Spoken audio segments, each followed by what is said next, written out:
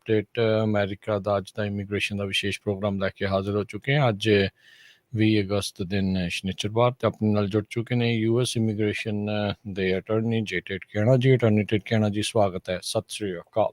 ਸਤਿ ਸ੍ਰੀ ਅਕਾਲ ਜੀ ਸਾਰਿਆਂ ਨੂੰ। ਸਾਡੇ ਅੱਜ ਦੇ ਇਸ ਪ੍ਰੋਗਰਾਮ ਨੂੰ ਤੁਹਾਡੇ ਸਾਰਿਆਂ ਤੱਕ ਪਹੁੰਚਾਉਣ 'ਚ ਸਹਿਯੋਗ ਕਰਦੇ ਨੇ ਖਾਲਸਾ ਇੰਸ਼ੋਰੈਂਸ ਏਜੰਸੀ, ਜਿਨ੍ਹਾਂ ਦੇ ਕੋਲੋਂ ਤੁਸੀਂ ਹਰ ਇੱਕ ਤਰੀਕੇ ਦੀ ਇੰਸ਼ੋਰੈਂਸ ਕਰਵਾ ਸਕਦੇ ਹੋ। ਇੰਸ਼ੋਰੈਂਸ ਬਾਰੇ ਪਤਾ ਕਰਨ ਲਈ ਕਾਲ ਕਰ ਸਕਦੇ ਹੋ ਨੰਬਰ 408 272 2500 4082722500। ਟਰਕਿਆਣਾ ਇਮੀਗ੍ਰੇਸ਼ਨ ਲਾ ਫਰਮ, ਇਮੀਗ੍ਰੇਸ਼ਨ ਦਾ ਹੋਵੇ ਕਿਸੇ ਵੀ ਤਰੀਕੇ ਦਾ ਕੰਮ, ਕਾਲ ਅਟਾਰਨੀ ਜੇ ਟਰਕਿਆਣਾ 415 909 0503। Manjeet Singh, Narendra Kaur Kular, Avtar Singh, Manzil Clovis, Satnam Singh, Amarjit Singh, Dosanjh Sunny, Purewal Yuba City, Paramjit Singh Deol Fresno, Lakhbir Singh Samra Texas, Jarnail Singh Johal, Harnek Singh Washington, Onkar Singh Fresno, Major Singh Sidhu, Vinder Dhaliwal, Raminder Basra, Talwinder Gill Bakersfield, Harjit Singh Lathrop, Gurbir Singh Brar Fresno, Antelope truck stop Burns Wyoming, Karnail Singh Randhawa Sacramento, Zander group, ਜਿੱਥੋਂ ਤੁਸੀਂ ਹੋਮ ਲੋਨਸ, ਘਰ ਖਰੀਦਣ ਅਤੇ ਘਰ ਵੇਚਣ ਦੀਆਂ ਸਾਰੀਆਂ ਸਰਵਿਸਿਜ਼ ਲੈ ਸਕਦੇ ਹੋ। ਹੋਰ ਜਾਣਕਾਰੀ ਲਈ ਕਾਲ ਮੋਹਨ ਚੀਮਾ 559 905 2575। ਇਹਨਾਂ ਸਾਰਿਆਂ ਦਾ ਅਸੀਂ ਧੰਨਵਾਦ ਕਰਦੇ ਹਾਂ। ਜੇਕਰ ਤੁਸੀਂ ਜਾਂ ਕੋਈ ਹੋਰ ਕਾਰੋਬਾਰ ਇਸ ਪ੍ਰੋਗਰਾਮ ਨੂੰ ਸਪਾਂਸਰ ਕਰਨਾ ਚਾਹੁੰਦੇ ਹੋ, ਸੰਪਰਕ ਕਰ ਸਕਦੇ ਹੋ 408 722 7698 ਦੇ ਉੱਤੇ। ਅਟਾਰਨੀ ਟਰਕਿਆਣਾ ਜੀ, ਇਮੀਗ੍ਰੇਸ਼ਨ ਦੀਆਂ ਗੱਲਾਂ ਬਾਤਾਂ ਜਿਹੜੀਆਂ ਆਪਾਂ ਕਰਨੀਆਂ। ਸੋ ਅੱਜ ਦਾ ਕਿਹੜਾ ਟੌਪਿਕ ਹੈ ਜੀ? ਅੱਜ ਜੀ ਅਸਾਈਲਮ ਕੇਸਿਸ ਦੇ ਬਾਰੇ ਗੱਲ ਕਰਾਂਗੇ। ਸਾਡਾ ਇੱਕ ਪੋਰਟਲੈਂਡ ਦੇ ਵਿੱਚ ਕੇਸ ਸੀਗਾ, ਕਾਫੀ ਵਾਰੀ ਆਪਾਂ ਉਹਦੀ ਗੱਲ ਕੀਤੀ ਆ। ਕੀ ਹੋਇਆ ਸੀਗਾ ਕਿ ਜਿਹੜਾ ਇਮੀਗ੍ਰੇਸ਼ਨ ਜੱਜ ਸੀਗਾ ਉਹਨੇ ਕੇਸ ਸੁਣਿਆ। ਸਾਨੂੰ ਪਹਿਲਾਂ ਉਹਨਾਂ ਨੇ ਕਿਹਾ ਸੀਗਾ ਕਿ ਇਹ ਕੇਸ ਜਿਹੜਾ ਫਰਾਡ ਆ, ਤੇ ਬਿਲਕੁਲ ਸਾਡੇ ਵੱਲੋਂ ਬ੍ਰੈਂਡ ਨਿਊ ਕੇਸ ਸੀਗਾ। ਪਹਿਲਾਂ ਉਹਦਾ ਕਿਸੇ ਨੇ ਕੇਸ ਲਗਾਇਆ ਸੀਗਾ, ਤੇ ਪੋਰਟਲੈਂਡ ਦੀ ਕੋਈ ਲਾਅ ਫਰਮ ਸੀਗੀ, ਉਹਨਾਂ ਨੇ ਮੇਰੇ ਖਿਆਲ 17 ਕੁ ਕੇਸ ਉਹਨਾਂ ਨੇ ਇਕੱਠੇ ਕਰਕੇ ਰੱਖੇ ਸੀਗੇ। ਜਿਹੜੇ ਬੰਦਾ ਮੇਰੇ ਖਿਆਲ ਨਾਲ ਇੱਕ ਉੱਥੇ ਕਿਸੇ ਦਾ ਬਿਜ਼ਨਸ ਹੋਣਾ, ਉਹ ਇੱਕੋ ਐਡਰੈਸ 'ਤੇ, ਜਿੱਦਾਂ ਕਿਸੇ ਦਾ ਇੱਕੋ ਹੀ ਘਰ ਸੀਗਾ ਜਿੱਥੇ ਉਹ ਸਾਰੇ ਬੰਦੇ ਰਹਿੰਦੇ ਸੀਗੇ ਵੱਖ-ਵੱਖ ਟਾਈਮਾਂ 'ਤੇ। ਠੀਕ ਹੈ। ਤੇ ਉਹਨਾਂ ਨੇ ਸਾਰੇ ਜਿਹੜੇ ਕੇਸ ਸੀਗੇ ਉਹ ਕੱਢ ਕੇ ਰੱਖ ਲਏ ਤੇ ਕਿਹਾ ਕਿ ਇਹ ਜਿਹੜੇ ਕੇਸ ਆ ਸਾਰੇ ਇਹ ਫਰਾਡ ਆ, ਕਿਉਂਕਿ ਉਹ ਸਾਰੇ ਜਿਹੜੇ ਸਿਮਿਲਰ ਸੀਗੇ। ਤੇ ਉਹਨਾਂ ਨੇ ਕਾਫੀ ਆਪਣੇ ਦਸਤਾਵੇਜ਼ ਜਿਹੜੇ ਤਿਆਰ ਕੀਤੇ ਸੀ। ਸਾਡੀ ਹੀਅਰਿੰਗ ਹੋਈ, ਪਹਿਲਾਂ ਹੀਅਰਿੰਗ 4-5 ਘੰਟੇ ਚੱਲੀ, ਕਾਫੀ ਡਿਟੇਲ ਦੇ ਵਿੱਚ ਹੀਅਰਿੰਗ ਜਿਹੜੀ ਸੀਗੀ ਉਹ ਚੱਲੀ। ਤੇ ਸਾਰੇ ਕਾਸੇ ਤੋਂ ਬਾਅਦ ਜਿਹੜਾ ਸਰਕਾਰ ਸੀਗੀ ਉਹਨੇ ਆਪਣਾ ਐਵੀਡੈਂਸ ਫਾਈਲ ਕੀਤਾ ਕਿ ਕਿਉਂ ਉਹਨਾਂ ਨੂੰ ਲੱਗਦਾ ਕਿ ਇਹ ਜਿਹੜੇ ਸਾਰੇ ਕੇਸ ਆ ਇਹ ਫਰਾਡ ਆ। ਓਕੇ। ਤੇ ਉਹਦੇ ਵਿੱਚ ਉਸ ਚੀਜ਼ ਬਾਰੇ ਜਿਹੜੀ ਆਪਾਂ ਗੱਲ ਕਰਾਂਗੇ। ਤੇ ਇਸ ਮੁੱਦੇ ਉੱਤੇ ਇੱਕ ਜਿਹੜਾ ਕਾਫੀ ਵੱਡਾ ਕੇਸ ਆ, ਮੈਟਰ ਆਫ RKK ਇੱਕ ਕੇਸ ਆ ਕੰਟਰੋਲਿੰਗ, ਜਿਹਦੇ ਵਿੱਚ ਬੋਰਡ ਆਫ ਇਮੀਗ੍ਰੇਸ਼ਨ ਅਪੀਲ ਨੇ ਇਹ ਸੀ ਕਿ ਜਦੋਂ ਤੁਹਾਡੇ ਸੇਮ ਕੇਸ ਆਉਂਦੇ ਆ, ਸਿਮਿਲਰ ਕੇਸ ਆਉਂਦੇ ਆ, ਉਹਦੇ ਵਿੱਚ ਜੱਜ ਨੇ ਕੀ ਕਰਨਾ ਹੁੰਦਾ ਤੇ ਉਹਦੇ ਬੇਸ 'ਤੇ ਉਹ ਜਿਹੜਾ ਕੇਸ ਆ ਕਿੱਦਾਂ ਡਿਨਾਈ ਕਰ ਸਕਦਾ। ਸੋ ਪਰ ਇਹ ਵਾਲੇ ਕੇਸਾਂ ਦੇ ਵਿੱਚ ਗੱਲ ਹੁਣ ਸਿਰਫ ਡਿਨਾਇਲ ਤੱਕ ਨਹੀਂ ਰਹਿ ਗਈ। ਉਹਨਾਂ ਦੀ ਹੁਣ ਜਿਹੜਾ ਪੋਰਟਲੈਂਡ ਵਾਲਾ ਕੋਰਟ ਆ, ਉਹਨਾਂ ਦਾ ਕਹਿਣਾ ਇਹ ਹੈ ਕਿ ਇਹ ਜਿਹੜੇ ਸਾਰੇ ਕੇਸ ਆ ਇਹ ਫਰਾਡ ਆ ਸਾਰੇ ਕੇਸ। ਸੋ ਇੱਥੇ ਗੱਲ ਜਿਹੜੀ ਉਹ ਸਟੈਂਡ ਕਰਦੀ ਆ। ਜੀ, ਸੋ ਇਹ ਕਾਫੀ ਵੱਡੀ ਜਿਹੜੀ ਚੀਜ਼ ਜਿਹੜੀ ਉਹ ਦੇਖਣ ਨੂੰ ਮਿਲ ਰਹੀ ਆ। ਖਾਸ ਕਰਕੇ ਆਪਾਂ ਇਕੱਲੇ ਔਰਗਨ 'ਚ ਹੀ ਦੇਖ ਰਹੇ ਹਾਂ ਜਾਂ ਕਿਤੇ ਹੋਰ ਵੀ ਜ਼ਿਆਦਾ ਇਸ ਚੀਜ਼ ਨੂੰ ਲੈ ਕੇ ਹੈਗਾ? ਨਹੀਂ, ਹੋਰ ਵੀ ਆਉਗੇ, ਪਰ ਔਰੀਗਨ ਜਿਹੜਾ ਸਪੈਸੀਫਿਕਲੀ ਉਹਨਾਂ ਨੇ ਆਪਣੀ ਇੱਕ ਪੋਜੀਸ਼ਨ ਹੀ ਤਿਆਰ ਕਰ ਲਈ ਆ ਕਿ ਇਹਨਾਂ ਦੇ ਜਿਹੜੇ ਸਾਰੇ ਕੇਸ ਆ ਉਹ ਫਰਾਡ ਕੇਸ ਆ। ਸੋ ਔਰੀਗਨ ਨੇ ਤਾਂ ਜਦੋਂ ਟਰਾਇਲ ਸ਼ੁਰੂ ਹੋਣ ਤੋਂ ਪਹਿਲਾਂ ਹੀ ਉਹਨਾਂ ਨੇ ਕਹਿਣਾ ਸ਼ੁਰੂ ਕਰਤਾ ਸੀਗਾ ਕਿ ਫੇਕ ਕੇਸ ਆ। ਤੇ ਠੀਕ ਹੈ ਜੀ। ਸੋ ਤੁਸੀਂ ਹੁਣ ਅਸਾਈਲਮ ਦੇ ਵਿੱਚ ਇਮੀਗ੍ਰੇਸ਼ਨ ਦਾ ਕੰਮ ਕਰਦੇ ਆ, ਅਸਾਈਲਮ ਕਰਦੇ ਆ। ਸੋ ਮਾਨ ਪਾਰਟੀ ਦੇ ਕੇਸਿਸ ਦੇ ਨਾਲ ਤੁਹਾਨੂੰ ਡੀਲ ਕਰਨ ਦਾ ਮੌਕਾ ਮਿਲਦਾ ਹੁੰਦਾ। ਸੋ ਜਿਹੜੀ ਇਹ ਅਦਾਲਤ ਇਹ ਚੀਜ਼ ਕਹਿ ਰਹੀ ਆ ਵੀ ਸਿਮਿਲੈਰਿਟੀ ਆਫ ਕਲੇਮਸ, ਵੀ ਇੱਕੋ ਤਰੀਕੇ ਦੇ ਸਾਰੀਆਂ ਚੀਜ਼ਾਂ ਆ, ਕੀ ਇਹ ਪ੍ਰੋਬਲਮ ਆ ਜਾਂ ਇੱਦਾਂ ਆਪਾਂ ਦੇਖਦੇ ਹਾਂ ਵੀ ਜਦੋਂ ਅਤਿਆਚਾਰ ਹੁੰਦਾ ਸਾਰਿਆਂ ਦੇ ਨਾਲ ਇੱਕੋ ਜਿਹਾ ਵੀ ਹੋ ਜਾਂਦਾ? ਇਹ ਹੁਣ ਜਦੋਂ ਤੋਂ ਪਹਿਲਾਂ ਤਾਂ ਮੈਂ ਕੰਮ ਸ਼ੁਰੂ ਕੀਤਾ, ਕਾਫੀ ਕੇਸ ਮੇਰੇ ਕੋਲ ਆਏ ਸੀਗੇ ਜਿਹੜੇ ਹੋਰ ਵਕੀਲਾਂ ਤੋਂ ਟਰਾਂਸਫਰ ਹੋ ਕੇ ਆਏ ਸੀਗੇ। ਤੇ ਬਾਕੀ ਆਫਕੋਰਸ ਕੋਵਿਡ ਵੀ ਸੀਗਾ, ਨਵੇਂ ਵੀ ਹੁਣ ਜਿਹੜੇ ਕੇਸ ਜਿਹੜੇ ਆ ਰਹੇ ਆ। ਸੋ ਪ੍ਰੋਬਲਮ ਹੁਣ ਇਹਦੇ ਵਿੱਚ ਸਾਰਿਆਂ ਦੇ ਵਿੱਚ ਕੀ ਆ ਕਿ ਜਿੰਨੇ ਤਕਰੀਬਨ ਮੈਂ ਕੇਸ ਦੇਖੇ ਆ, ਜਿੰਨੇ ਵੀ ਕੇਸ ਮੈਂ ਦੇਖੇ ਆ, 80-90% ਕੇਸ ਦੇ ਵਿੱਚ ਕੀ ਹੈਗਾ ਕਿ ਤੇ ਆਹੀ ਚੀਜ਼ ਨਾ ਜਿਹੜੀ ਕੋਰਟ ਨੇ ਆਪਣੀ ਲਿਖੀ ਹੋਈ ਆ, ਉਹਨਾਂ ਨੇ ਪੈਰਾਗ੍ਰਾਫ ਕਾਪੀ ਕੀਤੇ ਪਏ ਬਾਕੀ ਕੇਸਾਂ ਦੇ ਵਿੱਚੋਂ ਕਿ ਜਿਹੜੇ ਜਿੰਨੇ ਵੀ ਸਾਡੇ ਕੋਲ ਕੇਸ ਆ ਰਹੇ ਆ, ਉਹ ਕਹਿੰਦੇ ਕਿ ਪਹਿਲਾਂ ਤਾਂ ਹਰੇਕ ਕੇਸ ਦੇ ਵਿੱਚ ਇੱਕ ਬੰਦਾ ਉਹ ਵਰਕਰ ਆਪਣਾ ਚਾਹ ਪਿਲਾਣੀ ਪਿਆ ਰਿਹਾ ਜਾਂ ਪੋਸਟਰ ਲਾ ਰਿਹਾ, ਜ਼ਿਆਦਾਤਰ ਵਰਕਰ ਜਿਹੜਾ ਉਹ ਪੋਸਟਰ ਲਾ ਰਿਹਾ, ਤੇ ਪੋਸਟਰ ਲਾਉਂਦੇ ਨੂੰ ਆ ਕੇ ਪਹਿਲਾਂ ਕੁੱਟ ਪੈਂਦੀ ਆ ਤਕਰੀਬਨ ਸਾਰਿਆਂ ਨੂੰ। ਤੇ ਹਮੇਸ਼ਾ ਗੱਡੀ 'ਚੋਂ 4 ਜਾਣੇ ਉਤਰਦੇ ਆ, ਬੀਜੇਪੀ ਦੇ ਹੁੰਦੇ ਆ ਜਾਂ ਕਾਂਗਰਸ ਦੇ ਹੁੰਦੇ ਆ, ਤੇ ਸਾਰੇ ਜਾਣੇ ਇਹੀ ਕਹਿੰਦੇ ਆ ਕਿ ਤੂੰ ਮੇਰੇ ਨਾਲ ਆ ਕੇ ਕੰਮ ਕਰ, ਡਰੱਗਾਂ ਵੇਚ, ਪੈਸੇ ਬਣਾ ਤੇ ਆਪਣੀ ਪਾਰਟੀ ਛੱਡ ਦੇ। ਤੇ ਉਸ ਤੋਂ ਬਾਅਦ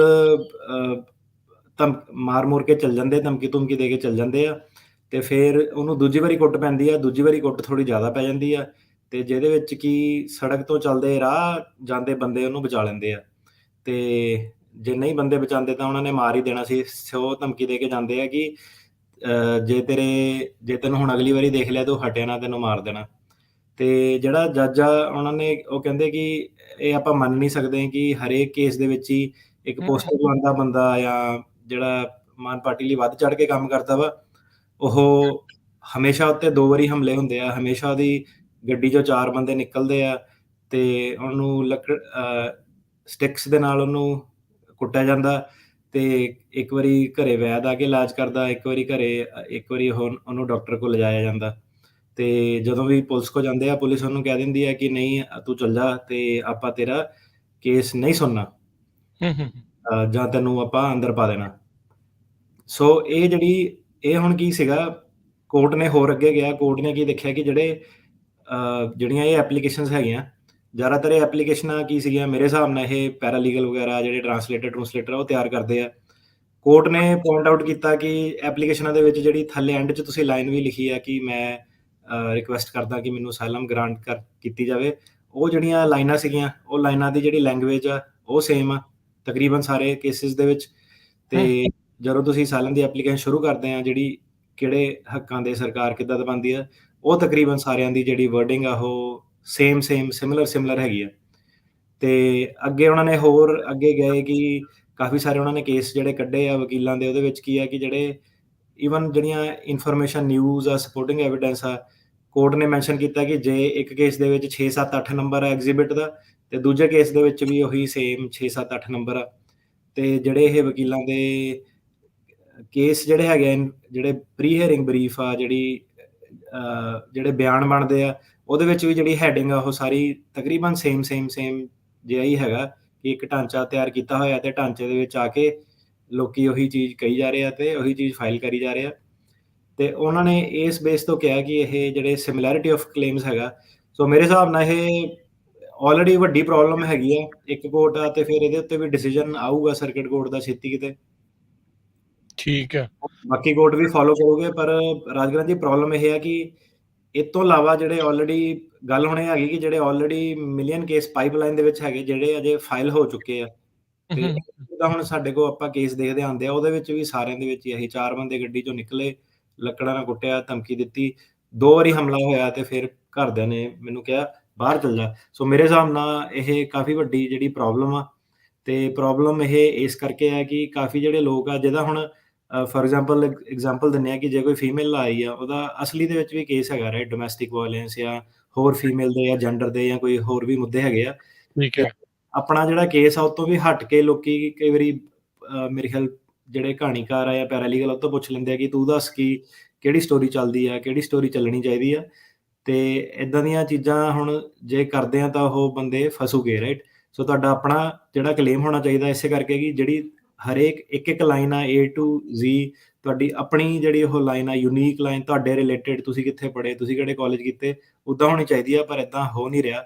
ਤੇ ਓਬਵੀਅਸਲੀ ਜਦੋਂ ਤੁਸੀਂ ਜੇ ਕਿਸੇ ਨੂੰ ਪੈਸੇ ਦੇ ਰਹੇ ਆ, ਕੋਈ ਤੁਹਾਡੀ ਸਟੇਟਮੈਂਟ ਲਿਖ ਰਿਹਾ, ਬਣਾ ਰਿਹਾ, ਉਹਨਾਂ ਨੂੰ ਕੀ ਲੈਣਾ ਦੇਣਾ, ਉਹਨਾਂ ਨੇ ਤੁਹਾਡੇ ਪੈਸੇ ਲੈ ਕੇ ਲਿਖ ਦੇਣਾ। ਤਾਂ ਉਹੀ ਜਿਹੜੀ ਕੋਰਟ ਹੁਣ ਢਾਂਚੇ ਵਾਲੀ ਗੱਲ ਕਰਦਾ ਕਿ ਆਹ ਢਾਂਚਾ ਵਾ, ਅੱਗੇ ਪਿੱਛੇ ਦੀ ਐਂਡਿੰਗ ਸਾਰਾ ਕੁਝ ਸੇਮ ਹੁੰਦੀ ਆ, ਤੇ ਉਹ ਸਾਰਾ ਇੱਕ ਮੈਟਰ ਆਫ ਜਿਹੜਾ ਟਾਈਮ ਆ।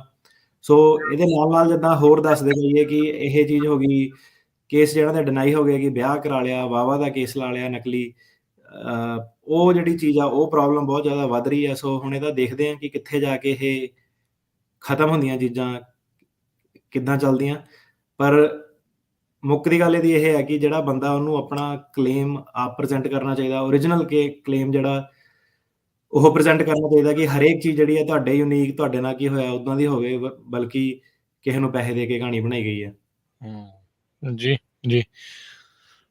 ਅਟਾਰਨੀ ਟਰਕਿਆਨਾ ਜੀ, ਜਿੱਦਾਂ ਸਿਮਿਲਰਿਟੀ ਆਫ ਕਲੇਮ ਦੀ ਹੁਣ ਤੁਸੀਂ ਇਹ ਪ੍ਰੋਬਲਮ ਇਸ ਦੇ ਵਿੱਚ ਦੱਸ ਰਹੇ ਆ, ਤੇ ਅਸਾਈਲਮ ਦੇ ਕੇਸ ਤਾਂ ਚੱਲ ਰਹੇ ਆ 1980s ਤੋਂ, ਉਦੋਂ ਤੋਂ ਜਿਹੜੇ ਅਸਾਈਲਮ ਦੇ ਕੇਸ ਇੱਥੇ ਚੱਲ ਰਹੇ ਆ, ਕਿਸੇ ਦਾ ਸੇਮ ਫੈਕਟ ਪੈਟਰਨ ਦੇ ਆਧਾਰ ਦੇ ਉੱਤੇ ਕਿਸੇ ਦਾ ਰਿਜੈਕਟ ਹੋ ਜਾਂਦਾ, ਕਿਸੇ ਦਾ ਪਾਸ ਹੋ ਜਾਂਦਾ ਆ। ਆਪਾਂ ਦੇਖਦੇ ਹਾਂ ਵੀ ਇੱਥੇ ਦੀਆਂ ਅਦਾਲਤਾਂ ਨੇ ਪ੍ਰੈਸੀਡੈਂਟ ਕਈ ਵਾਰੀ ਸੈੱਟ ਕਰ ਦਿੱਤੇ ਆ, ਜਿੱਦਾਂ ਤੁਸੀਂ ਸਰਕਟ ਕੋਰਟ ਦਾ ਕਿਹਾ ਵੀ ਉਹਨਾਂ ਨੇ ਕਈ ਵਾਰੀ ਪ੍ਰੈਸੀਡੈਂਟ ਸੈੱਟ ਕਰ ਦਿੰਦੇ। ਹਾਊ ਕਮ ਅਸਾਈਲਮ ਦੇ ਵਿੱਚ ਉਹ ਪ੍ਰੈਸੀਡੈਂਟ ਜਿਹੜੇ ਉਹ ਨਹੀਂ ਸੈੱਟ ਹੋਏ ਜਾਂ ਕਲੀਅਰਲੀ ਐਸਟੈਬਲਿਸ਼ ਨਹੀਂ ਹੋਏ, ਸੇਮ ਫੈਕਟ ਪੈਟਰਨ ਵਾਲਾ ਕਿਸੇ ਦਾ ਪਾਸ ਹੋ ਜਾਂਦਾ, ਕਿਸੇ ਦਾ ਰਿਜੈਕਟ ਹੁੰਦਾ, ਇਦਾਂ ਕਿਉਂ ਹੁੰਦਾ? ਸੋ ਪਹਿਲਾਂ ਤਾਂ ਇਹ ਹੈ ਕਿ ਜਿਹੜੀ ਅਮਰੀਕਾ ਐਜ਼ ਅ ਕੰਟਰੀ ਇਹਨਾਂ ਨੇ ਅਸਾਈਲਮ ਗ੍ਰਾਂਟ ਕਰਨਾ, ਜੇ ਕਿਸੇ ਨੂੰ ਰਿਲੀਜੀਅਸ ਰੀਜ਼ਨ ਕਰਕੇ, ਪੋਲੀਟੀਕਲ ਰੀਜ਼ਨ ਕਰਕੇ, ਹੋਰ ਜਿਹੜੀਆਂ ਉਹਨਾਂ ਦੀਆਂ ਗਰਾਊਂਡਸ ਹੈਗੀਆਂ ਉਹਦੇ ਕਰਕੇ ਕੋਈ ਪ੍ਰੋਬਲਮ ਹੋਈ ਹੋਵੇ, ਸੋ ਇਹ ਅਮਰੀਕਾ ਦਾ ਕਹਿ ਲਓ ਤੁਸੀਂ ਪ੍ਰਿੰਸੀਪਲ ਆ ਕਿ ਉਹਨਾਂ ਨੇ ਅਸਾਈਲਮ ਦੇਣਾ ਹੀ ਦੇਣਾ। ਜਿੱਦਾਂ ਪੁਰਾਣੇ ਟਾਈਮਾਂ ਦੇ ਵਿੱਚ ਰਾਜੇ ਮਹਾਰਾਜਿਆਂ ਦੇ ਟਾਈਮ ਦੇ ਵਿੱਚ ਇੱਕ ਬੰਦੇ ਨੂੰ ਜਦੋਂ ਦੇਸ਼ ਨਿਕਾਲਾ ਹੁੰਦਾ ਸੀ ਤਾਂ ਦੂਜੀ ਜਿਹੜਾ ਰਾਜਪਾਟ ਸੀਗਾ ਉਹਨੂੰ ਅਸਾਈਲਮ ਦਿੰਦਾ ਸੀਗਾ। ਸੋ ਸੇਮ ਉਹੀ ਕਨਸੈਪਟ ਹੈਗਾ ਕਿ ਜਦੋਂ ਤੁਸੀਂ ਇੱਕ ਗਲੋਬਲ ਪਲੇਅਰ ਆ, ਤੁਸੀਂ ਪੋਲੀਟਿਕਸ ਲੋਕਾਂ ਦੀ ਇਨਫਲੂਐਂਸ ਕਰਦੇ ਆ, ਲੜਾਈਆਂ ਝਗੜਿਆਂ ਦੇ ਵਿੱਚ ਪਾਰਟੀਸਪੇਟ ਕਰਦੇ ਆ ਉਸ ਪੱਧਰ ਤੇ ਓਬਵੀਅਸਲੀ ਜਿਹੜਾ ਅਸਾਈਲਮ ਦਾ ਪ੍ਰਿੰਸੀਪਲ ਆ ਇਹ ਤਾਂ ਉਦੋਂ ਦਾ ਹੀ ਜਿਹੜਾ ਚੱਲਿਆ ਆ ਰਿਹਾ। ਹੁਣ ਆਪਣੇ ਜਿਹੜੇ ਕੇਸ ਆਉਂਦੇ ਆ, ਇੰਡੀਆ ਤੋਂ ਕੇਸ ਆਉਂਦੇ ਆ, ਕਿਸੇ ਵੀ ਹਿੱਸੇ ਤੋਂ ਜੇ ਲਗਾ ਲਓ ਕਿ ਪੰਜਾਬ ਤੋਂ ਆਇਆ, ਉੱਥੇ ਪੋਲੀਟੀਕਲ ਅਨਰੈਸਟ ਆਇਆ, ਕਿਸੇ ਨੂੰ ਕੋਈ ਕਹਿੰਦਾ ਕਿ ਮੈਨੂੰ ਸੈਪਰੇਟ ਹੋਮਲੈਂਡ ਚਾਹੀਦਾ, ਜਾਂ ਕੋਈ ਕਸ਼ਮੀਰ ਦਾ ਆ ਗਿਆ, ਉਹ ਕਹਿੰਦਾ ਕਿ ਅਸੀਂ ਅਲੱਗ ਹੁੰਦੇ ਆ ਇੰਡੀਆ ਤੋਂ, ਅਸਾਮ ਦਾ ਕੇਸ ਆ ਗਿਆ। ਸੋ ਇਹ ਜਿਹੜੇ ਇਹਨੂੰ ਤੁਸੀਂ ਪੋਲੀਟੀਕਲ ਓਪੀਨੀਅਨ ਕਹਿੰਦੇ ਆ। ਸੋ ਇਹਦੇ ਵਿੱਚ ਇਸ ਸਿਸਟਮ ਦੇ ਵਿੱਚ ਕੋਈ ਪ੍ਰੋਬਲਮ ਨਹੀਂ ਹੈਗੀ ਅਮਰੀਕਾ ਨੂੰ ਕਿ ਜੇ ਬੰਦੇ ਦਾ ਪੋਲੀਟੀਕਲ ਓਪੀਨੀਅਨ ਹੈਗਾ ਜਾਂ ਰਿਲੀਜੀਅਸ ਓਪੀਨੀਅਨ ਹੈਗਾ, ਉਹਦੀ ਕੋਈ ਵੀ ਉਲੰਘਣਾ ਕਰਦਾ, ਕੋਈ ਵੀ ਉਹਨੂੰ ਫਰੀडम ਨਹੀਂ ਦਿੰਦਾ, ਖੁੰਦਾ, ਤਾਂ ਉੱਤੇ ਉਹ ਅਸਾਈਲਮ ਜਿਹੜਾ ਬੰਦੇ ਨੂੰ ਗ੍ਰਾਂਟ ਹੋ ਸਕਦਾ, ਸਿਰਫ ਇਸ ਬੇਸ ਤੇ ਕਿ ਇਸ ਬੰਦੇ ਦਾ ਇਹ ਪੋਲੀਟੀਕਲ ਓਪੀਨੀਅਨ ਆ, ਇਹ ਆਪਣੀ ਹੋਮ ਕੰਟਰੀ ਦੇ ਵਿੱਚ ਆਪਣਾ ਓਪੀਨੀਅਨ ਮੰਗ ਨਹੀਂ ਸਕਦਾ, ਇਹਨੂੰ ਹੱਕ ਨਹੀਂ ਹੈਗਾ, ਇਹਨੂੰ ਦਬਾ ਕੇ ਰੱਖਿਆ ਜਾਂਦਾ। ਸੋ ਉਹ ਸਿਧਾਂਤ ਦੇ ਵਿੱਚ ਕੋਈ ਪ੍ਰੋਬਲਮ ਨਹੀਂ। ਜਿੱਦਾਂ ਤੁਸੀਂ ਦੱਸਿਆ 1980s ਦੇ ਵਿੱਚ, 1980s ਤੋਂ ਚੱਲਿਆ ਆ ਰਿਹਾ, ਕਾਫੀ ਜ਼ਿਆਦਾ ਹਿਸਟਰੀ ਵੀ ਇਹਦੀ ਰਹੀ ਆ। ਗੋਲਡਨ ਟੈਂਪਲ ਤੋਂ ਦੇਖੀਏ ਜੇ ਸ਼ੁਰੂ ਹੋਈ ਹੈ 80s ਦੇ ਜਿਹੜੇ ਸੀਗੇ, ਫਿਰ ਟੈਰਰਿਜ਼ਮ ਦਾ ਦੌਰ ਚੱਲਿਆ, ਕਈ ਕੁਛ ਹੋਇਆ, ਪੋਲੀਟਿਕਸ ਬੜੀ ਜ਼ਿਆਦਾ ਇਹਦੀ ਕੰਪਲਿਕੇਟਿਡ ਆ।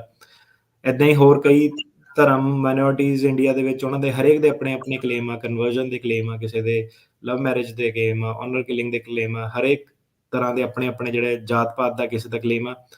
ਸੋ ਇਸੇ ਤਰ੍ਹਾਂ ਜਿਹੜਾ ਹੁਣ ਸਿੱਖਾਂ ਦੇ ਜਿਹੜੇ ਕੇਸ ਸੀਗੇ, ਉਹਨਾਂ ਦਾ ਕਲੇਮ ਜ਼ਰੂਰ ਹੈਗਾ, ਉਹਦੇ ਵਿੱਚ ਕੋਈ ਡਾਊਟ ਨਹੀਂ ਹੈਗਾ ਕਿ ਜਿਹੜਾ ਬੰਦਾ ਇੱਕ ਸਿਆਸੀ ਮੰਗ ਰੱਖਦਾ, ਉਹਨੂੰ ਅਸਾਈਲਮ ਮਿਲਣੀ ਚਾਹੀਦੀ ਹੈ। ਸੋ ਇਹਦੇ ਵਿੱਚ ਕੋਈ ਸ਼ੱਕ ਨਹੀਂ ਹੈਗਾ। ਹੁਣ ਪ੍ਰੋਬਲਮ ਇਹ ਆ ਰਹੀ ਹੈ ਕਿ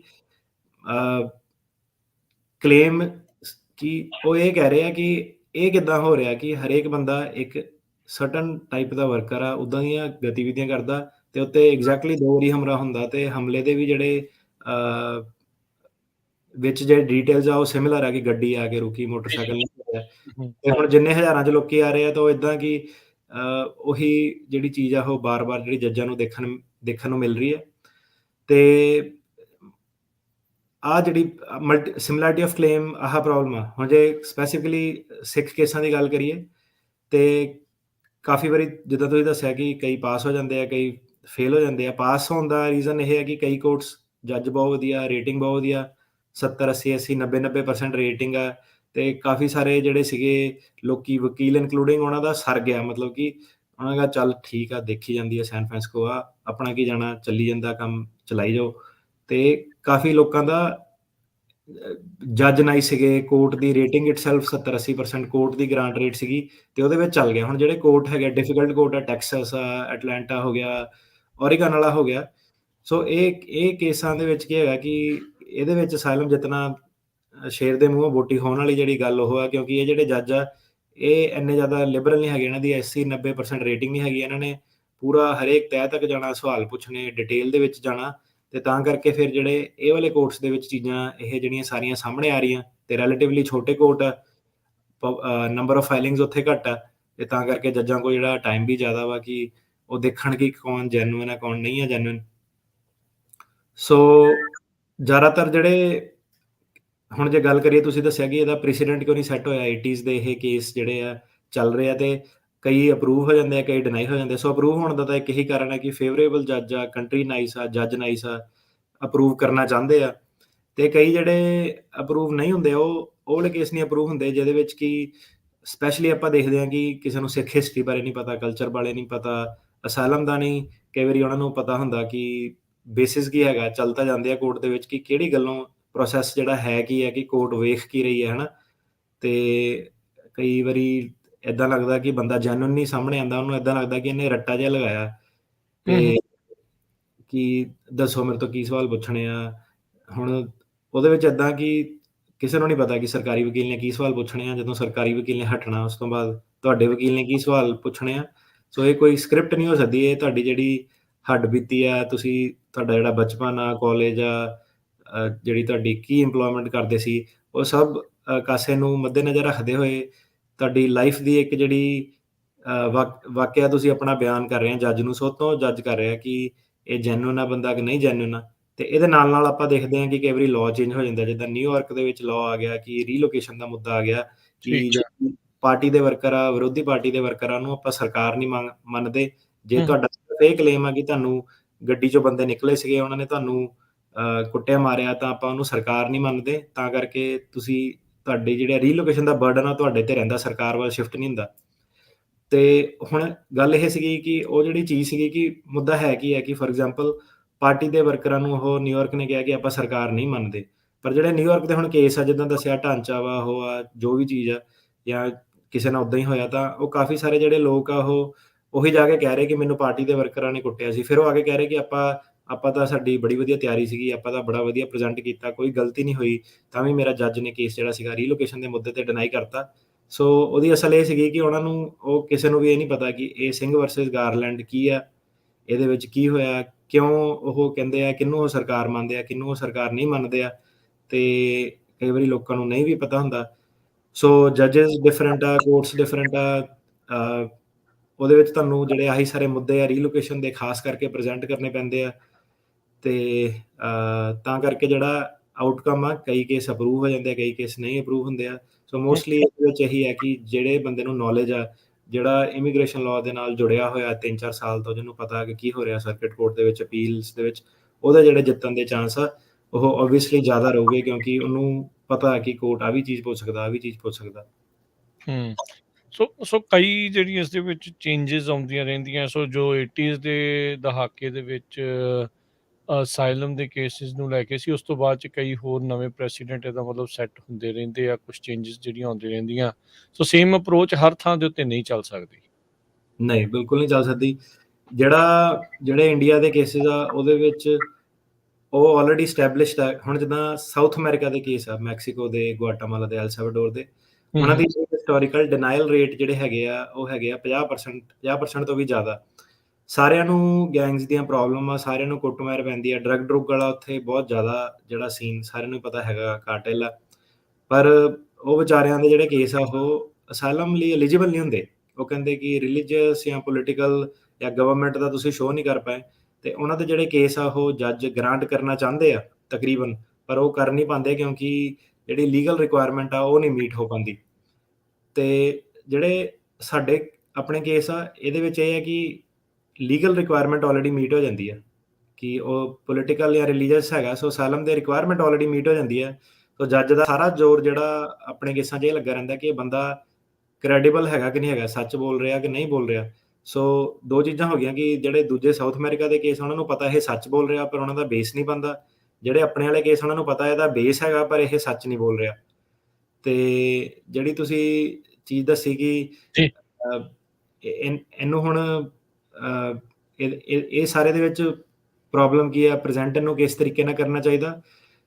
ਸੋ ਹਰ ਪੁਆਇੰਟ ਤੇ ਜਿਹੜਾ ਜੱਜ ਆ, ਉਹ ਇਹੀ ਦੇਖ ਰਿਹਾ ਕਿ ਬੰਦਾ ਕ੍ਰੈਡੀਬਲ ਹੈਗਾ ਕਿ ਨਹੀਂ ਹੈਗਾ, ਸੱਚ ਬੋਲ ਰਿਹਾ ਕਿ ਨਹੀਂ ਬੋਲ ਰਿਹਾ। ਭਾਵੇਂ ਉਹ ਉਹਦੀ ਐਡਰੈਸ ਦੇ ਰਿਲੇਟਡ ਗੱਲ ਆ, ਭਾਵੇਂ ਉਹਦੇ ਕੰਮ ਦੇ ਰਿਲੇਟਡ ਗੱਲ ਆ, ਭਾਵੇਂ ਉਹਦੀ ਜਿਹੜੀ ਇੰਟਰਵਿਊ ਹੋਣੀ ਆ, ਜਾਂ ਉਹਦੇ ਡਾਕੂਮੈਂਟ ਆ, ਜਾਂ ਐਫੀਡੇਵਿਟ ਆ, ਜਾਂ ਉਹਦੀ ਮੈਡੀਕਲ ਦੀਆਂ ਲੈਟਰਾਂ, ਉਹ ਜਿਹੜਾ ਉਹਨਾਂ ਦਾ ਕੇਸ ਆ, ਉਹਦੀ ਸਾਰੇ ਕੇਸ ਦਾ ਫੋਕਸ ਸਿਰਫ ਇਹੀ ਹੈ ਕਿ ਕਿਤੇ ਇਹਨੇ ਕੋਈ ਬਿਆਨ ਦੇ ਵਿੱਚ ਜੋ ਕਹਿ ਰਿਹਾ ਜਾਂ ਡਾਕੂਮੈਂਟਸ ਦੇ ਵਿੱਚ ਕੋਈ ਪ੍ਰੈਜ਼ੈਂਟ ਕਰ ਰਿਹਾ, ਇਹਦੇ ਵਿੱਚ ਕੋਈ ਫਰਕ ਤਾਂ ਨਹੀਂ ਹੈਗਾ ਕਿ ਇਹ ਕਹਿ ਕੁਛ ਰਿਹਾ, ਇਹਦੇ ਡਾਕੂਮੈਂਟ 'ਚ ਲਿਖਿਆ ਕੁਛ ਆ।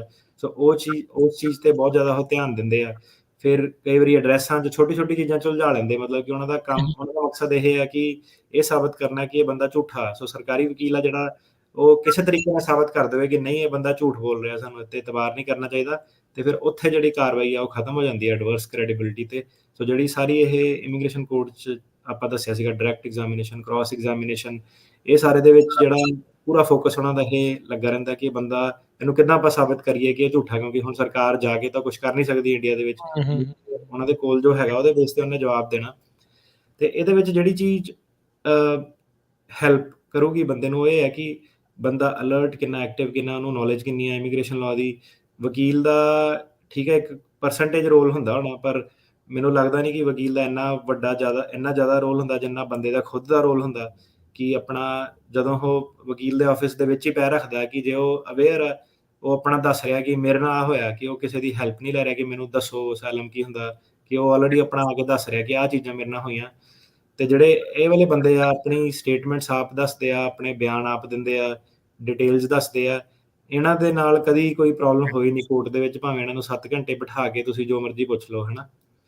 ਤੇ ਜਿਹੜਾ ਬੰਦਾ ਲਾਈਫ ਸਪੋਰਟ ਤੇ ਚੱਲ ਰਿਹਾ, ਮਸਾਂ ਡਰਿਆ ਰੱਟਾ ਲਾ ਕੇ ਕੋਈ ਜਿਹੜਾ ਆਇਆ ਜਿਹਦਾ ਕੇਸ ਜੈਨੂਨ ਨਹੀਂ ਹੈਗਾ, ਉਹ ਵਾਲੇ ਬੰਦੇ ਨੂੰ ਕੋਰਟ ਦੇ ਵਿੱਚ ਬਹੁਤ ਪ੍ਰੋਬਲਮ ਹੁੰਦੀ ਹੈ, ਉਹਦੇ ਲਈ ਨਾਈਟਮੇਅਰ ਸਿਨੈਰੀਓ। ਤੇ ਇਹ ਜਿੰਨੀ ਹੁਣ ਇਹ ਬੇਸਿਕਲੀ ਇਹਦੀ ਨੇਚਰ ਆਫ ਪ੍ਰੋਸੀਡਿੰਗ ਇਦਾਂ ਦੀਆਂ ਹੈਗੀਆਂ। ਜੀ।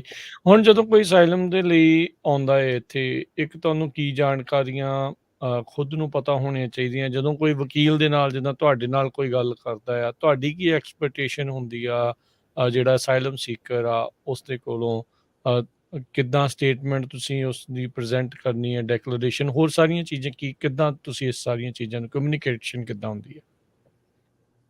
ਸੋ ਬੜਾ ਸਿੰਪਲ ਜਿਹਾ ਹੈਗਾ ਪਹਿਲਾ ਸਵਾਲ, ਕਿ ਤੁਹਾਨੂੰ ਜਾਨ ਦਾ ਖਤਰਾ ਹੈਗਾ ਕਿ ਨਹੀਂ ਹੈਗਾ। ਜੇ ਨਹੀਂ ਹੈਗਾ ਤਾਂ ਦੈਟਸ ਇਟ, ਕੋਈ ਕਨਵਰਸੇਸ਼ਨ ਨਹੀਂ, ਖਤਮ, ਉਹ ਬੰਦੇ ਦਾ ਕੇਸ ਨਹੀਂ ਲਿਆ ਜਾਊਗਾ। ਜਿਹਨੂੰ ਖਤਰਾ ਹੈਗਾ ਉਹਨੂੰ ਆਪਣਾ ਆਰਟੀਕੂਲੇਟ ਕਰਨਾ ਪੈਣਾ ਕਿ ਕਿਹੜੇ ਰੀਜ਼ਨ ਦੇ ਕਰਕੇ ਖਤਰਾ। 5 ਗਰਾਊਂਡਸ ਇਹਦੀਆਂ ਆਉਂਦੀਆਂ ਕਿ ਰੇਸ ਕਰਕੇ ਖਤਰਾ, ਰੇਸ ਹੁੰਦੀ ਆ ਆਪਣੇ ਇੰਡੀਆ ਦੇ ਵਿੱਚ ਮਲਟੀਪਲ ਰੇਸਿਸ ਤਾਂ ਨਹੀਂ ਹੈਗੀਆਂ, ਪਰ ਸਾਡੇ ਉੱਥੇ ਕਾਸਟ ਸਿਸਟਮ ਜਿਹੜਾ ਉਹ ਬੜਾ ਹੈਗਾ। ਕੋਈ ਨਸਲ। ਕਾਸਟ ਆ, ਕੋਈ ਲੋਅਰ ਕਾਸਟ ਆ, ਜਿਹੜੀ ਸੁਸਾਇਟੀ ਨੇ ਕੈਟਾਗਰਾਈਜੇਸ਼ਨ ਕੀਤੀਆਂ। ਸੋ ਉਹ ਵਾਲੇ ਕੇਸ ਉਹ ਕਾਸਟ ਵਾਲਾ ਸਿਸਟਮ ਫਿਰ ਰੇਸ ਵਾਲੀ ਕੈਟਾਗਰੀ ਦੇ ਅੰਡਰ ਆ ਜਾਂਦਾ? ਰੇਸ ਤੇ ਰਿਲੀਜਨ ਵਾਲੀ 'ਚ ਆ ਜਾਂਦਾ। ਠੀਕ ਹੈ। ਤੇ ਉਹ ਵਾਲੇ ਜਿਹੜੇ ਹੈਗੇ ਆ ਕੇਸ ਐਕਚੁਅਲੀ ਸਭ ਤੋਂ ਜ਼ਿਆਦਾ ਸੌਖੇ ਕੇਸ ਆ, ਤੇ ਸਭ ਤੋਂ ਜ਼ਿਆਦਾ ਘੱਟ ਉਹਦੀ ਵਰਤੋਂ ਜਿਹੜੀ ਹੁੰਦੀ ਆ। ਕੇਸ ਮਤਲਬ ਇਦਾਂ ਦੇ ਵੀ ਹੈ, ਕਿਸੇ ਨੇ ਦੱਸਿਆ ਕਿ ਮੇਰਾ ਮਾਨ ਪਾਰਟੀ ਦਾ, ਉਹਨੂੰ ਜਦੋਂ ਪੁੱਛਿਆ ਕਿ ਤੇਰਾ ਕੀ ਹੈ, ਹਨਾ, ਕਿ ਤੂੰ ਜੱਟ ਸਿੱਖ ਆ, ਮਜ਼੍ਹਬੀ ਸਿੱਖ ਆ, ਕਿੱਥੋਂ ਬਿਲੋਂਗ ਕਰਦਾ, ਤਾਂ ਬੰਦਾ ਆਪਣਾ ਦੱਸਦਾ ਕਿ ਆਹ ਮੇਰੀ ਕਾਸਟ ਆ। ਸੋ ਕਈ ਵਾਰੀ ਕੀ ਹੁੰਦਾ ਕਿ ਉਹਨੂੰ ਕਿਹਾ ਕਿ ਅੱਛਾ, ਜਦੋਂ ਤੂੰ ਆ ਜਿਹੜੀ ਤੇਰੀ ਕਾਸਟ ਆ, ਇਹਦੇ ਬੇਸ ਤੇ ਤੇਰੇ ਨਾਲ ਪਿੰਡ 'ਚ ਕਿੱਦਾਂ ਟਰੀਟਮੈਂਟ ਹੁੰਦੀ ਸੀ ਜਾਂ ਕੀ ਸੀਗਾ। ਉਹ ਇੱਕ ਨੋਰਮਲੀ ਆਪਣਾ ਜੇ ਆ ਕੇ ਕਹਾਣੀ ਦੱਸ ਦੇਵੇ, ਉਹਦਾ ਸਿੱਧੇ ਹੀ ਅਸਾਈਲਮ ਦਾ ਕੇਸ ਹੈਗਾ ਰੇਸ ਦੇ ਬੇਸ ਤੇ।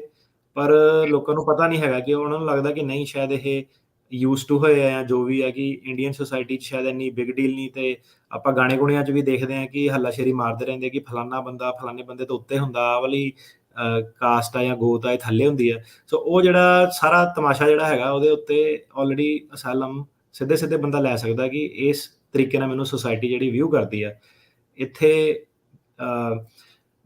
ਇੱਕ ਸੀਗਾ, ਜਿੱਦਾਂ ਹੱਸਣਾ ਵੀ ਆ ਤੁਸੀਂ, ਉਹਦੇ ਵਿੱਚ ਕੀ ਸੀਗਾ ਕਿ ਉਹਦੇ ਨਾ ਬੰਦੇ ਦੀ ਲੋਅਰ ਕਾਸਟ ਸੀਗੀ। ਸੋ ਵਿਦਆਊਟ ਟੂ ਮਚ ਡਿਟੇਲ ਬੰਦੇ ਦੀ ਪ੍ਰਾਈਵੇਸੀ 'ਚ ਜਾਂਦੇ ਹੋਏ, ਤਾਂ ਜੱਜ ਕਹਿੰਦਾ ਇਹ ਨਾ ਕਿੱਦਾਂ ਵਾ, ਕਿ ਆਹ ਕੀ ਚੀਜ਼ ਆ, ਮੈਨੂੰ ਪਤਾ ਨਹੀਂ ਨਾ।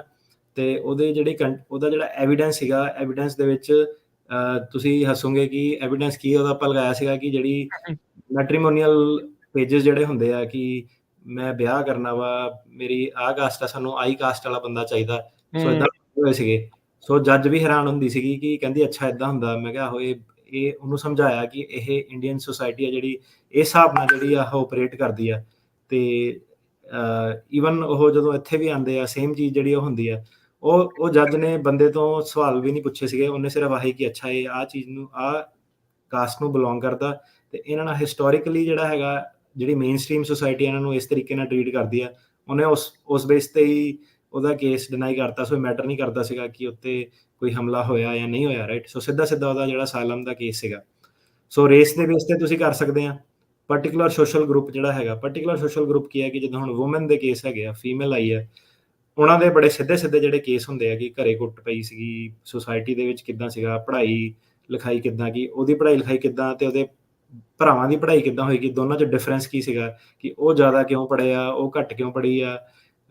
ਉਹਦਾ ਜਿਹੜਾ ਵਿਆਹ ਸੀਗਾ, ਅਰੇਂਜ ਮੈਰਿਜ ਸੀਗੀ, ਅਰੇਂਜ ਮੈਰਿਜ ਕੀ ਹੁੰਦੀ ਆ, ਕਿੱਦਾਂ ਹੁੰਦੀ ਆ, ਉਹਨੂੰ ਐਕਸਪਲੇਨ ਕਰੋ।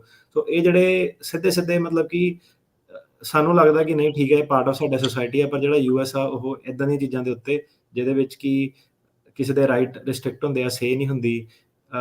ਘਰ ਦੇ ਵਿੱਚ ਜੇ ਡਿਟੇਲ 'ਚ ਜਾਓ ਕਿ ਕੰਮ ਕੌਣ ਕਰਦਾ ਜ਼ਿਆਦਾ, ਤੇਰੇ ਤੋਂ ਕੰਮ ਦੀਆਂ ਕੀ ਐਕਸਪੈਕਟੇਸ਼ਨ ਆ, ਬੇਸਿਕ ਜਿਹੜੀਆਂ ਚੀਜ਼ਾਂ ਹੈਗੀਆਂ ਉਹਨਾਂ ਦੇ ਉੱਤੇ ਕਈ ਵਾਰੀ ਜਿਹੜਾ ਅਸਾਈਲਮ ਵੱਟ ਤੇ ਪਿਆ ਹੁੰਦਾ, ਪਰ ਬੰਦੇ ਨੂੰ ਉਹ ਚੀਜ਼ਾਂ ਜਿਹੜੀਆਂ ਪਤਾ ਨਹੀਂ ਹੁੰਦੀਆਂ, ਉਹਦੀ ਸੋਚ ਨਹੀਂ ਉੱਧਰ ਨੂੰ ਜਾਂਦੀ। ਸੋਚ ਉੱਧਰ ਨੂੰ ਤਾਂ ਨਹੀਂ ਜਾਂਦੀ ਕਦੀ, ਕਿਉਂਕਿ ਸੋਚ ਕੇ ਦੇਖਿਆ ਨਹੀਂ ਕਿ ਅੱਛਾ ਇਹ ਸਾਡੇ ਨਾਲ ਧੱਕਾ ਹੋ ਰਿਹਾ, ਜਿਹਨਾਂ ਧੱਕਾ ਹੋ ਰਿਹਾ ਉਹਨੂੰ ਪਤਾ ਵੀ ਨਹੀਂ ਕਿ ਉਹਨਾਂ ਧੱਕਾ ਹੋ ਰਿਹਾ, ਰਾਈਟ। ਸੋ ਕੇਸ ਤਾਂ ਬੜੀ ਦੂਰ ਦੀ ਗੱਲ ਆ ਜਾਂਦੀ ਹੈ। ਸੋ ਇਦਾਂ ਦੇ ਸਪੈਸ਼ਲੀ ਉਹ ਕੇਸਿਸ ਦੇ ਵਿੱਚ ਜੇ ਫੀਮੇਲ ਜੱਜ ਹੋਵੇ, ਉਹ ਬਹੁਤ ਜ਼ਿਆਦਾ ਇੰਟਰਸਟ ਲੈ ਕੇ ਸੁਣਦੀਆਂ। ਸੋ ਕਾਫੀ ਜ਼ਿਆਦਾ ਜਿਹੜੇ ਵੂਮਨ ਦੇ ਕੇਸ ਆ ਉਹ ਪਾਰਟਿਕੂਲਰ ਸੋਸ਼ਲ ਗਰੁੱਪ 'ਚ ਆ ਸਕਦੇ ਆ। ਇਹਦੇ ਨਾਲ ਜਿਹੜੇ ਰਿਲੀਜਨ ਦੇ ਕੇਸ ਆ ਗਏ, ਕਨਵਰਜਨ ਦੇ ਕੇਸ ਆ ਗਏ, ਆਪਣਾ ਦੱਸਦੇ ਆ ਬੰਦੇ ਕਿ ਕਿਉਂ ਕਨਵਰਜਨ ਕੀਤੀ, ਕਿੱਦਾਂ ਕਨਵਰਜਨ ਕੀਤੀ। ਸਪੈਸ਼ਲੀ ਜਿਹੜੀ ਕ੍ਰਿਸਚਨ ਕਨਵਰਜਨ ਜਿਹੜੀਆਂ ਹੈਗੀਆਂ ਕਿ ਜਿਹੜੇ ਮੇਨ ਸਟ੍ਰੀਮ ਸੀਗੀ ਲੋਅ ਕਾਸਟ ਦੇ ਲੋਕਾਂ ਨੂੰ ਆਪਣੇ 'ਚ ਐਕਸੈਪਟ ਨਹੀਂ ਕਰਦੀ, ਕਿਉਂ ਬੰਦਾ ਕ੍ਰਿਸਚਨ ਬਣਦਾ, ਪਿੰਡਾਂ ਦਾ ਵੇਰਵਾ, ਉੱਥੇ ਡਿਸਟਿੰਕਸ਼ਨ ਕੀ ਹੈਗੀਆਂ, ਈਸਾਈ ਕੌਣ ਆ, ਕਿੱਦਾਂ ਕਿਹੜੇ ਹਿਸਾਬ ਨਾਲ ਰਹਿੰਦੇ ਆ। ਸੋ ਕਾਫੀ ਸਾਰੇ ਜਿਹੜੇ ਕੇਸ ਆ ਉਹ ਸਿੱਧੇ ਤਰੀਕੇ ਤੇ ਤੁਸੀਂ ਪ੍ਰੈਜ਼ੈਂਟ ਕਰਕੇ ਤੁਹਾਡੇ ਹੋ ਸਕਦੇ ਆ। ਸੋ ਜ਼ਿਆਦਾ ਪਰ ਆਪਣੀ ਜਿਹੜੀ ਕੇਸ ਜਿਹੜੀ ਲੋਕੀ ਜਿਹੜੇ ਫਾਈਲ ਕਰਦੇ ਆ, ਮੈਜੋਰਟੀ 99% ਉਹ ਇਹ ਹੈਗੇ ਆ ਕਿ ਪੋਲੀਟੀਕਲ ਅਸਾਈਲਮ ਤੇ ਰਿਲੀਜਨ ਦੇ ਬੇਸ ਤੇ ਉਹ ਜਿਹੜੇ ਦੋਨੋਂ ਬਾਕਸ ਜਿਹੜੇ ਉਹ ਮਾਰਕ ਹੁੰਦੇ ਆ। ਤੇ ਪੋਲੀਟੀਕਲ ਅਸਾਈਲਮ ਦੇ ਵਿੱਚ ਉਹੀ ਮਾਨ ਪਾਰਟੀ ਦੀ ਮੈਂਬਰਸ਼ਿਪ, ਤੇ ਰਿਲੀਜਨ ਦਾ ਉਹੀ ਕਿ ਸਿੱਖ ਰਿਲੀਜਨ, ਤੇ ਜ਼ਿਆਦਾ ਉਹਨਾਂ ਦਾ ਕਲੇਮ ਇਹੀ ਹੁੰਦਾ ਕਿ ਖਾਲਿਸਤਾਨ ਦੀ ਮੰਗ ਕਰਦੇ ਆ ਸ਼ਾਂਤਮਈ ਤਰੀਕਿਆਂ ਨਾਲ, ਤੇ ਇਹ ਜਿਹੜੀ ਮੰਗ ਆ ਇੰਡੀਆ ਦੇ ਵਿੱਚ ਕਰਨ ਨਹੀਂ ਦਿੱਤੀ ਜਾਂਦੀ, ਬੇਸ ਤੇ ਉਹਨਾਂ ਨੂੰ ਅਸਾਈਲਮ ਚਾਹੀਦਾ। ਸੋ ਇਹ ਇੱਕ ਬਿਲਕੁਲ ਜਾਇਜ਼ ਰੀਜ਼ਨ ਆ ਕਿ ਆ ਮੇਰਾ ਓਪੀਨੀਅਨ ਆ ਮੇਰੀਆਂ ਮੰਗਾਂ ਇੰਡੀਆ 'ਚ ਮੈਂ ਕਰ ਨਹੀਂ ਸਕਦਾ, ਤੇ ਇਹ ਸਾਰਾ ਜਿਹੜਾ ਐਕਸੈਪਟੇਬਲ ਆ। ਹੁਣ ਜਿਹੜਾ ਕੋਰਟ ਆ ਉਹ ਕੀ ਦੇਖ ਰਿਹਾ, ਤੁਹਾਡਾ ਸਵਾਲ ਇਹ ਸੀਗਾ ਕਿ ਕੋਰਟ ਵੇਖ ਕੀ ਰਿਹਾ। ਕੋਰਟ ਇਹ ਵੇਖ ਰਿਹਾ ਕਿ ਬੰਦੇ ਨੂੰ well founded fear of future prosecution, ਮਤਲਬ ਕਿ ਫਿਊਚਰ ਦੇ ਵਿੱਚ ਇਹ ਬੰਦੇ ਨਾਲ ਹਾਰਮ ਹੋਊਗਾ ਕਿ ਨਹੀਂ ਹੋਊਗਾ। ਸੋ ਕੋਰਟ ਇਹ ਦੇਖ ਰਿਹਾ ਕਿ ਇਹਦੇ ਵਿੱਚ ਜਿਹੜੀ ਮੇਨ ਇਹਦੀ ਸੈਂਟਰ ਜਿਹੜੀ ਇਹਦੀ ਰਿਕੁਆਇਰਮੈਂਟ ਉਹ ਇਹ ਹੈ ਕਿ ਜੇ ਇਹ ਵਾਪਸ ਜਾਊਗਾ ਜਾਂ ਫਿਊਚਰ ਦੇ ਵਿੱਚ ਇਹਦੇ ਨਾਲ ਹਾਰਮ ਹੋਊਗਾ ਕਿ ਨਹੀਂ ਹੋਊਗਾ, well founded fear of future prosecution. ਹੁਣ ਉਹਨੂੰ ਕੋਰਟ ਕਿੱਦਾਂ ਦੇਖਦਾ, ਉਹ ਇਹ ਦੇਖਦਾ ਕਿ ਜੇ ਕਿਸੇ ਬੰਦੇ ਨਾਲ ਪਾਸਟ ਦੇ ਵਿੱਚ ਪ੍ਰੋਸੀਕਿਊਸ਼ਨ ਹੋਈ ਹੈ, ਕਿ ਮਤਲਬ ਪਹਿਲਾਂ ਹੀ ਉਹਦੇ ਨਾਲ ਕੁਝ ਇਦਾਂ ਦੇ ਹਾਦਸੇ ਹੋਏ ਆ, ਤਾਂ ਆਪਾਂ ਇਹ ਅਜ਼ਿਊਮ ਕਰਕੇ ਚੱਲਾਂਗੇ ਕਿ ਫਿਊਚਰ ਦੇ ਵਿੱਚ ਵੀ ਇਹਦੇ ਨਾਲ ਇਦਾਂ ਦਾ ਹਾਦਸਾ ਹੋ ਸਕਦਾ। ਤੇ ਜਿਹੜਾ ਬਰਡਨ ਆ ਉਹ ਸਰਕਾਰ ਵੱਲ ਸ਼ਿਫਟ ਹੋ ਜਾਂਦਾ ਕਿ ਉਹ ਪ੍ਰੂਵ ਕਰੂਗੀ ਕਿ ਜੇ ਬੰਦੇ ਨੇ ਪ੍ਰੂਵ ਕਰਤਾ ਕਿ ਪਾਸਟ ਦੇ ਵਿੱਚ ਉਹਦੇ ਨਾਲ ਹੋਇਆ, ਤੇ ਫਿਊਚਰ ਦੇ ਵਿੱਚ ਉਹਦੇ ਨਾਲ ਇਦਾਂ ਹੋਊਗਾ ਜਾਂ ਨਹੀਂ ਹੋਊਗਾ, ਇਹ ਸਰਕਾਰ ਦੀ ਜ਼ਿੰਮੇਵਾਰੀ ਆ। ਬੰਦੇ ਨੇ ਆਪਣਾ ਬਰਡਨ ਜਿਹੜਾ ਪ੍ਰੂਵ ਕਰਤਾ ਪਾਸਟ ਦਾ ਸ਼ੋਅ ਕਰਕੇ।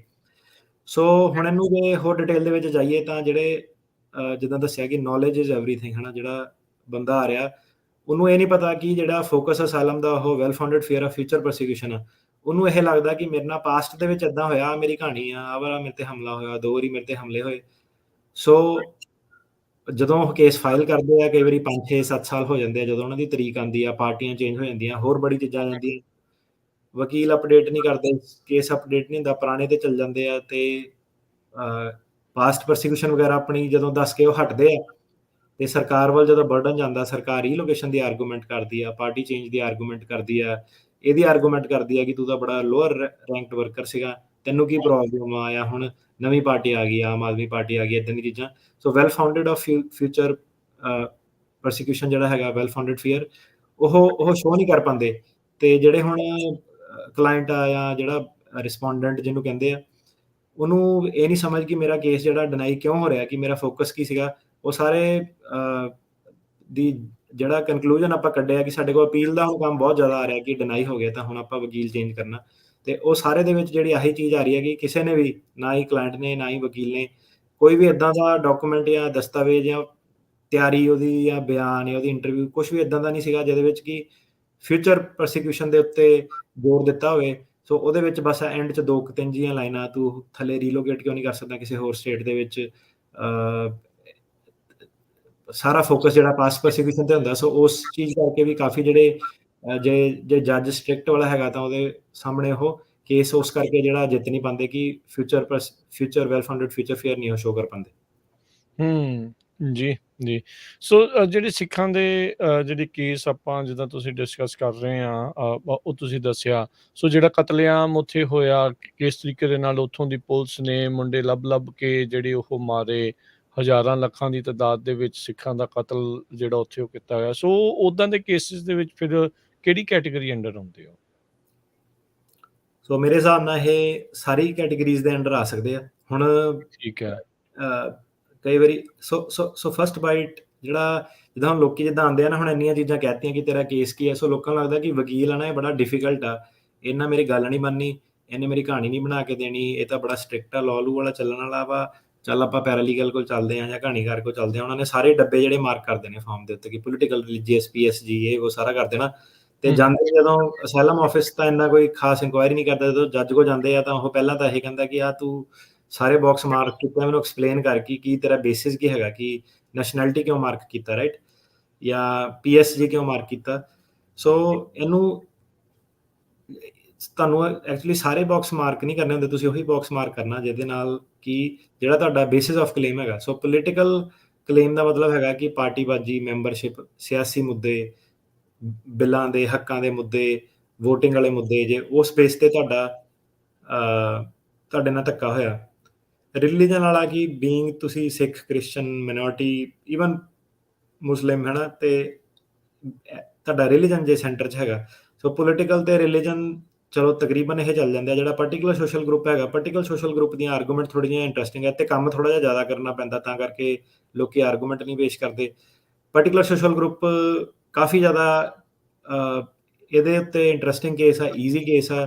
ਸੋ for example particular social group ਦਾ ਮਤਲਬ ਇਹ ਹੁੰਦਾ ਕਿ ਤੁਸੀਂ ਇਹ ਸ਼ੋਅ ਕਰੋ ਕਿ ਜੇ 100 ਜਣੇ ਰਹਿੰਦੇ ਆ ਕਿਸੇ ਸ਼ਹਿਰ 'ਚ, ਤਾਂ ਤੁਸੀਂ 5 ਜਣਿਆਂ ਚਾਹੁੰਦੇ ਆ ਕਿ ਜਿਹੜੇ ਇੱਕ ਸੋਸ਼ਲ ਗਰੁੱਪ ਇਸਟੈਬਲਿਸ਼ ਕਰਦੇ ਆ, ਜਿਹਦੇ ਵਿੱਚ ਕਿ ਕਿਉਂਕਿ ਤੁਹਾਡੀ ਉਹ ਸੋਸ਼ਲ ਗਰੁੱਪ ਦੇ ਵਿੱਚ ਮੈਂਬਰਸ਼ਿਪ ਆ, ਤੁਹਾਡੇ ਨਾਲ ਧੱਕਾ ਹੋਇਆ। ਸੋ ਫॉर ਐਗਜ਼ਾਮਪਲ ਉਹ ਵਾਲੇ NRI ਜਿਨ੍ਹਾਂ ਨੇ ਕਿਸਾਨੀ ਬਿੱਲਾਂ ਦੀ ਸਪੋਰਟ ਕੀਤੀ ਸੀਗੀ, ਉਹ ਜਦੋਂ ਇੰਡੀਆ ਗਏ ਉਹਨਾਂ ਨੂੰ ਟੰਗਿਆ ਗਿਆ। ਆਪਾਂ ਦੇਖਿਆ ਕਿ ਬੰਦੇ ਜੇਲ੍ਹਾਂ 'ਚ NRI ਵਗੈਰਾ ਕੈਦ। ਸੋ ਤੁਹਾਡਾ ਜਿਹੜਾ ਐਵੀਡੈਂਸ ਜੇ ਉਸ ਹਿਸਾਬ ਨਾਲ ਹੁੰਦਾ ਤਾਂ ਕਿ ਮੈਂ ਉਹ ਵਾਲੇ ਪਾਰਟੀਕੂਲਰ ਸੋਸ਼ਲ ਗਰੁੱਪ ਨੂੰ ਬਿਲੋਂਗ ਕਰਦਾ। ਸੋ ਮੈਟਰ ਨਹੀਂ ਕਰਦਾ ਇੰਡੀਆ 'ਚ ਕੀ ਸੀਗਾ, ਮੈਟਰ ਭਾਵੇਂ ਇੱਥੇ ਆ ਕੇ ਵੀ ਤੁਸੀਂ ਸੋਸ਼ਲ ਗਰੁੱਪ ਦੇ ਜਿਹੜੇ ਮੈਂਬਰ ਸੀਗੇ ਉਹ ਬਣੇ, ਰਾਈਟ, ਕਿ ਉਹ ਵਾਲੇ NRI ਜਿਹੜੇ ਸਾਰੇ ਸਿੱਖ ਨਹੀਂ, ਸਿਰਫ ਉਹ ਵਾਲੇ ਸਿੱਖ ਜਿਹੜੇ NRI ਆ ਜਿਨ੍ਹਾਂ ਨੇ ਕਿਸਾਨੀ ਮੁੱਦਿਆਂ ਦੇ ਵਿੱਚ ਸਪੋਰਟ ਕੀਤੀ ਸੀਗੀ, ਉਹਦੇ ਬੇਸ ਤੇ ਜੇ ਉਹਨਾਂ ਨੂੰ ਪਿੱਛੋਂ ਪਰਿਵਾਰ ਨੂੰ ਕੋਈ ਟਾਰਗੇਟ ਕੀਤਾ ਗਿਆ। ਸੋ ਫॉर ਐਗਜ਼ਾਮਪਲ ਇਹ ਇੱਕ ਪਾਰਟੀਕੂਲਰ ਸੋਸ਼ਲ ਗਰੁੱਪ ਜਿਹੜਾ ਉਹ ਬਣਦਾ।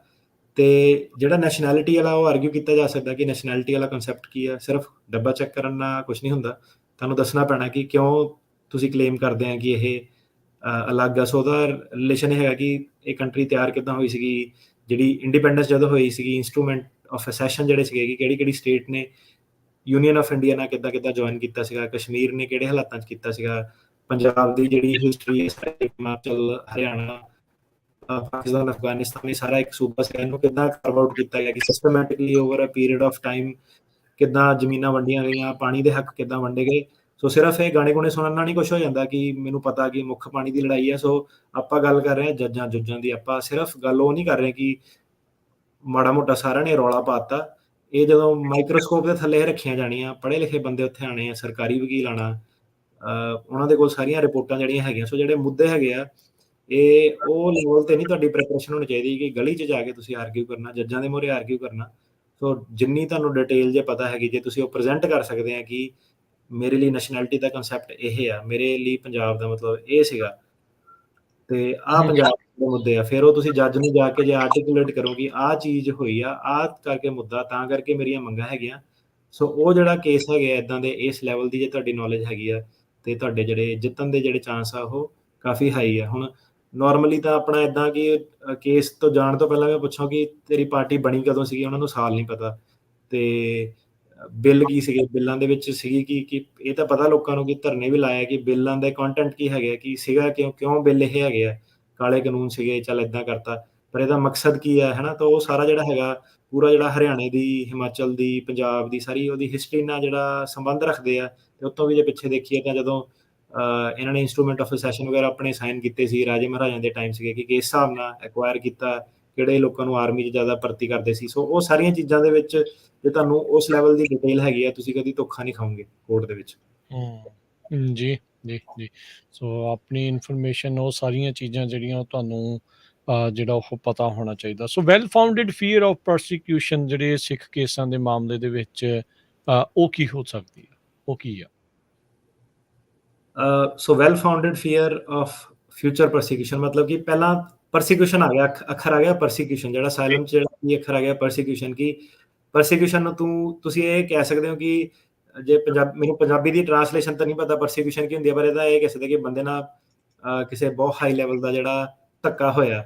ਤੇ ਜਿਹੜਾ ਅਸਾਈਲਮ ਦਾ ਲਾਅ ਹੈ, ਇਮੀਗ੍ਰੇਸ਼ਨ ਐਂਡ ਨੈਸ਼ਨੈਲਿਟੀ ਐਕਟ ਹੈ, ਇਹ ਪਰਸੀਕਿਊਸ਼ਨ ਨੂੰ ਐਕਸਪਲੇਨ ਨਹੀਂ ਕਰਦਾ ਕਿ ਪਰਸੀਕਿਊਸ਼ਨ ਕੀ ਚੀਜ਼ ਹੁੰਦੀ ਹੈ। ਸੋ ਕੋਰਟਸ ਨੇ ਲੋਕਾਂ ਦੇ ਕੇਸ ਸੁਣ ਕੇ ਡਿਸਾਈਡ ਕਰਕੇ ਇਹ ਨਤੀਜਾ ਕੱਢਿਆ ਕਿ ਜਿਹੜੀ ਪਰਸੀਕਿਊਸ਼ਨ ਆ ਉਹਨੂੰ ਆਪਾਂ ਇਹ ਮੰਨਾਂਗੇ ਕਿ ਕਿਸੇ ਵਿਅਕਤੀ ਨੇ ਜਾਂ ਸਰਕਾਰ ਨੇ ਅਤਿਆਚਾਰ ਕਹਿ ਸਕਦੇ ਵੀ, ਅਤਿਆਚਾਰ ਜਿਹੜਾ ਅਤਿਆਚਾਰ ਕਹਿ ਸਕਦੇ ਹਾਂ ਕਿ ਬੜੇ ਹਾਈ ਲੈਵਲ ਦਾ ਅਤਿਆਚਾਰ ਕੀਤਾ ਜਾਂ ਹਾਰਮ ਕੀਤਾ।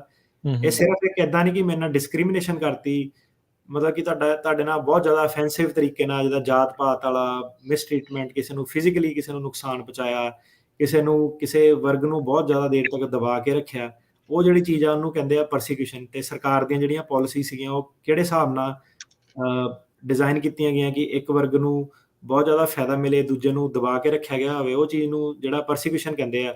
ਤੇ ਓਬਵੀਅਸਲੀ ਫਿਜ਼ੀਕਲ ਵਾਇਲੈਂਸ ਹੋ ਗਈ ਜਾਂ ਇਕਨੋਮਿਕ ਹਾਰਮ, ਜਿਹੜੇ ਕਿਸਾਨੀ ਬਿੱਲ ਸੀ, ਇਕਨੋਮਿਕ ਹਾਰਮ ਕਿ ਜਿਹੜੇ ਇਦਾਂ ਦੀਆਂ ਪਾਲਿਸੀ ਜਿਹੜੀਆਂ ਬਣੀਆਂ ਉਹਨਾਂ ਨੂੰ ਜੇ ਤੁਸੀਂ ਸ਼ੋਅ ਕਰ ਸਕਦੇ ਆ, ਜਾਂ ਕਿਸੇ ਨੂੰ ਜੇਲ੍ਹ ਹੋ ਗਈ, ਰੇਪ ਹੋ ਗਿਆ, ਕੁੱਟਤਾ ਮਾਰਤਾ, ਧਮਕੀਆਂ ਮਿਲੀਆਂ, ਉਹ ਸਾਰੀ ਚੀਜ਼ ਨੂੰ ਆਪਾਂ ਪਰਸੀਕਿਊਸ਼ਨ ਕਹਿੰਦੇ ਆ। ਤੇ ਹੁਣ ਪਰਸੀਕਿਊਸ਼ਨ ਜਿਹੜੇ ਨਿਊਯਾਰਕ ਦੀ ਸਪੈਸੀਫਿਕਲੀ ਗੱਲ ਕਰੀਏ, ਗੱਲ ਤਾਂ ਕਿਤੇ ਦੀ ਵੀ ਕਰੀਏ, ਜਿਹੜਾ ਯੂਐਸ ਦਾ ਇਮੀਗ੍ਰੇਸ਼ਨ ਲਾਅ ਇਹ ਕਹਿੰਦਾ ਕਿ ਜਿਹੜੀ ਸਰਕਾਰ ਆ ਉਹ ਇਨਵੋਲਵ ਹੋਣੀ ਚਾਹੀਦੀ ਹੈ। ਇਹ ਨਹੀਂ ਕਿ ਗਵਾਂਢੀ ਨੇ ਕਰਤਾ, ਚਾਚੇ ਤਾਏ ਨੇ ਕਰਤਾ ਜ਼ਮੀਨ ਪਿੱਛੇ, ਜਾਂ ਤੁਹਾਡੀ ਬਿਜ਼ਨਸ ਰਾਈਵਲਰੀ ਕਿਸੇ ਨਾਲ ਪੈ ਗਈ, ਜਾਂ ਸਿਰਫ ਤੁਹਾਡਾ ਗੈਂਗਾਂ ਦਾ ਚੱਕਰ ਪੈ ਗਿਆ। ਸੋ ਲੋਕਾਂ ਨੂੰ ਉਹ ਵੀ ਬੜਾ ਭੁਲੇਖਾ ਕਿ ਗੈਂਗ ਦਾ ਇਦਾਂ ਸੀਗਾ ਤੇ ਉਹਦਾ ਲਗਾ ਦਿਓ। ਸੋ ਉਹ ਕੋਈ ਵੀ ਅਸਾਈਲਮ ਦੀਆਂ ਗਰਾਊਂਡ ਨਹੀਂ ਹੈਗੇ, ਉਹ ਇਹ ਦੇਖਦੇ ਆ ਕਿ ਸਟੇਟ ਐਕਟਰ ਹੈਗਾ ਕਿ ਨਹੀਂ ਇਨਵੋਲਵਡ ਹੈਗਾ। ਸੋ ਗੱਲ ਆ ਗਈ ਸਟੇਟ ਐਕਟਰ ਤੇ ਨਾਨ ਸਟੇਟ ਐਕਟਰ ਦੀ। ਸਟੇਟ ਐਕਟਰ ਹੋ ਗਿਆ ਸਰਕਾਰ, ਨਾਨ ਸਟੇਟ ਐਕਟਰ ਹੋ ਗਈ ਕਿ ਉਹ ਵਾਲੇ ਬੰਦੇ ਜਿਹੜੇ ਸਰਕਾਰ ਦੀ ਸ਼ਹਿ ਤੇ ਸ਼ਾਇਦ ਕੰਮ ਕਰਦੇ ਆ, ਜਾਂ ਜਿਹਨਾਂ ਦੇ ਸਰਕਾਰ ਨਾਲ ਲਿੰਕ ਆ। ਮਤਲਬ ਘੁੰਮ ਫਿਰ ਕੇ ਇਹਦੇ ਵਿੱਚ ਇਹ ਆਉਂਦੀ ਹੈ ਕਿ ਸਰਕਾਰ ਤੁਹਾਨੂੰ ਪ੍ਰੋਟੈਕਟ ਕਰ ਸਕਦੀ ਸੀਗੀ ਕਿ ਨਹੀਂ ਕਰ ਸਕਦੀ ਸੀਗੀ, ਅਨਵਿਲਿੰਗ ਔਰ ਅਨਏਬਲ ਟੂ ਪ੍ਰੋਟੈਕਟ, ਹਨਾ, ਕਿ ਸਰਕਾਰ ਇਹਨੂੰ ਪ੍ਰੋਟੈਕਟ ਕਰ ਸਕਦੀ ਸੀ ਜਾਂ ਨਹੀਂ। ਜਿਹੜਾ ਨਿਊਯਾਰਕ ਵਾਲਾ ਕੇਸ ਸੀਗਾ Singh versus Garland second circuit ਦਾ, ਉਹ ਥੋੜਾ ਜਿਹਾ ਟੂ ਫਾਰ ਹੋ ਗਿਆ ਮੇਰੇ ਹਿਸਾਬ ਨਾਲ, ਸਹੀ ਤਰੀਕੇ ਨਾਲ ਆਰਗਿਊ ਨਹੀਂ ਕੀਤਾ ਗਿਆ। ਤੇ ਉਹਦੇ ਵਿੱਚ ਬੇਸਿਕਲੀ ਜੋ ਵੀ ਐਵੀਡੈਂਸ ਸੀਗੇ, ਜੇ ਸਾਰਿਆਂ ਨੂੰ ਦੇਖੀਏ ਤਾਂ ਉਹਨਾਂ ਨੇ ਕਨਕਲੂਜਨ ਇਹ ਕੱਢਿਆ ਕਿ ਜਿਹੜੀ ਸਰਕਾਰ ਦੇ ਜਿਹੜੇ ਵਰਕਰ ਆ, ਉਹ ਪਾਰਟੀ ਦੇ ਜਿਹੜੇ ਵਰਕਰ ਆ ਉਹ ਸਰਕਾਰ ਨਹੀਂ ਹੁੰਦੇ। ਕੋਈ ਵੀ ਪਾਰਟੀ, ਕਾਂਗਰਸ ਪਾਰਟੀ ਹੈ, ਬੀਜੇਪੀ ਪਾਰਟੀ, ਉਹਦੇ ਵਰਕਰ ਆ ਉਹ ਸਰਕਾਰ ਨਹੀਂ ਹੁੰਦੇ। ਪੁਲਿਸ ਸਰਕਾਰ ਹੁੰਦੀ ਹੈ, ਵਰਕਰ ਸਰਕਾਰ ਨਹੀਂ ਹੁੰਦੇ। ਤੇ ਉਹ ਜਿਹੜੇ ਫਿਰ ਕੇਸ ਸੀਗੇ ਉਹਨਾਂ ਦੇ ਵਿੱਚ ਕੀ ਸੀਗਾ ਕਿ ਕਾਫੀ ਜਿਹੜੀ ਪ੍ਰੋਬਲਮ ਪੈ ਗਈ ਰੀਲੋਕੇਸ਼ਨ ਦੀ, ਕਿ ਤੁਹਾਨੂੰ ਸਰਕਾਰ ਨਹੀਂ ਤੰਗ ਕਰ ਰਹੀ, ਤੁਹਾਨੂੰ ਮਹਿਜ ਇੱਕ ਪਾਰਟੀ ਦੇ ਵਰਕਰ ਜਿਹੜੇ ਤੰਗ ਕਰ ਰਹੇ ਆ। ਤੇ ਜਿਹੜੇ ਕੇਸ ਇਹ ਬੈਕ ਟੂ ਬੈਕ ਜਿਹੜੇ ਡਿਨਾਈ ਇਹ ਤਾਂ ਕਰਕੇ ਹੋ ਰਹੇ ਆ ਕਿ ਉਹਨਾਂ ਨੂੰ ਆ ਨਹੀਂ ਸਮਝ ਆ ਰਿਹਾ ਕਿ well founded fear of future persecution ਕੀ ਆ, ਤੇ ਸਟੇਟ ਐਕਟਰ ਤੇ ਨਾਨ ਸਟੇਟ ਐਕਟਰ ਕੀ ਹੈਗਾ। ਸੋ ਆਪਣੇ ਵੱਲੋਂ ਦੱਸਦੇ ਆ ਕਿ ਇਦਾਂ ਸੀਗਾ, ਪੁਲਿਸ ਕੋ ਗਏ ਪਰ ਪੁਲਿਸ ਨੇ ਕਿਹਾ ਆਪਾਂ ਤੁਹਾਡੀ ਕੋਈ ਹੈਲਪ ਨਹੀਂ ਕਰਨੀ। ਹੈਲਪ ਨਹੀਂ ਕਰਨੀ ਦਾ ਮਤਲਬ ਇਹ ਨਹੀਂ ਹੈਗਾ ਕਿ ਪੁਲਿਸ ਨੇ ਤੁਹਾਡੇ ਨਾਲ ਧੱਕਾ ਕੀਤਾ। ਹੈਲਪ ਦਾ ਮਤਲਬ ਹੈਗਾ ਕਿ ਉਹ ਇੱਕ ਨਿਊਟਰਲ ਪਾਰਟੀ ਹੈ। ਸੋ ਤੁਹਾਨੂੰ ਜਿਹੜਾ ਉਹਦੇ ਵਿੱਚ ਰਿਕੁਆਇਰਮੈਂਟ ਹੈ ਕਿ ਨਿਊਯਾਰਕ ਦੇ ਵਿੱਚ ਤੁਸੀਂ ਜੇ ਜਿੱਤਣਾ, ਤਾਂ ਉਹ ਕਿੱਦਾਂ ਹੈਗਾ ਕਿ ਅਨਵਿਲਿੰਗ ਐਂਡ ਅਨਏਬਲ ਸਟੈਂਡਰਡ ਹੈਗਾ ਕਿ ਤੁਸੀਂ ਇਹ ਸ਼ੋਅ ਕਰਨਾ ਕਿ ਜਿਹੜੀ ਸਰਕਾਰ ਆ ਉਹ ਅਨਵਿਲਿੰਗ, ਕਿ ਮਤਲਬ ਕਿ ਉਹ ਇਹਨਾਂ ਨੂੰ, ਇਹ ਵਾਲੇ ਗਰੁੱਪ ਨੂੰ ਕੰਟਰੋਲ ਕਰਨਾ ਹੀ ਨਹੀਂ ਚਾਹੁੰਦੀ। ਤੇ ਜੇ ਕਰਨਾ ਚਾਹੁੰਦੀ ਹੈ ਤੇ ਉਹਨਾਂ ਦੇ ਬੱਸੋਂ ਬਾਹਰ ਆ, ਉਹਨਾਂ ਦੀ ਦੇਖ ਰੇਖ ਦੇ ਵਿੱਚ ਭਾਵੇਂ ਨਵੀਂ ਸਰਕਾਰ ਵੀ ਆ ਗਈ ਆ, ਤਾਂ ਵੀ ਮਰਡਰ ਜਿਹੜੇ ਮਸ਼ਹੂਰ ਹਸਤੀਆਂ ਦੇ, ਸਿੰਗਰਾਂ ਦੇ, ਕਬੱਡੀ ਪਲੇਅਰਾਂ ਦੇ, ਉਹ ਸਾਰੇ ਜਿਹੜੇ ਜਾਰੀ ਆ। ਪਰ ਇਹ ਤੁਹਾਡੇ ਮੂੰਹੋਂ ਬੋਲਣ ਨਾਲ ਉੱਥੇ ਕੁਝ ਨਹੀਂ ਹੋਣਾ। ਇਹਦੇ ਲਈ ਤੁਹਾਨੂੰ ਜਿਹੜੀ ਕੰਟਰੀ ਕੰਡੀਸ਼ਨਸ ਵਗੈਰਾ ਹੁੰਦੀਆਂ, ਇਹਦੇ ਲਈ ਤੁਹਾਨੂੰ ਜਿਹੜਾ ਐਵੀਡੈਂਸ ਹੈਗਾ ਉਹ ਵੀ ਸਰਕਾਰ ਨੂੰ ਸਬਮਿਟ ਕਰਨਾ ਪੈਣਾ, ਕਿਉਂਕਿ ਇਦਾਂ ਦਾ ਕੋਈ ਵੀ ਕੁਝ ਵੀ ਕਹੀ ਜਾਵੇ ਕਿ ਕਿਹੜੀ ਜਗ੍ਹਾ ਕਿਹੜੇ ਕਬੱਡੀ ਪਲੇਅਰ ਨੂੰ ਮਾਰਿਆ। ਹੁਣ ਜਿਹੜਾ ਜੱਜ ਆ ਉਹਨੂੰ ਇੰਨਾ ਥੋੜਾ ਨਾ ਪਤਾ, ਕਿ ਉਹਨੂੰ ਥੋੜਾ ਨਾ ਪਤਾ ਹੋਊਗਾ ਕਿ ਨੰਗਲ ਅੰਬੀਆਂ ਜਾਂ ਸਿੱਧੂ ਮੂਸੇਵਾਲਾ ਕੌਣ ਆ, ਰਾਈਟ। ਸੋ ਤੁਹਾਨੂੰ ਇਹ ਜਿਹੜੀਆਂ ਸਾਰੀਆਂ ਡਿਟੇਲਸ ਹੈਗੀਆਂ, ਲੇਟੈਸਟ ਕੀ ਜਿਹੜਾ ਹੋ ਰਿਹਾ, ਉਹ ਨਾਲ ਜਿਹੜੀਆਂ ਪਤਾ ਵੀ ਹੋਣੀਆਂ ਚਾਹੀਦੀਆਂ ਤੇ ਪ੍ਰੈਜ਼ੈਂਟ ਵੀ ਕਰਨੀਆਂ ਚਾਹੀਦੀਆਂ। ਜੀ।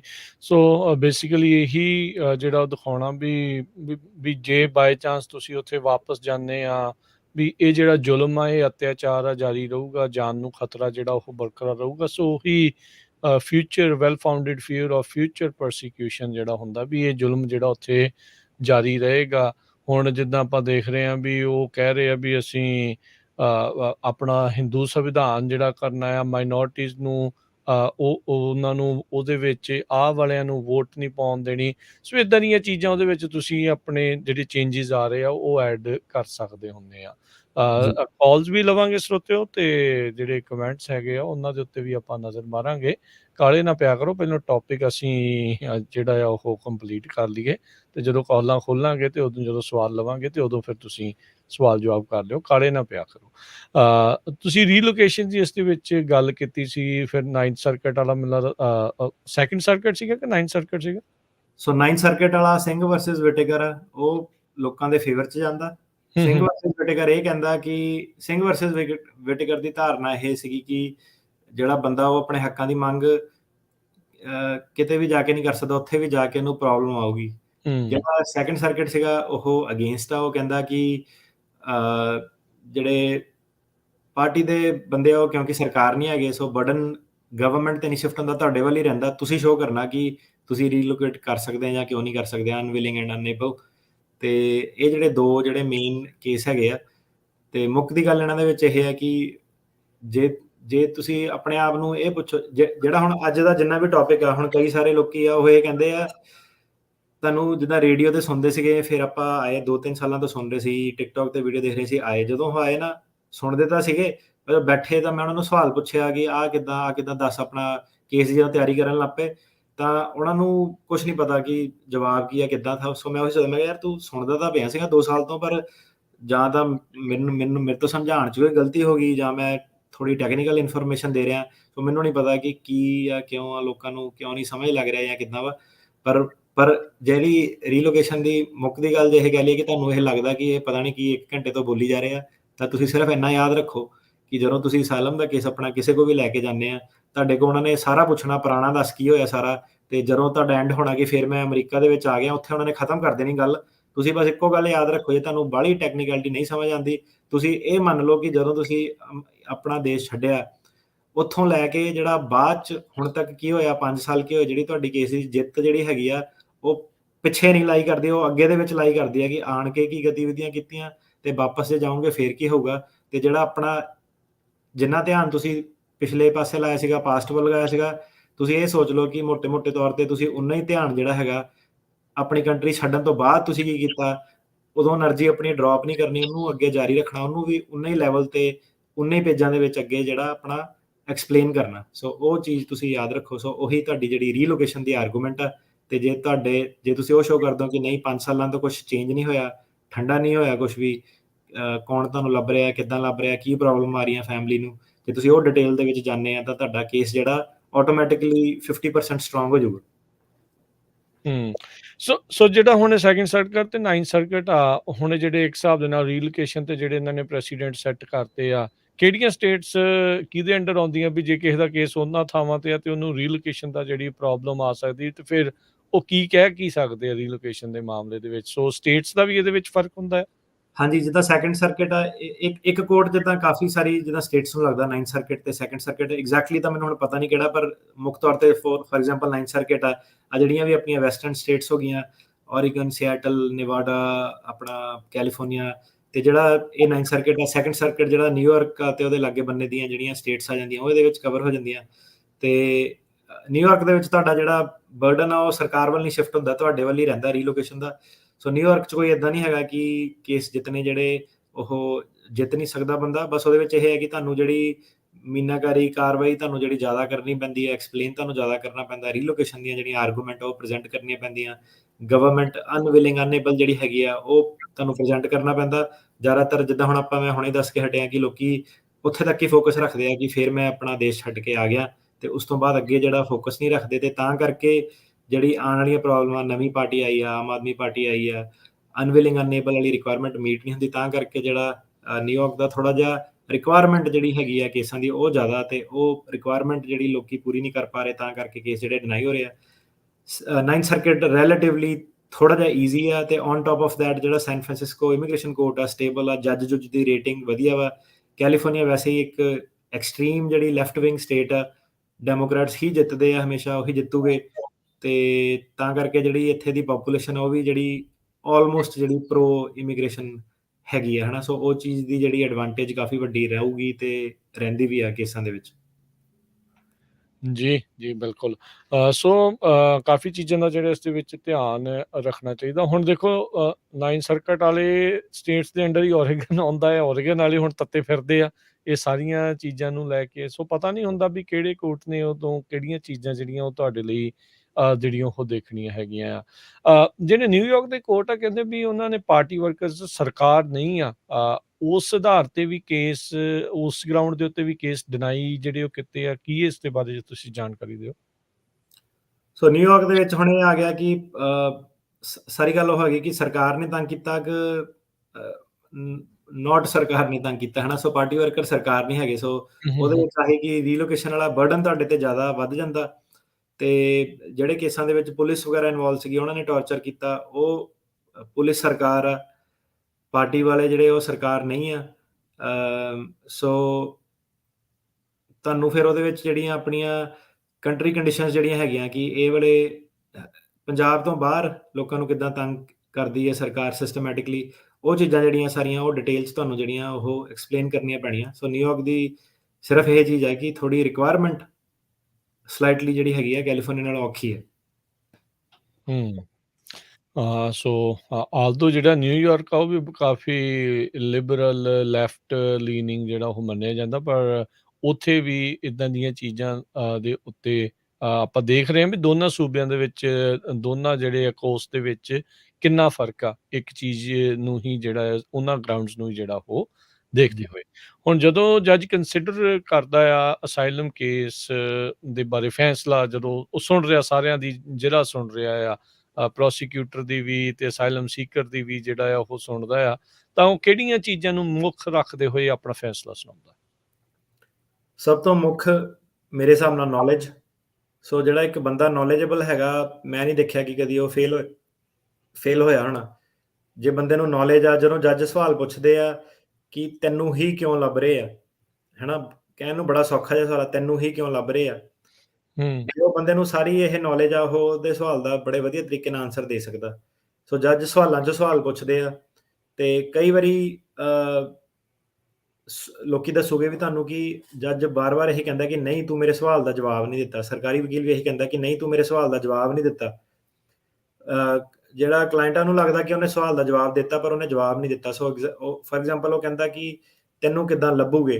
ਉਹ ਕਹਿੰਦਾ ਕਿ ਮੈਨੂੰ ਆਧਾਰ ਕਾਰਡ, ਪੈਨ ਕਾਰਡ ਨਾਲ ਲੱਭੂਗੇ। ਉਹ ਕਹਿੰਦਾ ਕਿ ਨਹੀਂ ਤੂੰ ਮੇਰੇ ਸਵਾਲ ਦਾ ਜਵਾਬ ਨਹੀਂ ਦਿੱਤਾ ਕਿ ਮੈਂ ਇਹ ਪੁੱਛਿਆ ਕਿ ਤੈਨੂੰ ਕਿੱਦਾਂ ਲੱਭੂਗੇ, ਕਿ ਤੂੰ ਮੈਨੂੰ ਇਹ ਦੱਸਿਆ ਕਿ ਆਧਾਰ ਕਾਰਡ, ਪੈਨ ਕਾਰਡ ਨਾਲ ਲੱਭੂਗੇ, ਪਰ ਤੂੰ ਮੈਨੂੰ ਇਹ ਨਹੀਂ ਦੱਸਿਆ ਕਿ ਕਿੱਦਾਂ ਲੱਭੂਗੇ।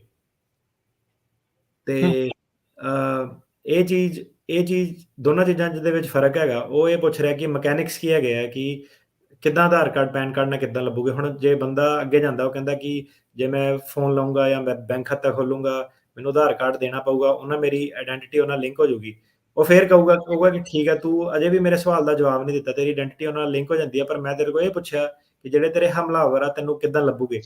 ਕੀ ਉਹਨਾਂ ਕੋਲ ਕੋਈ ਐਕਸੈਸ ਹੈਗਾ, ਕੋਈ ਇੱਦਾਂ ਦਾ ਡੇਟਾਬੇਸ ਹੈਗਾ ਜਿਹਦੇ ਵਿੱਚ ਕਿ ਉਹ ਆਧਾਰ ਕਾਰਡ, ਪੈਨ ਕਾਰਡ ਨੂੰ ਚੈੱਕ ਕਰ ਰਹੇ ਆ, ਤੇ ਫਿਰ ਉਹਨਾਂ ਨੂੰ ਪਤਾ ਲੱਗ ਰਿਹਾ ਕਿ ਤੂੰ ਆਹ ਵਾਲੀ ਸਟੇਟ ਦੇ ਵਿੱਚ ਰਹਿ ਰਿਹਾ। ਸੋ ਏਦਾਂ ਕੁਛ ਡੇਟਾਬੇਸ ਹੈ ਨੀ ਗਾ। ਸੋ ਤਾਂ ਕਰਕੇ ਰੀਲੋਕੇਸ਼ਨ ਦੇ ਵਿੱਚ ਉਹ ਇਹ ਕਹਿ ਰਿਹਾ ਕਿ ਤੂੰ ਗੋਲ-ਮੋਲ ਕਰ ਰਿਹਾ ਮੇਰੀ ਗੱਲ ਨੂੰ, ਤੂੰ ਜਵਾਬ ਨਹੀਂ ਦੇ ਰਿਹਾ, ਤੂੰ ਆਧਾਰ ਕਾਰਡ, ਪੈਨ ਕਾਰਡ, ਆਧਾਰ ਕਾਰਡ, ਪੈਨ ਕਾਰਡ ਕਰ ਰਿਹਾ, ਪਰ ਤੂੰ ਮੈਨੂੰ ਇਹ ਨਹੀਂ ਸਮਝਾ ਪਾ ਰਿਹਾ ਕਿ ਮੈਂ ਤੇਰੇ ਕੋਲ ਇਹ ਪੁੱਛਿਆ ਕਿ ਜੇ ਬੰਦੇ ਨੂੰ ਉਹਨੇ ਫੜਨਾ, ਕਿ ਕਿਹੜਾ ਬੰਦਾ ਕਿਹੜੀ ਜਗ੍ਹਾ ਰਹਿੰਦਾ, ਉਹ ਕਿਹੜੇ ਹਿਸਾਬ ਨਾਲ ਲੱਭੂਗੇ, ਤੇ ਤੂੰ ਮੈਨੂੰ ਇਹੀ ਦੱਸੀ ਜਾ ਰਿਹਾ ਕਿ ਮੈਨੂੰ ਰੈਂਟ ਕਰਨ ਲਈ, ਮੈਨੂੰ ਫ਼ੋਨ ਲੈਣ ਲਈ, ਬੈਂਕ ਖਾਤਾ ਖੋਲ੍ਹਣ ਲਈ ਆਧਾਰ ਕਾਰਡ, ਪੈਨ ਕਾਰਡ ਚਾਹੀਦਾ। ਸੋ ਇਹ ਹੈ ਕਿ ਜਿਹੜਾ ਬੰਦਾ ਨੌਲੇਜੇਬਲ ਆ, ਉਹ ਸਹੀ ਤਰੀਕੇ ਨਾਲ ਸਵਾਲ ਸਮਝ ਸਕਦਾ ਤੇ ਆਨਸਰ ਕਰ ਸਕਦਾ। ਤੇ ਦੂਜੀ ਚੀਜ਼ ਜਿਹੜੀ ਜੱਜ ਉਹ ਦੇਖ ਰਿਹਾ ਕਿ ਕ੍ਰੈਡੀਬਿਲਿਟੀ, ਕਿ ਇਹ ਬੰਦਾ ਕ੍ਰੈਡੀਬਲ ਕਿੰਨਾ, ਸੱਚ ਬੋਲਦਾ ਕਿ ਝੂਠ ਬੋਲਦਾ। ਤੇ ਉਹ ਓਵਰਆਲ ਜਦੋਂ ਜੱਜ ਉਹ ਕੋਈ ਸਵਾਲ ਪੁੱਛਦੇ ਆ, ਤੇ ਉਹ ਦੇਖ ਰਿਹਾ ਕਿ ਇਹ ਬੰਦਾ ਨਰਵਸ ਕਿੰਨਾ ਹੋ ਰਿਹਾ, ਸਹੀ ਤਰੀਕੇ ਨਾਲ ਜਵਾਬ ਦਿੰਦਾ ਕਿ ਇਹ ਗੱਲ ਨੂੰ ਗੋਲ-ਮੋਲ ਕਰਨ ਦੀ ਕੋਸ਼ਿਸ਼ ਕਰ ਰਿਹਾ। ਸੋ ਲਾਸਟ ਚੀਜ਼ ਇਹ ਹੈ ਕਿ ਲੋਕਾਂ ਨੂੰ, ਇਹ ਬੜੀ ਵਾਰੀ ਮੈਂ ਦੇਖਿਆ, ਲੋਕਾਂ ਨੂੰ ਲੱਗਦਾ ਕਿ ਉਹ ਹੁਸ਼ਿਆਰੀ ਮਾਰ ਦਊਗੇ, ਲੱਗਦਾ ਲੋਕਾਂ ਨੂੰ ਏਦਾਂ ਕਿ ਉਹ ਚਾਰ ਜਾਊਗੇ ਜੱਜ ਨੂੰ, ਸਵਾਲ ਉਹਦਾ ਅਵੋਇਡ ਕਰ ਜੂਗੇ, ਵਕੀਲ ਦਾ ਸਵਾਲ ਅਵੋਇਡ ਕਰ ਜੂਗੇ। ਤੇ ਜਦੋਂ ਉਹ ਜਾ ਕੇ ਹੌਟ ਸੀਟ ਦੇ ਵਿੱਚ ਬਹਿੰਦੇ ਆ, ਤਾਂ ਪਹਿਲੀ ਵਾਰੀ ਉਹਨਾਂ ਨੂੰ ਲਾਈਫ ਦੇ ਵਿੱਚ ਪਤਾ ਲੱਗਦਾ ਕਿ ਪਾਵਰ ਕੀ ਚੀਜ਼ ਹੁੰਦੀ ਆ, ਕਿ ਪਾਵਰ ਕਿੱਥੇ ਲਾਈ ਕਰਦੀ ਆ, ਕਿ ਇਸ 5 ਬੰਦੇ ਜੇ ਬੈਠੇ ਆ, ਪਾਵਰ ਕਿਹਦੇ ਕੋਲ ਬਿਲੋਂਗ ਕਰਦੀ ਆ। ਸੋ ਬਾਹਰ ਜੋ ਮਰਜ਼ੀ ਹੋਣ, ਜੱਜ ਦੇ ਕੋਲ ਪਾਵਰ ਲਾਈ ਕਰਦੀ ਆ। ਝਿੜਕਾਂ ਵੀ ਮਾਰਦੇ ਆ ਜੱਜ, ਰੋਕਦੇ ਟੋਕਦੇ ਵੀ ਆ, ਤੇ ਕਈ ਨਹੀਂ ਵੀ ਕਹਿੰਦੇ, ਤੇ ਕਈ ਸਿੱਧੇ ਡਿਸੀਜਨ ਲਿਖਦੇ ਆ ਕਿ ਇਹ ਕ੍ਰੈਡੀਬਲ ਨਹੀਂ ਸੀਗਾ ਬੰਦਾ, ਇਹ ਗੋਲ-ਮੋਲ ਗੱਲ ਕਰਦਾ ਸੀਗਾ। ਸੋ ਏਦਾਂ ਕਿ ਕਦੀ ਵੀ ਗੋਲ-ਮੋਲ ਗੱਲ ਨਹੀਂ ਕਰਨੀ, ਸਵਾਲ ਦਾ ਜਵਾਬ ਦੇਣਾ। ਜੇ ਨਹੀਂ ਆਉਂਦਾ ਤਾਂ ਉਹਨੂੰ ਕਹਿਣਾ ਮੈਨੂੰ ਪਤਾ ਨਹੀਂ ਇਹਦਾ। ਤੇ ਇਹ ਨਹੀਂ ਕਿ ਉਹਨੇ ਸਵਾਲ ਪੁੱਛਿਆ ਤੇ ਤੁਸੀਂ ਕਹੋ ਕਿ ਮੈਂ ਕੋਈ ਹੋਰ ਆਲਤੂ-ਫਾਲਤੂ ਜਵਾਬ ਦੇ ਕੇ ਮੈਂ ਗੱਲ ਟਾਲ ਦੇਣੀ। ਸੋ ਏਦਾਂ ਨਹੀਂ ਹੋਣਾ। ਤੇ ਡਿਮੀਨਰ, ਕਿ ਕੋਰਟ ਦੇ ਵਿੱਚ ਤੁਹਾਡਾ ਲਹਿਜਾ ਕਿੱਦਾਂ ਦਾ ਹੈਗਾ, ਕਿ ਮੁੱਛਾਂ ਨੂੰ ਵੱਟ ਚਾੜ ਰਹੇ ਆ, ਜਾਂ ਠੰਡੇ ਸੁਭਾਅ ਨਾਲ ਜਾ ਕੇ ਇੱਕ ਨਰਮ ਲਹਿਜੇ ਨਾਲ ਜੱਜ ਕੋਲ ਜਾ ਕੇ ਰਿਕੁਐਸਟ ਕਰ ਰਹੇ ਆ ਕਿ ਮੈਨੂੰ ਇੱਥੇ ਰਹਿਣ ਨੂੰ ਦਿੱਤਾ ਜਾਵੇ। ਸੋ ਡਿਮੀਨਰ ਬਹੁਤ ਵੱਡੀ ਜਿਹੜੀ ਚੀਜ਼ ਇਹ ਹੈਗੀ ਆ, ਵਾਕਈ ਹੀ ਇਹ ਅੱਜ ਇਹਦਾ ਕੋਈ ਪਤਾ ਨਹੀਂ ਕਰ ਸਕਦਾ ਕਿ ਜੱਜ ਨੂੰ ਕਿਹੜਾ ਡਿਮੀਨਰ ਪਸੰਦ ਆ, ਕਿਹਦਾ ਨਹੀਂ ਪਸੰਦ ਆ। ਹੂੰ, ਹੂੰ, ਹੂੰ। ਪਰ ਏਦਾਂ ਕਿ ਜਦੋਂ ਹੁਣ ਸਾਡੇ ਆਫਿਸ 'ਚ ਵੀ ਬੰਦਾ ਕੋਈ ਆਇਆ ਤੇ ਇੱਕ ਦਾ ਦੇਖ ਕੇ ਲੱਗਿਆ ਕਿ ਯਾਰ ਆਹ ਬੰਦੇ ਨਾਲ ਬੜਾ ਧੱਕਾ ਹੋਇਆ, ਹੁਣ ਪਤਾ ਨਹੀਂ ਕਿਉਂ, ਪਰ ਸਾਈਕੋਲੋਜੀਕਲ ਲੈਵਲ ਤੇ, ਰਾਈਟ। ਸੋ ਏਦਾਂ ਕਿ ਡਿਮੀਨਰ ਕਿ ਬੰਦੇ ਦਾ ਉੱਠਣੀ ਬੈਠਣੀ ਕਿੱਦਾਂ ਦੀ ਆ, ਭਰਾਵਾ ਉਹਦਾ ਕਿੱਦਾਂ ਦਾ, ਸੋ ਉਹ ਸਾਰੀਆਂ ਚੀਜ਼ਾਂ ਜਿਹੜੀਆਂ ਜੱਜ ਹਰੇਕ ਚੀਜ਼ ਜਿਹੜੀ ਦੇਖ ਕੇ, ਇਹਦਾ ਬੋਲਣ ਦਾ ਲਹਿਜਾ, ਇਹਦੇ ਬੈਠਣ ਦਾ ਲਹਿਜਾ, ਤੇ ਕਈ ਆਪਾਂ ਡਿਨਾਇਲ ਦੇਖਦੇ ਹਾਂ ਤੇ ਉਹਦੇ ਵਿੱਚ ਜੱਜਾਂ ਨੇ ਲਿਖਿਆ ਹੁੰਦਾ ਕਿ ਇਹ ਬਾਹਾਂ ਏਦਾਂ ਏਦਾਂ ਕਰਕੇ ਬੈਠਾ ਸੀਗਾ, ਬਾਹਾਂ ਕ੍ਰਾਸ ਕਰਕੇ। ਕ੍ਰਾਸ ਕਰਕੇ ਬੈਠਾ ਸੀਗਾ। ਸੋ ਹੁਣ ਮੈਨੂੰ ਨਹੀਂ ਪਤਾ ਕਿ ਬਾਹਾਂ ਕ੍ਰਾਸ ਕਰਨ ਨਾਲ ਕੀ ਪ੍ਰੋਬਲਮ ਆ, ਮੈਂ ਖੁਦ ਕਈ ਵਾਰੀ ਬਾਹਾਂ ਕ੍ਰਾਸ ਕਰਕੇ ਬਹਿਨਾ, ਪਰ ਏਦਾਂ ਕਿ ਉਹ ਵਾਲੇ ਜੱਜ ਨੂੰ ਲੱਗਿਆ ਕਿ ਇਹ ਬੰਦਾ ਐਰੋਗੈਂਟ ਆ, ਇਹ ਬਾਹਾਂ ਕਿੱਦਾਂ ਕ੍ਰਾਸ ਕਰਕੇ ਬੈਠਾ, ਇਹਨੂੰ ਕੋਈ ਫ਼ਰਕ ਨਹੀਂ ਪੈਂਦਾ। ਤੇ ਕਈ ਵਾਰੀ ਆਪਾਂ ਦੇਖਦੇ ਹਾਂ ਕਿ ਉਹਨੇ ਜੱਜ ਰੋਕ ਕਰਕੇ ਕਹਿੰਦਾ ਬਾਰ-ਬਾਰ ਕਿ ਤੂੰ ਉਹਨੂੰ ਪਹਿਲਾਂ ਫਿਨਿਸ਼ ਕਰ ਲੈਂਦੇ, ਤੂੰ ਲਿਖਿਆ ਵਾ ਕਿ ਤੈਨੂੰ ਇੰਗਲਿਸ਼ ਨਹੀਂ ਆਉਂਦੀ ਆ, ਤੂੰ ਉਹਨੂੰ ਫਿਨਿਸ਼ ਕਰ ਲੈਂਦੇ। ਪਰ ਬੰਦਾ ਕਈ ਵਾਰੀ ਨਰਵਸ ਹੁੰਦਾ, ਉਹ ਉਹਨੇ ਟਰਾਂਸਲੇਟਰ ਰੱਖਿਆ ਹੁੰਦਾ, ਵਕੀਲ ਨੇ ਸਵਾਲ ਪੁੱਛਣਾ, ਟਰਾਂਸਲੇਟਰ ਨੇ ਟਰਾਂਸਲੇਟ ਕਰਨਾ ਪੰਜਾਬੀ 'ਚ ਤੇ ਫਿਰ ਬੰਦੇ ਨੇ ਬੋਲਣਾ ਹੁੰਦਾ। ਸੋ ਕਈ ਵਾਰੀ ਕੀ ਹੁੰਦਾ ਕਿ ਬੰਦਾ ਨਰਵਸ ਹੋ ਜਾਂਦਾ, ਉਹ ਸਿੱਧੇ ਡਾਇਰੈਕਟਲੀ ਜਿੱਦਾਂ ਜਵਾਬ ਦੇਈ ਜਾਂਦਾ। ਕਈ ਵਾਰੀ ਜੱਜ ਉਹਨੂੰ ਟੋਕਦਾ, ਪਰ ਜਦੋਂ ਬਹੁਤ ਜ਼ਿਆਦਾ ਵਾਰੀ ਏਦਾਂ ਹੋਈ ਜਾਂਦਾ, ਫਿਰ ਜੱਜ ਨੂੰ ਲੱਗਦਾ ਕਿ ਸ਼ਾਇਦ ਇਹ ਝੂਠ ਬੋਲਦਾ ਬੰਦਾ, ਇਹ ਹੂੰ, ਪੜ੍ਹਿਆ ਲਿਖਿਆ, ਇਹਨੂੰ ਇੰਗਲਿਸ਼ ਉਂਗਲਿਸ਼ ਸਾਰਾ ਆਉਂਦੀ ਆ, ਜੋ ਇਹ ਕਹਿ ਰਿਹਾ ਇਹਦੀ ਕਹਿਣੀ ਕਰਨੀ ਕਿ ਮੈਂ ਸਿਰਫ਼ ਕਿਸਾਨ ਆ, ਮੈਂ ਏਦਾਂ ਇਹਦਾ ਮੈਚ ਨਹੀਂ ਹੋ ਰਿਹਾ, ਹੈ ਨਾ। ਸੋ ਏਦਾਂ ਦੀਆਂ ਸਾਰੀਆਂ ਜਿਹੜੀਆਂ ਛੋਟੀਆਂ-ਛੋਟੀਆਂ ਜੀ ਕਿ ਕੋਰਟ ਦੇ ਵਿੱਚ ਤੁਸੀਂ ਕਿੱਦਾਂ ਪੇਸ਼ ਆ ਰਹੇ ਆ, ਉਹ ਜੱਜ ਜਿਹੜੇ ਆ ਉਹ ਦੇਖਦੇ ਆ। ਹੂੰ। ਜੀ, ਜੀ। ਸੋ ਬਹੁਤ ਸਾਰੀਆਂ ਚੀਜ਼ਾਂ ਦਾ ਧਿਆਨ ਉਸ ਦੇ ਵਿੱਚ ਜਿਹੜਾ ਉਹ ਰੱਖਣਾ ਹੈ। ਸੋ ਸਰੋਤਿਓ, ਅੱਜ ਆਪਾਂ ਜਿਹੜੇ ਖਾਸ ਕਰਕੇ ਸਿਮਿਲੈਰਿਟੀ ਆਫ ਕਲੇਮਸ ਦੇ ਉੱਤੇ ਵੀ ਜਿਹੜੀ ਉਹ ਗੱਲ ਕੀਤੀ ਹੈ। ਇੱਕੋ ਜਿਹੇ ਕੇਸ ਜਿਹੜੇ ਉਹ ਲੱਗਦੇ ਆ, ਇੱਕੋ ਜਿਹੀ ਵਰਡਿੰਗ ਜਿਹੜੀ ਉਹਨਾਂ ਦੇ ਵਿੱਚ ਲਿਖੀ ਹੁੰਦੀ ਆ, ਉਹ ਕਈ ਦੀ ਦਿੱਕਤ ਦਾ ਕਾਰਨ ਜਿਹੜੇ ਇਸ ਦੇ ਵਿੱਚ ਤੁਹਾਡੇ ਲਈ ਉਹ ਬਣ ਸਕਦੀ ਹੁੰਦੀ ਆ। ਸੋ ਉਸ ਆਧਾਰ ਦੇ ਉੱਤੇ ਜਿਹੜੀ ਅੱਜ ਆਪਾਂ ਗੱਲ ਕੀਤੀ ਆ। ਸੋ ਹੋਰ ਜਾਂਦੇ-ਜਾਂਦੇ ਮਤਲਬ ਬ੍ਰੇਕ ਤੇ ਜਾਣ ਤੋਂ ਪਹਿਲਾਂ ਤੁਸੀਂ ਕੀ ਕਹਿਣਾ ਚਾਹੁੰਦੇ, ਜਿਹੜੇ ਸਿਮਿਲੈਰਿਟੀ ਆਫ ਕਲੇਮਸ ਡਾਕੂਮੈਂਟਸ ਜਿਹੜੇ ਸਬਮਿਟ ਕਰਦੇ, ਮੈਨੂੰ ਲੱਗਦਾ ਕਈ ਵਾਰੀ ਉਹਨਾਂ ਦੇ ਵਿੱਚ ਐਫੀਡੇਵਿਟਾਂ 'ਚ ਵੀ ਸੇਮ ਟੂ ਸੇਮ ਵਰਡਿੰਗ ਹੀ ਮਿਲ ਜਾਂਦੀ ਹੈ। ਹਾਂਜੀ, ਸੋ ਅਮਰੀਕਾ ਦਾ ਬਾਰਡਰ ਟੱਪਣ ਤੋਂ ਪਹਿਲਾਂ ਇਹ ਨਹੀਂ ਕਿ ਪੁੱਛ ਲਿਆ ਕਿ ਅੱਜ ਬਿਆਨ ਹੋ ਰਿਹਾ ਕਿ ਨਹੀਂ ਹੋ ਰਿਹਾ। ਅਮਰੀਕਾ ਦਾ ਬਾਰਡਰ ਤੋਂ ਟੱਪਣ ਤੋਂ ਪਹਿਲਾਂ ਭਾਈ ਤਾਂ ਹੀ ਬਾਰਡਰ ਟੱਪੋ ਜੇ ਪੂਰਾ ਆਪਣੀ ਜ਼ੁਬਾਨੀ ਆਪਣਾ ਜਿਹੜਾ ਕਲੇਮ ਆ ਉਹ ਤੁਸੀਂ ਸਟੇਟ ਕਰ ਸਕਦੇ ਆ 100%। ਤੇ ਉਹਦੇ ਨਾਲ ਤੁਸੀਂ ਸਿਮਿਲੈਰਿਟੀ ਆਫ ਕਲੇਮ ਵਾਲੀ ਸਿਚੁਏਸ਼ਨ 'ਚ ਕਦੀ ਫਸਣਾ ਨਹੀਂ, ਕਿਉਂਕਿ ਤੁਹਾਨੂੰ ਪਤਾ ਹੀ ਨਹੀਂ ਹੋਣਾ ਕਿ ਬਾਕੀ ਕੀ ਲਿਖ ਰਹੇ ਜਾਂ ਕਿੱਦਾਂ ਵਾ। ਤੁਸੀਂ ਆਪਣੇ ਲੈਵਲ ਤੇ ਆਪਣਾ ਉਹ ਕਰੋ। ਜੇ ਤੁਸੀਂ ਉਹੀ ਕਹੀ ਸੁਣੀ ਦੇ ਵਿੱਚ ਆਓਗੇ ਤਾਂ ਐਂਡ ਆਫ ਦਾ ਡੇ ਕੀ ਹੋਣਾ ਕਿ ਹਜ਼ਾਰਾਂ ਲੱਖਾਂ ਕੇਸਿਸ ਦੇ ਵਿੱਚ ਆਹੀ ਹੋਣਾ ਕਿ 2 ਵਾਰੀ ਹਮਲਾ ਹੋਇਆ ਸੀਗਾ, ਏਦਾਂ ਹੋਇਆ ਸੀਗਾ, ਏਦਾਂ ਹੋਇਆ ਸੀਗਾ। ਤੇ ਸਿਮਿਲੈਰਿਟੀ ਆਫ ਕਲੇਮ ਤਾਂ ਹੀ ਹੁੰਦਾ ਕਿ ਜੇ ਤੁਸੀਂ ਕਿਸੇ ਨਾਲ ਸਲਾਹ ਮਸ਼ਵਰਾ ਕਰਕੇ ਕੋਈ ਤੁਹਾਨੂੰ ਕਹਾਣੀ ਦੇ ਰਿਹਾ, ਸੋ ਤੁਸੀਂ ਉਹ ਸਾਰਾ ਕੁਛ ਛੱਡੋ। ਤੁਸੀਂ ਆਪਣਾ ਦੱਸੋ ਕਿ ਕਿਹੜੇ ਪਿੰਡ 'ਚ ਤੁਸੀਂ ਰਹੇ ਸੀਗੇ, ਬਚਪਨ ਤੁਹਾਡਾ ਕਿੱਦਾਂ ਦਾ ਸੀਗਾ, ਕਿੰਨੀਆਂ ਜਮਾਤਾਂ ਤੁਸੀਂ ਪੜ੍ਹੇ ਆ, ਪਿੰਡੋਂ ਸਕੂਲ ਤੁਹਾਡਾ ਕਿੰਨਾ ਫਾਸਲਾ ਸੀਗਾ, ਪਿੰਡੋਂ ਗੁਰਦੁਆਰੇ ਕਿੰਨਾ ਫਾਸਲਾ ਸੀਗਾ। ਆਪਣੀ ਜਿਹੜੀ ਅਸਲੀ ਤੁਹਾਡੀ ਲਾਈਫ ਦੀ ਜਿਹੜੀ ਸਿਚੁਏਸ਼ਨ ਆ ਉਹਨੂੰ ਬਿਆਨ ਕਰੋ। ਉਹ ਵਾਲੇ ਪਿੰਡ, ਉਹ ਵਾਲੇ ਸ਼ਹਿਰ, ਉਹ ਵਾਲੇ ਫਾਸਲੇ, ਉਹ ਸਾਰਾ ਕੁਛ ਤੁਸੀਂ ਵਿੱਚ ਮੁੱਦੇ-ਨਜ਼ਰ ਰੱਖਦੇ ਹੋਏ ਪਾਓ ਤੇ ਤੁਹਾਡੇ ਗਲਤ ਹੋਣ ਦੇ ਜਿਹੜੇ ਚਾਂਸ ਆ ਉਹ ਬਹੁਤ ਜ਼ਿਆਦਾ ਜਿਹੜੇ ਘੱਟ ਜਾਊਗੇ। ਜੀ, ਜੀ। ਤੇ ਜਾ ਆ ਕੇ ਜਦੋਂ ਤੁਸੀਂ ਕੇਸ ਜਦੋਂ ਲਗਾਉਣਾ ਆ, ਬੰਦਾ ਧਿਆਨ ਦੇ ਨਾਲ ਜਿਹੜਾ ਉਹ ਚੱਲੇ। ਪੈਰਾਲੀਗਲਸ ਦੀ ਮਦਦ ਜਿੱਥੇ ਲੈਣੀ ਚਾਹੀਦੀ ਉੱਥੇ ਲੈ ਲਓ, ਪਰ ਜਦੋਂ ਤੁਸੀਂ ਕੋਈ ਵੱਡਾ ਕੰਮ ਇੱਦਾਂ ਦਾ ਜਿਹੜਾ ਕਰਨ ਜਾ ਰਹੇ ਆ, ਮੇਕ ਸ਼ੋਰ ਕਰੋ ਵੀ ਤੁਸੀਂ ਇਹੋ ਜਿਹੀ ਥਾਂ ਦੇ ਉੱਤੇ ਜਾਓ ਜਿਹੜੇ ਕਿ ਲੇਟੈਸਟ ਜੋ ਵੀ ਕੇਸਿਸ ਹੋਏ ਨੇ ਉਹਨਾਂ ਦੇ ਅਪਡੇਟ ਨੇ, ਵਕੀਲਾਂ ਦੇ ਕੋਲ ਜਾ ਕੇ ਸਲਾਹ ਜਿਹੜੀ ਜ਼ਰੂਰ ਲਓ। ਤੁਸੀਂ ਕਿਸੇ ਵਕੀਲ ਨੂੰ ਹਾਇਰ ਕਰਨਾ ਨਹੀਂ ਕਰਨਾ ਉਹ ਤੁਹਾਡੀ ਇੱਛਾ ਆ। ਤੁਸੀਂ ਇੱਕ ਦੋਵਾਂ ਦੇ ਨਾਲ ਆਪਣੀ ਕੰਸਲਟੈਂਟ ਜਿਹੜੀ ਉਹ ਕਰ ਸਕਦੇ ਆ, ਕੰਸਲਟੇਸ਼ਨ ਕਰ ਸਕਦੇ ਆ। ਫਿਰ ਤੁਸੀਂ ਦੇਖੋ ਵੀ ਜਿਹੜਾ ਵੀ ਤੁਹਾਨੂੰ ਠੀਕ ਲੱਗਦਾ ਆ ਤਾਂ ਇੱਕ ਤੁਸੀਂ ਮੈਂ ਉਹਦੇ ਰਾਜਕਰਨ ਦੀ ਚੀਜ਼ ਐਡ ਕਰੂੰਗਾ। ਕੋਈ ਵੀ ਵਕੀਲ ਆ, ਉਹ ਵਕੀਲ ਦੀ ਜ਼ਿੰਮੇਵਾਰੀ ਨਹੀਂ ਹੈਗੀ ਕਿ ਉਹਨੇ ਤੁਹਾਨੂੰ ਦੱਸਣਾ ਕਿ ਤੁਹਾਡੇ ਬਿਆਨ ਕੀ ਆ, ਸਟੇਟਮੈਂਟ ਕੀ ਆ। ਤੁਹਾਡੇ ਬਿਆਨ ਉਹੀ ਆ ਜੋ ਤੁਹਾਡੇ ਨਾਲ ਹੋਏ ਆ। ਸੋ ਜੇ ਕਿਸੇ ਨੂੰ ਵੀ ਤੁਸੀਂ ਜਾ ਕੇ ਦੱਸੋਗੇ ਕਿ ਮੈਨੂੰ ਏਦਾਂ ਹੋਇਆ, ਉਹਨੇ ਉਹੀ ਪ੍ਰੈਜ਼ੈਂਟ ਕਰਨਾ ਤੁਹਾਡਾ ਜੋ ਤੁਸੀਂ ਉਹਨੂੰ ਦੱਸ ਰਹੇ ਆ, ਹੈ ਨਾ, ਕਿਉਂਕਿ ਵਕੀਲ ਦਾ ਸਿਰਫ਼ ਓਨਾ ਰੋਲ ਹੈਗਾ। ਸੋ ਇਹ ਹਰ ਵਾਰੀ ਮਤਲਬ ਲੋਕੀ ਸੁੱਟ ਦਿੰਦੇ ਆ ਕਿ ਨਹੀਂ ਮੈਨੂੰ ਮਾੜਾ ਵਕੀਲ ਟੱਕਰ ਗਿਆ, ਏਦਾਂ ਵੀ ਨਹੀਂ ਹੈਗਾ, ਕਿਉਂਕਿ ਐਂਡ ਆਫ ਦਾ ਡੇ ਤੁਹਾਡਾ ਕਲੇਮ ਆ, ਤੁਸੀਂ ਪ੍ਰੈਜ਼ੈਂਟ ਕਰਨਾ। ਵਕੀਲ ਦਾ ਲੀਗਲ ਰੋਲ ਆ ਤੇ ਜਿੰਨਾ ਕੁ ਵਕੀਲ ਦਾ ਰੋਲ ਹੈਗਾ ਤੁਸੀਂ ਉਹਨੂੰ ਉੱਤੇ ਰੱਖੋ, ਹੈ ਨਾ। ਤੁਸੀਂ ਉਹ ਤੋਂ ਜ਼ਿਆਦਾ ਐਕਸਪੈਕਟ ਨਾ ਕਰੋ। ਜਿੰਨਾ ਉਹਨੇ ਵਕੀਲ ਨੇ ਕਰਨਾ ਉਹਨੇ ਉਹੀ ਕਰਨਾ ਤੇ ਉਹਦਾ ਕੰਮ ਹੈਗਾ ਪ੍ਰੋਸੀਜਰ ਕੋਰਟ ਦੇ ਵਿੱਚ ਤੁਹਾਨੂੰ ਪ੍ਰੈਜ਼ੈਂਟ ਕਰਨਾ। ਤੇ ਜਿਹੜੇ ਤੁਹਾਡੇ ਬਿਆਨ ਆ ਉਹ ਤੁਹਾਡੇ ਆਪਣੇ ਬਿਆਨ ਹੋਣ ਤੇ ਆਪਣੀ ਨੌਲੇਜ ਇਕੱਠੀ ਕਰੋ, ਆਪਣੇ ਬਿਆਨ ਆਪ ਲਿਖੋ, ਆਪ ਦਿਓ ਤੇ ਉਹ ਜਿਹੜਾ ਹੈਗਾ ਸਹੀ ਮੈਥਡ ਹੈਗਾ ਵਰਸਿਸ ਕਿ ਤੁਸੀਂ ਟਰਾਂਸਲੇਟਰ, ਇੰਟਰਪ੍ਰੇਟਰ ਉਹਨਾਂ ਦੀ ਹੈਲਪ ਲਓ, ਉਹਨਾਂ ਦੀ ਤੁਸੀਂ ਹੈਲਪ ਲੈਣੀ ਹੈ ਲਓ, ਪਰ ਉਹਨਾਂ ਨੇ ਵੀ ਅੱਗੋਂ ਤੁਹਾਡੇ ਕੋਲ ਇਹੀ ਪੁੱਛਣਾ ਕਿ ਦੱਸ ਤੇਰੇ ਨਾਲ ਕੀ ਹੋਇਆ ਤਾਂ ਬੈਟਰ ਰਹੋਗੇ।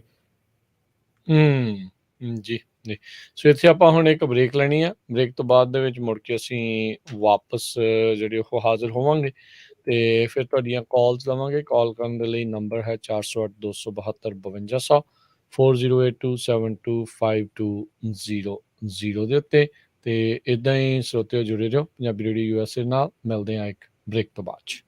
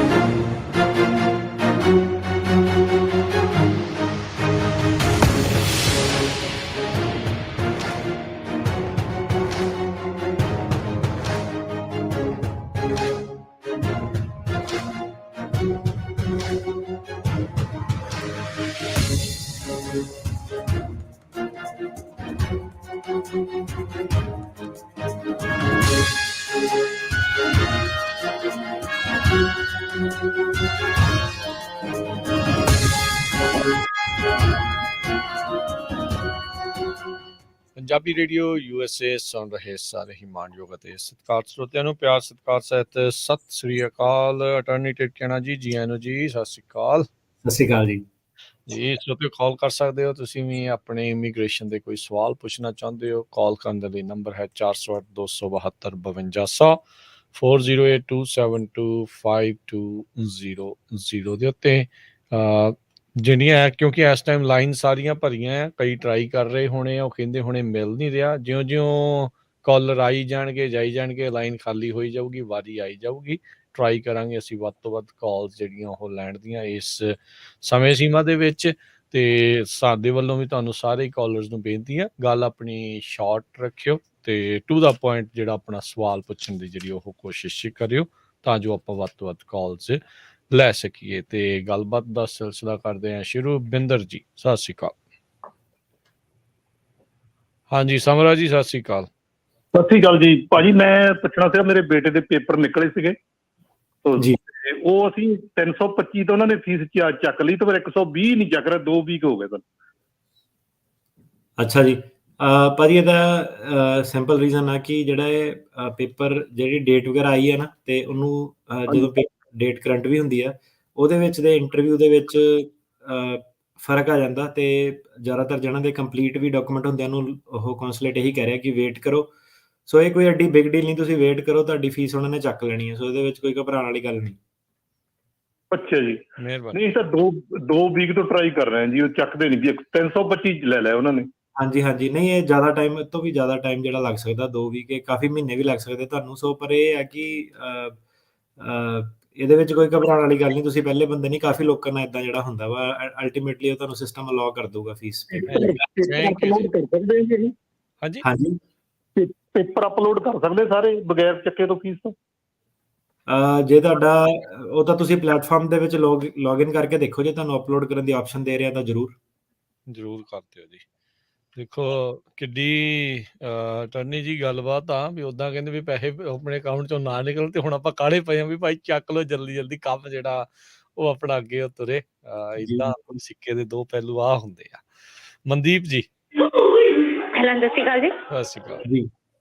ਹਾਂਜੀ, ਮੇਰਾ ਕੁਐਸਚਨ ਸੀਗਾ ਵੀ ਮੇਰੇ ਬੱਚੇ ਨਾ ਸਿਟੀਜ਼ਨ, ਤੇ ਵੀ ਉਹ ਮਤਲਬ ਕਿ ਜਿਵੇਂ ਇਹਨਾਂ ਦਾ ਪਾਸਪੋਰਟ ਨਹੀਂ ਹਜੇ ਆਇਆ, ਜੇ ਇੰਡੀਆ ਦਾ ਵੀਜ਼ਾ ਲੈਣਾ ਹੋਵੇ ਤਾਂ ਕਿੰਨੇ ਟਾਈਮ ਦਾ ਮਿਲੂਗਾ? ਲਾਈਕ ਜਿਵੇਂ ਪਹਿਲਾਂ 10 ਸਾਲ ਦਾ ਮਿਲਦਾ ਸੀ, ਬੱਚੇ ਛੋਟੇ ਹਾਂਜੀ, ਜੇ ਜਾਣਾ 10 ਸਾਲ ਦਾ ਹੀ ਮਿਲੂ ਜਾਂ ਘੱਟ ਦਾ ਮਿਲੂ, ਕਿਵੇਂ ਕੀ ਪ੍ਰੋਸੈਸ ਹੈ ਇੰਡੀਆ ਜਾਣ ਲਈ? ਹਾਂਜੀ, ਇੰਡੀਆ ਜਾਣ ਲਈ ਇੱਥੋਂ USA ਤੋਂ ਬੱਚੇ ਸਿਟੀਜ਼ਨ ਹੈ, ਜੇ ਮਤਲਬ ਬੱਚੇ 5 ਸਾਲ ਤੋਂ ਛੋਟਾ ਹੈ ਤੁਹਾਡਾ? ਨਹੀਂ, ਹਾਂਜੀ ਵੱਡੇ ਆ, 5 ਸਾਲ ਤੋਂ ਉੱਪਰ। 5 ਸਾਲ ਤੋਂ ਵੱਡੇ ਜਿੰਨੇ ਕੁ ਵੈਸੇ ਤੁਸੀਂ ਜੇ ਆਨਲਾਈਨ ਅਪਲਾਈ ਕਰਦੇ ਹੋ, ਮਹੀਨੇ ਵਾਲਾ, 6 ਮਹੀਨੇ ਵਾਲਾ, 5 ਸਾਲ ਵਾਲਾ, ਉੱਥੇ ਅੱਜ ਕੱਲ੍ਹ ਸਾਰੀਆਂ ਆਪਸ਼ਨਸ ਅਵੇਲੇਬਲ ਆ। ਪਰ ਆਈ ਥਿੰਕ ਪਾਸਪੋਰਟ ਹੋਣਾ ਤਾਂ ਜ਼ਰੂਰੀ ਹੋਊਗਾ। ਸੋ ਪਾਸਪੋਰਟ ਹਾਂਜੀ ਨਹੀਂ, ਮਤਲਬ ਕਿ ਪਾਸਪੋਰਟ ਐਕਸਪਾਇਰ ਲਾਈਕ 2 ਵੀਕਾਂ ਦੇ ਵਿੱਚ ਹਾਂਜੀ ਹੈਗਾ ਵੀ ਆ ਜਾਣਗੇ, ਕਿਉਂਕਿ 4-5 ਵੀਕ ਹੋ ਗਏ ਭਰਿਆ ਨੂੰ, ਹਨਾ। ਹਾਂਜੀ, ਸੋ ਮੇਰਾ ਕੁਐਸਚਨ ਇਹੀ ਸੀਗਾ, ਮਤਲਬ ਕਿ ਵੀ ਜਿਵੇਂ ਵਿੱਚ ਚੱਲਿਆ ਸੀਗਾ ਵੀ only you can stay only like 30 days, ਹਨਾ, ਵੀ ਉਹ ਡਿਪੈਂਡ ਕਰਦਾ ਆ। ਹਾਂਜੀ, ਉਦਾਂ ਤਾਂ ਚਲੋ ਇਹ ਵਾਲਾ ਤਾਂ ਅੱਜ ਦਾ ਉਸ ਦੇ ਨਾਲ ਜੁੜਿਆ ਹੋਇਆ ਸਵਾਲ ਜਵਾਬ ਵਾਲਾ ਨਹੀਂ, ਇਹ ਤਾਂ US ਆਉਣ ਦੇ ਲਈ ਆ, ਉੱਧਰ ਜਾਣ ਨੂੰ ਨਹੀਂ ਆ। ਉਹ ਤੁਹਾਨੂੰ ਇੰਡੀਅਨ ਦੀ ਐਮਬੈਸੀ ਵਾਲੇ, ਕੌਂਸਲੇਟ ਵਾਲੇ ਉਹ ਜ਼ਿਆਦਾ ਦੱਸ ਸਕਦੇ ਆ। ਪਰ ਉਹ ਡਿਪੈਂਡ ਕਰਦਾ ਜੀ ਤੁਸੀਂ ਕਿੰਨੇ ਚਿਰ ਦਾ ਵੀਜ਼ਾ ਲਿਆ। ਹੁਣ ਤਾਂ ਉਹਨਾਂ ਨੇ ਉਹ ਜਿਹੜੀਆਂ ਪਾਬੰਦੀਆਂ ਸੀਗੀਆਂ ਪੁਰਾਣੇ ਵੀਜ਼ਿਆਂ ਦੇ ਉੱਤੇ ਲਾਈਆਂ, ਉਹ ਵੀ ਉਹਨਾਂ ਨੇ ਹਟਾ ਦਿੱਤੀਆਂ। ਤੁਸੀਂ ਜਿੰਨਾ ਵੀ ਉਹ ਅਲਾਓ ਕਰਦੇ ਆ ਮੈਕਸੀਮਮ, ਉੱਥੇ ਉਸ ਹਿਸਾਬ ਦੇ ਨਾਲ ਤੁਸੀਂ ਰਹਿ ਸਕਦੇ ਹੁੰਦੇ ਆ ਜਦੋਂ ਵੀਜ਼ਾ ਲੱਗ ਜਾਂਦਾ ਆ। ਤੇ ਆਪਾਂ ਅਗਲੇ ਕਾਲਰ ਲੈਂਦੇ ਆ ਜੀ, ਜਸਵਿੰਦਰ ਜੀ ਸਤਿ ਸ਼੍ਰੀ ਅਕਾਲ। ਹੈਲੋ ਜੀ, ਸਤਿ ਸ਼੍ਰੀ ਅਕਾਲ ਭਾਜੀ। ਸਤਿ ਸ਼੍ਰੀ ਅਕਾਲ ਭਾਜੀ, ਮੇਰਾ ਭਾਣਜਾ ਕੈਨੇਡਾ 'ਚ, ਉੱਥੇ PR ਆਈ ਆ, ਉਹਨੇ ਆਪਣੀ ਮੰਮੀ ਡੈਡੀ ਦੇ ਭਰੇ ਆ ਪੇਪਰ ਨਾ, ਉਹਨੇ ਸੁਪਰ ਵੀਜ਼ੇ ਤੇ ਆਉਣਾ ਉੱਥੇ। ਤੇ ਉਹ ਕਹਿੰਦੇ ਆ ਵੀ ਅਸੀਂ ਕੈਨੇਡਾ ਤੋਂ ਅਮਰੀਕਾ ਆ ਸਕਦੇ। ਮੈਂ ਅਮਰੀਕਾ ਚ ਉਹਦਾ ਭਰਾ ਆ, ਮੈਨੂੰ ਭੈਣ ਦਾ। ਵੀਜ਼ਾ ਲੈਣਾ ਪੈਣਾ ਉਹਨਾਂ ਨੂੰ, ਜੇ ਕੈਨੇਡੀਅਨ ਸਿਟੀਜ਼ਨ ਨਹੀਂ ਹੈਗੇ ਉਹ ਤਾਂ ਵੀਜ਼ਾ ਲੈਣਾ ਪੈਣਾ ਉਹਨਾਂ ਨੂੰ ਅਮਰੀਕਾ ਦਾ, ਫਿਰ ਆ ਸਕਦੇ। ਉਹਦਾ ਮੈਂ ਵੀ ਪੇਪਰ ਭਰੇ ਹੋਏ ਆ, 7-8 ਸਾਲ ਹੋ ਗਏ ਉਹਨਾਂ ਦੇ। ਏਦਾਂ ਦਾ ਹਾਂਜੀ, ਉਹਨੂੰ ਤਾਂ ਟਾਈਮ ਲੱਗ ਜਾਣਾ, ਤੁਹਾਨੂੰ ਪਤਾ ਹੀ ਆ। ਸੋ ਉਹ ਵੀਜ਼ਾ ਲੈਣ, ਟੂਰਿਸਟ ਵੀਜ਼ਾ ਲੈਣ ਅਮਰੀਕਾ ਦਾ, ਤੇ ਕੈਨੇਡਾ ਜਦੋਂ ਆਉਂਦੇ ਆ ਤੇ ਚਾਂਸ ਉਹਨਾਂ ਦੇ ਹਾਈ ਆ ਵੀਜ਼ਾ ਮਿਲਣ ਦੇ। ਸੋ ਟਰਾਈ ਕਰ ਲਓ, ਦਿਨ ਤਿਉਹਾਰ ਤੇ ਕਿਸੇ ਤੇ ਨਵੇਂ ਸਾਲ ਤੇ ਵਿਜ਼ਿਟ ਕਰਨ ਦੇ ਟਰਾਈ ਕਰਕੇ ਦੇਖ ਲਓ ਜੀ। ਲੱਕੀ ਹੁਣੀ ਪੁੱਛਦੇ ਨੇ ਆਪਾਂ ਨੂੰ ਫੇਸਬੁੱਕ ਦੇ ਉੱਤੇ ਜੱਜਿਸ ਦੇ ਬਾਰੇ, ਉਹ ਪੁੱਛਣਾ ਚਾਹੁੰਦੇ ਵੀ ਕਿੱਦਾਂ ਹੈ, ਕਿਹੜੀ ਤੁਸੀਂ ਇੱਕ ਦੀ ਵੈਬਸਾਈਟ ਦੱਸੀ ਸੀ ਉਹ ਜਾਣਕਾਰੀ ਹਾਸਿਲ ਕਰਨ ਦੇ ਲਈ, ਜੇ ਤੁਸੀਂ ਦੱਸ ਦਿਓ ਵੀ ਜੱਜਿਸ ਦੀ ਰੇਟਿੰਗ ਕਿੱਥੋਂ ਪਤਾ ਲੱਗਦੀ ਹੈ। ਗੂਗਲ ਤੇ ਜਾ ਕੇ ਸਰਚ ਕਰੋ ਇਮੀਗ੍ਰੇਸ਼ਨ ਜੱਜ ਰੇਟਿੰਗ, ਤੇ ਸਿਰਾਕਿਊਜ਼ ਯੂਨੀਵਰਸਿਟੀ ਦੀ ਜਿਹੜੀ ਵੈਬਸਾਈਟ ਹੈਗੀ ਆ ਟਰੈਕ ਕਰਕੇ TRAC, ਤੇ ਤੁਹਾਡੇ ਪਹਿਲੀ ਵੈਬਸਾਈਟ ਉਹੀ ਖੁੱਲਣੀ ਹੈ। ਸੋ ਉੱਥੇ ਤੁਸੀਂ ਸਾਰੇ ਜੱਜਾਂ ਦੀ ਜਿਹੜੀ ਰਿਪੋਰਟ ਉਹ ਚੈੱਕ ਕਰ ਸਕਦੇ ਆ। ਹਰਮਨਜੀਤ ਪੁੱਛਦੇ ਨੇ ਵੀ ਕੇਸ ਪਾਸ ਹੋਣ ਤੋਂ ਬਾਅਦ I-94 ਜਿਹੜੇ ਉਹ ਖੁਦ ਸੈਂਡ ਕਰਦੇ ਆ ਜਾਂ ਆਪ ਜਾ ਕੇ ਉਹਨੂੰ ਲੈਣ ਦੇ ਲਈ ਅਪਲਾਈ ਕਰਨਾ ਪੈਂਦਾ। ਅੱਜ ਕੱਲ੍ਹ ਆਪ ਹੀ ਕਰਨਾ ਪੈ ਰਿਹਾ। ਇਨਫੋਪਾਸ ਨਾਲ ਤੁਹਾਨੂੰ ਅਪਾਇੰਟਮੈਂਟ ਬਣਾਉਣੀ ਪੈਣੀ ਆ, ਤੇ ਫਿਰ ਉੱਥੇ USCIS ਦੇ ਕੋਲ ਜਾ ਕੇ ਤੁਹਾਨੂੰ ਕਰਨਾ ਪੈਣਾ। ਪਹਿਲਾਂ ਸਰਕਾਰ ਜਿਹੜੀ ਸੀਗੀ ਉਹ ਤੁਹਾਡੀ ਸਿੱਧੇ ਆਟੋਮੈਟਿਕਲੀ ਹੈਲਪ ਕਰ ਦਿੰਦੀ ਸੀ, ਆ ਜਾਂਦਾ ਸੀਗਾ। ਸੋ ਅੱਜ ਕੱਲ੍ਹ ਆਪਾਂ ਦੇਖ ਰਹੇ ਹਾਂ ਕਿ ਤੁਹਾਨੂੰ ਖੁਦ ਅਪਾਇੰਟਮੈਂਟ ਜਿਹੜੀ ਬਣਾਉਣੀ ਪੈ ਰਹੀ ਆ। I-94 ਆਪਣੇ ਆਪ ਨਹੀਂ ਆ ਰਿਹਾ। ਠੀਕ ਹੈ ਜੀ। ਅਗਲੇ ਕਾਲਰ ਨਰਿੰਦਰ। ਹਾਂਜੀ ਨਰਿੰਦਰ। ਹਾਂਜੀ, ਸਤਿ ਸ਼੍ਰੀ ਅਕਾਲ ਭਾਜੀ। ਸਤਿ ਸ਼੍ਰੀ ਅਕਾਲ ਜੀ।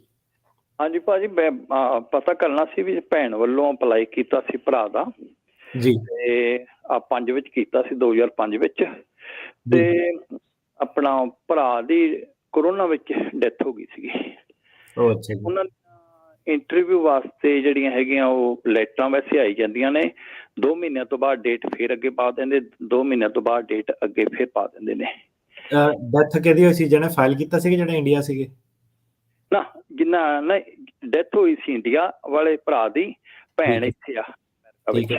ਆਪਣਾ ਨਾ ਸਾਡਾ ਆਹੀ 2 ਹਫ਼ਤੇ ਪਹਿਲਾਂ ਇੱਕ ਕੇਸ ਸੀਗਾ। ਇਸੇ ਉਦਾਂ ਲੀਗਲੀ ਕੋਈ ਬੇਸਿਸ ਨਹੀਂ ਹੈਗਾ ਜੇ ਇੰਡੀਆ ਵਾਲੇ ਬੰਦੇ ਦੀ ਡੈਥ ਹੋਵੇ, ਪਰ ਸਾਡਾ 2 ਹਫ਼ਤੇ ਪਹਿਲਾਂ ਇੱਕ ਕੇਸ ਸੀਗਾ, ਇਹੀ ਸੇਮ ਚੀਜ਼ ਸੀਗੀ।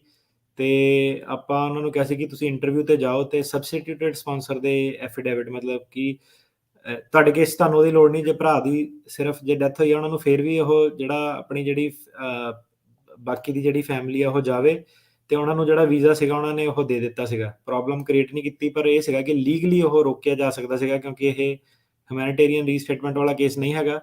ਪਰ ਉਹਨਾਂ ਨੂੰ ਬਾਅਦ 'ਚ ਜਦੋਂ ਮੈਂ ਪੁੱਛਿਆ ਕਿ ਤੁਹਾਨੂੰ ਕੋਈ ਪ੍ਰੋਬਲਮ ਤਾਂ ਨਹੀਂ ਆਈ ਸੀ, ਉਹਨਾਂ ਨੇ ਕਿਹਾ ਕਿ ਨਹੀਂ, ਸਾਨੂੰ ਦੇ ਦਿੱਤਾ। ਸੋ ਇੱਦਾਂ ਕਿ ਟਰਾਈ ਜ਼ਰੂਰ ਕਰੋ ਇਹਦੇ ਵਿੱਚ। ਉੱਦਾਂ ਤੁਹਾਡੀ ਲੀਗਲੀ ਕੋਈ ਬੇਸਿਸ ਨਹੀਂ ਹੈਗਾ ਇਸ ਕੇਸ ਦੇ ਵਿੱਚ ਵੀਜ਼ਾ ਮਿਲਣ ਦਾ। ਇਨਸਾਨੀਅਤ ਦੇ ਤੌਰ ਦੇ ਉੱਤੇ ਉਹਨਾਂ ਤੋਂ ਮੰਗ ਜਿਹੜੀ ਬੇਸਿਕਲੀ ਹਿਊਮੈਨਿਟੇਰੀਅਨ ਬੇਸਿਸ ਤੇ ਜਿਹੜੀ ਉਹ ਕਰ ਸਕਦੇ ਆ। ਅੱਛਾ, ਇੰਟਰਵਿਊ ਤੁਸੀਂ ਉੱਥੇ ਚਲੇ ਜਾਈਏ ਤੇ ਉਹਦਾ ਬਰਥ ਜਿਹੜਾ ਹੈਗਾ ਡੈਥ ਸਰਟੀਫਿਕੇਟ ਉਹ ਨਾਲ ਲੈ ਜਾਈਏ। ਹਾਂਜੀ ਹਾਂਜੀ, ਉਹ ਨਾਲ ਲੈ ਜਾਈਏ ਤੇ ਉਹਨਾਂ ਦੇ ਕੋਲ ਜਾ ਕੇ ਪੇਸ਼ ਹੋ ਜਾਏਗੀ। ਜੀ ਜੀ ਜੀ, ਬਿਲਕੁਲ। ਅਗਲੇ ਕਾਲਰ ਨੇ ਹਰਦਿਆਲ ਜੀ। ਸਤਿ ਸ਼੍ਰੀ ਅਕਾਲ ਭਾਜੀ। ਸਤਿ ਸ਼੍ਰੀ ਅਕਾਲ। ਸਤਿ ਸ਼੍ਰੀ ਅਕਾਲ ਭਾਜੀ, ਮੈਂ ਸਵਾਲ ਤਾਂ ਕੋਈ ਨਹੀਂ, ਮੈਂ ਤੁਹਾਡੀ ਇਨਫੋ ਜਿਹੜੇ ਆਪਾਂ ਐਕਸ਼ਨ ਲਾਉਣੇ ਨੇ ਇੰਡੀਆ ਤੋਂ, ਕਈ ਵਾਰ ਉਹ ਇੰਡੀਆ ਚੈੱਕ ਕਰਦੇ ਹੈਗੇ ਆ। ਮੇਰੇ ਗਏ ਸੀਗੇ ਚੈੱਕ ਕਰਨ ਨੂੰ, ਤਾਂ ਉਹਨੇ ਮਿਲਟਰੀ ਬਹੁਤ ਪਸੰਦ ਕੀਤਾ ਸੀਗਾ ਉਹਨੂੰ ਬੰਦੇ ਜਿਹੜਾ ਨੇ ਅਸਾਈਲਮ ਕੇਸ ਦੇ ਵਿੱਚ। ਹਾਂਜੀ। ਤੁਸੀਂ ਐਫੀਡੇਵਿਟ ਲਾਇਆ ਸੀ ਇੰਡੀਆ ਤੋਂ, ਤੇ ਤੁਹਾਡੇ ਉੱਥੇ ਜਾ ਕੇ ਸ਼ਨਾਖਤ ਕੀਤੀ ਉਹਨਾਂ ਨੇ? ਹਾਂਜੀ, 3 ਸੀਗੇ, 3 ਜਗ੍ਹਾ ਗਏ, 4 ਸੀ, 3 ਜਗ੍ਹਾ ਗਏ। ਉਹ ਪਿੰਡ ਦਾ ਸੀਗਾ, ਮੇਰਾ ਡੈਡੀ ਸੀਗਾ, ਔਰ ਮੇਰੇ ਸਾਲੇ ਦੇ ਸੀ, 3 ਜਗ੍ਹਾ ਗਏ। ਨਾਲ ਜਿਹੜਾ ਗੋਰਾ ਸੀ ਉਹ ਤਾਂ ਬੈਠਾ ਰਹਾ, ਉਹਨਾਂ ਜਿਹੜਾ ਪੰਜਾਬੀ ਇੰਡੀਅਨ ਗਿਆ ਸੀ ਬਰਮਾ ਸ਼ਰਮਾ ਸੀ, ਉਹਨੂੰ ਬਹੁਤ ਉਹਨਾਂ ਮਿਲਟਰੀ ਪਰਸਨ ਕੀਤਾ। ਅੱਛਾ ਜੀ। ਤੁਹਾਡਾ ਭਾਜੀ ਕੇਸ ਪਾਸ ਹੋ ਗਿਆ? ਕੇਸ ਪਾਸ ਹੋਇਆ 2016 ਚ, ਉਹਦਾ 2 ਸਾਲ ਪਾਸ ਹੋ ਜਾਣਾ ਸੀਗਾ। ਨਹੀਂ, ਕੇਸ ਪਾਸ ਹੋ ਗਿਆ ਹੈ ਨਾ, ਤੁਸੀਂ ਕਹਿੰਦੇ? ਹਾਂਜੀ ਹਾਂਜੀ, ਕੇਸ ਪਾਸ ਹੋ ਗਿਆ ਹੋ ਗਿਆ ਜੀ। ਦੇਖੋ ਸਿੱਧੀਆਂ ਵੀ ਪਰੀ ਹੋ ਗਿਆ, ਸਿੱਧੀਆਂ। ਅੱਛਾ ਵੀ ਹੋ ਗਏ, ਚਲੋ ਠੀਕ ਹੈ। ਅੱਛਾ ਠੀਕ ਹੈ, ਚਲੋ ਵਧਾਈਆਂ ਭਾਜੀ ਤੁਹਾਨੂੰ। Thank you for the information. Thank you ਦੱਸਣ ਦੇ ਲਈ, ਮਿਹਰਬਾਨੀ ਵੀਰ ਜੀ। ਬਾਕੀ ਇਹ ਹੈ ਕਿ ਹੁਣ ਇਹ ਕੇਸਾਂ ਦੇ ਵਿੱਚ ਨਾ ਜਿਹੜੇ ਇਦਾਂ ਦੇ ਆ, ਇਹ ਮੇਰੇ ਹਿਸਾਬ ਨਾਲ ਜੇ ਬਾਈ ਦਾ ਕੇਸ ਨਹੀਂ ਪਾਸ ਹੁੰਦਾ ਤਾਂ ਇਹ ਆਪਾਂ ਨਾ ਇਮੀਗ੍ਰੇਸ਼ਨ ਨੂੰ ਆਪਾਂ ਉਹਨਾਂ ਦੇ ਲਾਅ ਸੂਟ ਕਰ ਸਕਦੇ ਸੀਗੇ, ਕਿਉਂਕਿ ਇਹ ਐਡਮਿਨਿਸਟ੍ਰੇਟਿਵ ਪ੍ਰੋਸੀਜਰਸ ਐਕਟ ਜਿਹੜਾ ਉਹਦੀ ਵਾਇਲੇਸ਼ਨ ਹੈਗੀ ਆ। ਤੁਸੀਂ ਜਿਹੜਾ ਐਫੀਡੇਵਿਟ ਤੁਸੀਂ ਇੰਡੀਆ ਜਾ ਕੇ ਬੰਦੇ ਨੂੰ ਹੋਰ ਰਿਸਕ ਤੇ ਨਹੀਂ ਪਾ ਸਕਦੇ। ਸੋ ਜੇ ਬਾਈ ਦਾ ਨਹੀਂ ਵੀ ਪਾਸ ਹੁੰਦਾ ਤੇ ਇਹ ਇੱਕ ਪਰਟੀਕੂਲਰ ਸੋਸ਼ਲ ਗਰੁੱਪ ਦੀ ਇਹ ਬਾਈ ਦੀ ਕੈਟੇਗਰੀ ਜਿਹੜੀ ਸੀਗੀ ਉਹ ਬਣ ਸਕਦੀ ਸੀਗੀ। ਸੋ ਇਹ ਅਸਾਈਲਮ ਕੇਸਿਸ ਦੇ ਵਿੱਚ ਲੀਗਲੀ ਸਪੀਕਿੰਗ ਇਦਾਂ ਕਰ ਨਹੀਂ ਸਕਦੇ ਹੈਗੇ। ਸੋ ਜੇ ਕਿਸੇ ਦੇ ਇਦਾਂ ਘਰ ਘੁਰ ਜਾ ਕੇ ਛਾਪਾ ਛੁਪਾ ਮਾਰਿਆ ਉਹਨਾਂ ਨੇ ਸਾਲਮ ਐਫੀਡੈਵਿਟ ਦਾ ਪੁੱਛਿਆ, ਤੇ ਤੁਸੀਂ ਇਹ ਯਾਦ ਰੱਖੋ ਮੋਟੇ ਤੌਰ ਤੇ ਤੁਹਾਡੇ ਕੋਲ ਇੱਕ ਹੋਰ ਸਾਲਮ ਦੀ ਜਿਹੜੀ ਗਰਾਊਂਡ ਜਿਹੜੀ ਆ ਗਈ ਹੈ ਰੀਓਪਨ ਕਰਨ ਦੀ, ਜੇ ਤੁਹਾਡਾ ਕੇਸ ਡਿਨਾਈ ਹੁੰਦਾ ਉਸ ਬੇਸ ਤੇ। ਬਾਈ ਚਾਂਸ ਡਿਨਾਈ ਹੋ ਜਾਂਦਾ। ਹਾਂਜੀ ਜੀ ਇਕਵਿੰਦਰ। ਹਾਂਜੀ ਭਾਈ ਸਤਿ ਸ਼੍ਰੀ ਅਕਾਲ। ਸਤਿ ਸ਼੍ਰੀ ਅਕਾਲ ਜੀ। ਹਾਂ ਭਾਜੀ ਮੈਂ ਆਪਣੇ ਹਸਬੈਂਡ ਦਾ ਅਪਲਾਈ ਕੀਤਾ ਸੀ ਸਿਟੀਜ਼ਨ ਬੇਸ ਤੇ ਹਜੇ ਕੋਈ ਲੈਟਰ ਨਹੀਂ ਆਈ ਹੈਗੀ। 130 ਨੂੰ ਕਿੰਨਾ ਕੁ ਟਾਈਮ ਲੱਗ ਜਾਂਦਾ, ਤੇ ਜਦ ਪੂਰਾ ਕੇਸ ਫਿਰ ਹੋ ਜਾਂਦਾ ਤਾਂ ਉਹਨੂੰ ਕਿੰਨਾ ਟਾਈਮ ਲੱਗ ਜਾਂਦਾ? ਤੁਸੀਂ ਸਿਟੀਜ਼ਨ? ਹਾਂਜੀ ਮੈਂ ਸਿਟੀਜ਼ਨ ਹਾਂ ਭਾਜੀ।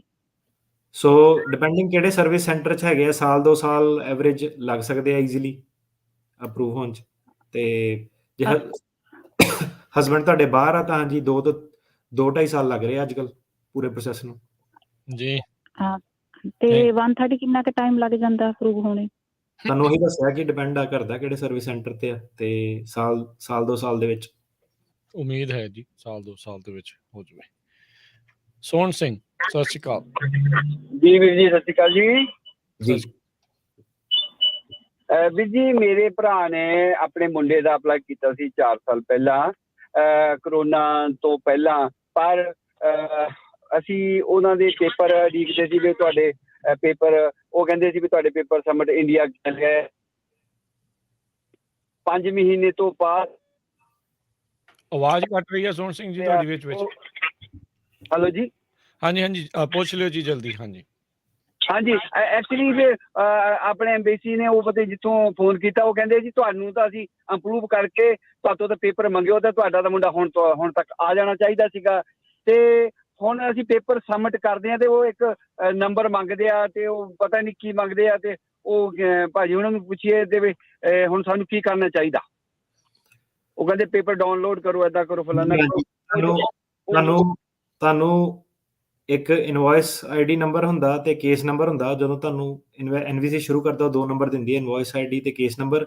ਮੇਰੇ ਖਿਆਲ ਤੁਹਾਡੇ ਕੇਸ ਦੇ ਵਿੱਚ ਕੀ ਹੈ ਕਿ ਤੁਹਾਨੂੰ ਪ੍ਰੋਸੈਸ ਦਾ ਸ਼ਾਇਦ ਪਤਾ ਨਹੀਂ ਆ ਜਾਂ ਜੋ ਵੀ ਹੈਂਡਲ ਕਰ ਰਿਹਾ, ਤੇ ਉਹ ਤੁਹਾਨੂੰ 2 ਨੰਬਰ ਜਿਹੜੇ ਉਹ ਚਾਹੀਦੇ ਆ। ਤੇ ਕੇਸ ਨੂੰ ਲੌਗਇਨ ਕਰੋ ਤੇ ਉਹਦੇ ਵਿੱਚ ਤੁਹਾਨੂੰ ਪਤਾ ਲੱਗ ਜਾਣਾ ਕਿੱਥੇ ਸਟੈਂਡ ਕਰਦੇ ਆ। ਸੋ ਸ਼ਾਇਦ ਤੁਹਾਡੇ ਜਿਹੜੇ ਡਾਕੂਮੈਂਟ ਵਗੈਰਾ ਉਹ ਅਪਲੋਡ ਜਿਹੜੇ ਪ੍ਰੋਪਰਲੀ ਨਹੀਂ ਹੋਏ ਜਾਂ ਕੁਛ ਕੋ ਰਹਿ ਗਿਆ ਕਿਤੇ ਕਾਲਾ ਮਾੜਾ। ਸੋ ਜਿਹਦੇ ਥਰੂ ਕਰਾ ਰਹੇ ਆ ਉਹਨੂੰ ਚੰਗੀ ਤਰ੍ਹਾਂ ਪੁੱਛੋ, ਤੇ ਜਾਂ ਜਿਹਦੀ ਹੈਲਪ ਲੈ ਰਹੇ ਹੋ ਉਹ ਬੰਦਾ ਚੇਂਜ ਕਰੋ, ਹੋਰ ਦੇ ਕੋਲੋਂ ਜਿਹੜੀ ਹੈਲਪ ਲੈਣ ਦੀ ਉਹ ਕੋਸ਼ਿਸ਼ ਕਰੋ ਜੀ। F4 ਕੈਟੇਗਰੀ ਪਰਮਜੀਤ ਹੁਣੀ ਪੁੱਛਦੇ ਨੇ 6 ਸਤੰਬਰ 2005 ਕਹਿੰਦੇ ਇੰਟਰਵਿਊ ਡੇਟ ਨਹੀਂ ਆ ਰਹੀ। 2005 ਦੀ ਕੇਸ ਚੱਲਦੇ ਉਹਦਾ ਭੈਣ ਭਰਾ ਵਾਲੇ ਜਿਹੜੇ ਉੱਥੇ ਆ ਇਸ ਟਾਈਮ। ਹਾਂਜੀ। ਸੋ ਇੰਟਰਵਿਊ ਦੇ ਲਈ 2005 ਦਾ ਵੀ ਮਤਲਬ ਇਹ ਹੈ ਕਿ 1 ਸਾਲ ਵਾਲੇ ਕੇਸ ਵੀ ਜਿਹੜੇ ਹੈਗੇ ਉਹਨੂੰ ਵੀ 2-3 ਸਾਲ ਲੱਗਦੇ ਡਿਸਪੋਜ਼ ਕਰਨ ਲਈ।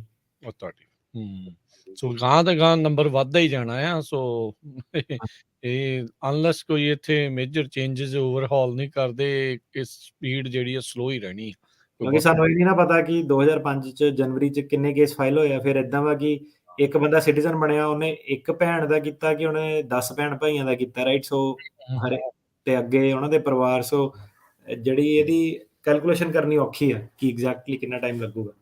ਓਵਰਆਲ ਜੇ ਦੇਖਿਆ ਜਾਵੇ ਤਾਂ ਇਹ ਆંકੜਾ ਲਗਾਤਾਰ ਵੱਧਦਾ ਹੀ ਜਾਣਾ। ਰੀਜ਼ਨ ਆ ਕਿਉਂਕਿ ਜਿਉਂ ਜ਼ਿਆਦਾ ਲੋਕ ਆਉਂਦੇ ਗਏ ਉਹ ਜ਼ਿਆਦਾ ਕੇਸ ਫਾਈਲ ਹੁੰਦੇ ਗਏ ਆ। ਸੋ ਆਉਣ ਵਾਲੇ ਸਮੇਂ 'ਚ ਹਫ਼ਤਾ ਵੀ ਤਰੀਕ ਅੱਗੇ ਜਾਣ ਨੂੰ ਮਹੀਨੇ ਜਿਹੜੇ ਆ ਉਹ ਕਈ ਲੱਗਦੇ ਆ, ਸਾਲ ਵੀ ਲੱਗ ਸਕਦੇ, ਬਿਲਕੁਲ ਲੱਗ ਰਹੇ ਆ।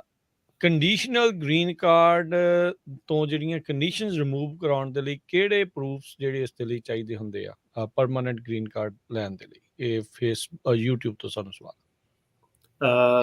751 ਪਟੀਸ਼ਨ ਫਾਈਲ ਕਰਨੀ ਹੁੰਦੀ ਹੈ ਤੁਸੀਂ, ਤੇ ਜਾਂ ਤਾਂ ਤੁਸੀਂ ਦੋਨੋਂ ਜਣੇ ਮਿਲ ਕੇ ਕਰਦੇ ਹੋ, ਘਰ ਵਾਲੀ ਜੁਆਇੰਟਲੀ, ਤੇ ਪ੍ਰੂਫ ਉਹੀ ਆ ਕਿ ਵਿਆਹ ਜੈਨੂਇਨ ਨਾਲ ਚੱਲ ਰਿਹਾ। ਜੇ ਤੁਹਾਡਾ ਵਿਆਹ ਟੁੱਟ ਗਿਆ ਜਾਂ ਸੈਪਰੇਟ ਹੋ ਗਏ ਤੁਸੀਂ, ਤਾਂ ਫਿਰ ਇਹਦੇ ਨਾਲ ਤੁਹਾਨੂੰ ਜਾਂ ਤਾਂ ਡਿਵੋਰਸ ਸ਼ੋ ਕਰਨਾ ਪੈਣਾ ਜਾਂ ਤੁਹਾਨੂੰ ਕਿ ਤੁਹਾਡੇ ਨਾਲ ਧੱਕਾ ਹੋਇਆ, ਕੁਰੈਲਿਟੀ। ਇਹ 2 ਬੇਸ ਤੇ ਤੁਸੀਂ ਅੱਗੇ ਜਿਹੜਾ ਜਾ ਸਕਦੇ ਹੋ। ਫੈਮਲੀ ਵਿਦ ਚਿਲਡਰਨ ਜਿਹੜੇ ਆ ਰਹੇ ਆ ਕੈਂਪਸ ਦੇ ਵਿੱਚ, ਉਹਨਾਂ ਬਾਰੇ ਕੋਈ ਤੁਹਾਡੇ ਕੋਲ ਅਪਡੇਟਸ ਹੈ? ਕਿੱਦਾਂ ਦੇ ਆ? ਜਲਜੀਤ ਸਿੰਘ ਪੁੱਛਦੇ ਨੇ ਫੇਸਬੁੱਕ। ਅਗੇਨ ਕਿ ਬਾਰਡਰ ਟੱਪਣ ਦੀ ਆਪਾਂ ਸਲਾਹ ਨਹੀਂ ਦਿੰਦੇ, ਨਾ ਹੀ ਇਨਕਰੇਜ ਕਰਦੇ ਹਾਂ ਕਿਸੇ ਨੂੰ।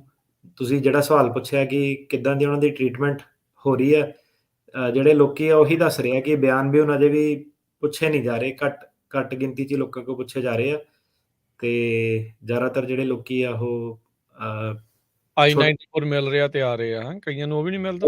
I-94 ਵੀ ਐਕਚੁਅਲੀ ਮਿਲਣਾ ਸ਼ੁਰੂ ਹੋ ਗਿਆ, ਵਿੱਚ ਮਿਲ ਰਿਹਾ ਸੀਗਾ ਕਈਆਂ ਨੂੰ, ਵਿਚ ਇਜ਼ ਸਰਪ੍ਰਾਈਜ਼ਿੰਗ, ਪਰ ਹਾਂਜੀ ਸਾਰਿਆਂ ਨੂੰ ਨਹੀਂ, ਜਿਹਨਾਂ ਨੂੰ ਮਿਲ ਰਿਹਾ ਬਹੁਤ ਵਧੀਆ, ਹੋਰ ਆਪਸ਼ਨਸ ਹੋ ਸਕਦੀਆਂ, ਪਰ ਸਾਰਿਆਂ ਨੂੰ ਨਹੀਂ। ਸ਼ਹਿਰੀ ਸਤਿ ਸ਼੍ਰੀ ਅਕਾਲ। ਸਤਿ ਸ਼੍ਰੀ ਅਕਾਲ ਭਾਈ ਦੋਨ ਜੀ। ਤੇ ਭਾਈ ਮੇਰਾ ਇਹ ਸਵਾਲ ਸੀਗਾ ਨਾ ਵੀ ਪਿਛਲੇ ਮਹੀਨੇ ਮੇਰੀ ਉਹ ਸੀਗੀ ਤਰੀਕ ਸੈਨ ਫਰਾਂਸਿਸਕੋ, ਤੇ ਉਹਨਾਂ ਨੇ ਮਤਲਬ ਵੀ 4-4.5 ਘੰਟੇ ਦੀ ਇੰਟਰਵਿਊ ਹੋਈ ਤੇ ਉਹਨੂੰ ਅਗਲੀ ਡੇਟ ਦੇਤੀ ਵੀ ਤੁਸੀਂ 2 ਡਾਕੂਮੈਂਟ ਜਮ੍ਹਾਂ ਕਰਾਉਣੇ ਆ, ਮੈਡੀਕਲ ਦੇ ਤੇ ਬੈਂਕ ਦੇ ਐਡਰੈਸ ਦੇ, ਹਨਾ। ਤੇ ਹੁਣ ਕੀ ਲੱਗਦਾ ਵੀ ਕੀ ਆ ਸਕਦਾ? ਮੈਂ ਭਾਜੀ ਇੱਕ ਵਾਰੀ ਦੁਬਾਰਾ ਬੋਲੂੰਗੇ ਸਵਾਲ ਆਪਣਾ? ਰਿਪੀਟ ਕਰ ਆਪਣਾ ਦਿਓ। ਮਤਲਬ ਪਿਛਲੇ ਮਹੀਨੇ ਤਰੀਕ ਸੀਗੀ ਸੈਨ ਫਰਾਂਸਿਸਕੋ, ਹਾਂਜੀ, ਤੇ ਉਹਨਾਂ ਨੇ ਹੁਣ ਸਤੰਬਰ 'ਚ ਤਰੀਕ ਦਿੱਤੀ ਆ, ਉਹ 'ਚ ਉਹਨਾਂ ਨੇ ਮੈਡੀਕਲ ਰੈਕਰਡਸ ਮੰਗੇ ਆ, ਡਾਕਟਰ ਨਾਲ ਗੱਲ ਕਰਨੀ ਆ ਤੇ ਐਡਰੈਸ ਪ੍ਰੂਫ ਮੰਗੇ ਆ। ਅਸਾਈਲਮ ਦੀ ਗੱਲ ਕਰ ਰਹੇ ਨਾ ਤੁਸੀਂ? ਹਾਂਜੀ। ਤੇ ਹਾਂਜੀ ਮੈਂ ਕਾਲ ਕਰਨੀ ਆ ਡਾਕਟਰ ਨੂੰ। ਹਾਂਜੀ, ਸੋ ਡਾਕਟਰ ਨੂੰ ਆਪਣੇ ਨੂੰ ਰੈਡੀ ਰੱਖੋ ਐਜ਼ ਅ ਗਵਾਹ, ਤੇ ਡਾਕਟਰ ਦੇ ਬੇਸਿਕ ਸਵਾਲ ਹੀ ਪੁੱਛਣੇ ਉਹਨੂੰ, ਡਾਕਟਰ ਦੇ ਟ੍ਰੀਟਮੈਂਟ ਦੇ ਰਿਲੇਟਿਡ, ਕਿ ਤੇਰੀ ਲੈਟਰ ਆਹ ਇੰਨੀ ਤਰੀਕ ਨੂੰ ਆਇਆ ਸੀਗਾ। ਉਹ ਕੋ ਡਾਕਟਰ ਨੂੰ ਹੋਰ ਉਹ ਪੁੱਛ ਸਕਦੇ ਆ ਕਿ ਤੈਨੂੰ ਕਿੱਦਾਂ ਨੌਲੇਜ ਆ, ਤੂੰ ਕਿਹੜੇ ਬੇਸ ਤੇ ਲੈਟਰ ਬਣਾ ਕੇ ਦਿੱਤੀ ਆ, ਤੇਰੇ ਕੋਲ ਕਿੱਦਾਂ ਰੈਕਡ ਆਇਆ, ਤੈਨੂੰ ਕਿੱਦਾਂ ਪਤਾ ਇਹ ਆਹ ਵਾਲੀਆਂ ਦਵਾਈਆਂ ਤੂੰ ਦਿੱਤੀਆਂ ਸੀਗੀਆਂ, ਤੁਸੀਂ ਹੋਰ ਵੀ ਰੈਕਡ ਬਣਾਉਂਦੇ ਆ, ਸੀਰੀਅਲ ਨੰਬਰ ਤੇਰਾ ਜਿਹੜਾ ਲੈਟਰ ਦੇ ਉੱਤੇ ਆ ਉਹ ਕਿੱਦਾਂ। ਸੋ ਉਹ ਬੇਸਿਕਲੀ ਡਾਕਟਰ ਨੂੰ ਆਹ ਕਾਰਵਾਈ ਪੁੱਛ ਸਕਦੇ ਆ ਕਿ ਜਿਹੜੀ ਤੂੰ ਇਹ ਮੈਡੀਕਲ ਲੈਟਰ ਬੰਦੇ ਨੂੰ ਦਿੱਤੀ ਹੈ ਕਿਹੜੇ ਬੇਸ ਤੇ ਦਿੱਤੀ ਹੈ, ਹਨਾ। ਸੋ ਉਹਦੇ 2 ਬੇਸ ਹੁੰਦੇ ਆ ਕਿ ਜਾਂ ਤਾਂ ਬੰਦਾ ਆਪਣੀ ਨੌਲੇਜ ਤੋਂ ਦੇ ਸਕਦਾ ਕਿ ਇਹ ਬਹੁਤ ਬੰਦਾ ਮੇਰੇ ਨੇੜੇ ਦਾ, ਜਾਂ ਤਾਂ ਕਰਕੇ ਮੈਨੂੰ ਯਾਦ ਆ ਇਹਦਾ ਪਰਟੀਕੂਲਰ ਕਿ ਇਹ ਇਹਨਾਂ ਹਾਲਾਤਾਂ 'ਚ ਆਇਆ ਸੀਗਾ, ਤੇ ਜਾਂ ਫਿਰ ਉਹ ਆਪਣਾ ਇਹ ਦੱਸ ਸਕਦਾ ਕਿ ਉਹਨਾਂ ਦੇ ਹਸਪਤਾਲ ਦੀ ਜਿਹੜੀ ਸਟੈਂਡਰਡ ਪ੍ਰੋਟੋਕਾਲ ਉਹ ਕੀ ਆ, ਕਿ ਕਿਹੜੇ ਹਿਸਾਬ ਨਾਲ ਉਹ ਡਾਕੂਮੈਂਟ ਕਰਦੇ ਆ, ਤੇ ਇਸ ਚੀਜ਼ ਬਾਰੇ ਉੱਤੋਂ ਸਵਾਲ ਜਿਹੜੇ ਪੁੱਛੇ ਜਾ ਸਕਦੇ ਆ। ਤੇ ਕੀ ਇਹ ਬਹੁਤ ਕਾਮਨ ਆ ਅਟਾਰਨੀ ਟਰਕਿਆਨਾ ਜੀ, ਇਦਾਂ ਡਾਕਟਰਸ ਨੂੰ ਐਜ਼ ਏ ਵਿਟਨੈਸ ਦੇ ਤੌਰ ਦੇ ਉੱਤੇ ਕਾਲਸ ਕਰਨੀਆਂ ਜਾਂ ਉਹਨਾਂ ਦੇ ਗਵਾਹ?